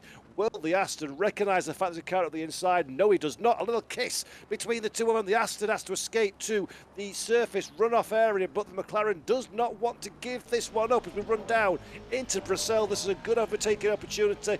Mike Williams is very keen to retain this position, maybe fighting too hard for something that in reality doesn't matter in the grand scale of things, and Williams put himself and his team under a little bit more stress than is necessary at this moment in time. But Moriera, that would have been a very sketchy moment on board the silver class leader, but he wants that position, and Williams is not keen giving it up at all. No, he's not. Of course, you also have Hansik, the most recent driver in the RCI Community Team number 240 Aston Martin. He's the one who really kind of has made up. He was settled the past couple hours. It was the perfect time for Jardier to jump in the car, because he knew that he had plenty of open air. He could sit down, drop down those lap times, and that's what he did for that 40 car. He got them all the way back up into P4. Very comfortable position near the front end of the grid. And as you said, this VRM racing car right here, they're not, of course, fighting this guy for position, but they're definitely quicker than Mike Williams is. Felipe is quicker than Mike Williams from the look of it. Also, if I'm not mistaken, no, never mind. They're about on the same pit stop strategy. They just pit 15, so they're be on the same fuel level roughly as well. Big lunge down on the brakes. Look at how much better that McLaren is on the brakes coming into the bus stop. Whether that was because Williams missed his braking zone or the VRM car is just better on the brakes is unknown, but one way or the other, a great gap closing every single time they come into the braking zone. And ooh, bounces off the wall a little bit there, does the 349. That was a tap of the wall. We're going to catch a replay of that. We're going to catch that from the helicam. He comes down into the source. You can tell he turns just a little too sharp, just a little bit of a bonk, nothing too much, but definitely will slow him up coming into Eau Rouge and out of Radion there. Of course, last lap, such a good run coming up the hill, and you can see just how much that stopped him this lap around. He is not going to make the lunge into Lecombe this time, as that little bit of a bonk will get you. And something I was just realizing, Paul, of course, we do provide fastest lap points for the cars. Of course, Riley with the Volante team, they've currently got the fastest lap of the race handedly, currently about 2.5 tenths above P2, which is Malinowski. But Moira currently does not hold the fastest lap in the silver class. The fastest lap for the silver class is the 500 Forza Italia car, a 2:17.925 from the Forza Italia car, back at the back end of the field, 0.04 of a second, and this is what they're fighting for, is just extra points for the fastest lap at the moment. Because points are incredibly important in this championship. It's a very tight battle all the way through the championship standings, and this is, of course, a 6-round series. This is is it 6 or 7? 6. 6. And this is round 4 of that championship. Double points, of course, as well at the Spa, 24 hours. So it's been very, very, very hard fought even throughout the field. And this fight continues for 4th and 5th position, top of the silver category. Just talking about silvers for a moment, it's still this 349 that leads it in 404, 11th overall, is second in class. So they've got plenty of breathing space, Mike. But the danger is, if you're being held up by the Aston Martin, then you're just giving away time that may become absolutely critical to your race later on. So, yes, they don't want to get involved in drama. They don't need to when it's not for overall points. But they really do need to clear this Aston very quickly. It's clear now. 349 is being held up by the Aston ahead.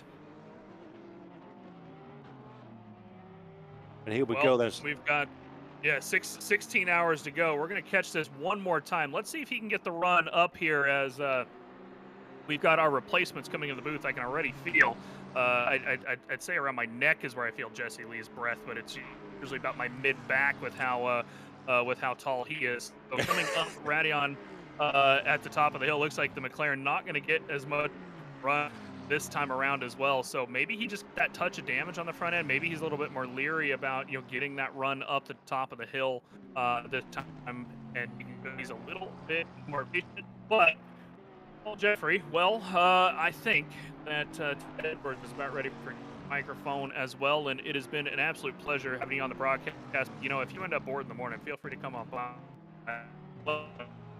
And of course, any time you want to, you are welcome to jump into our broadcast.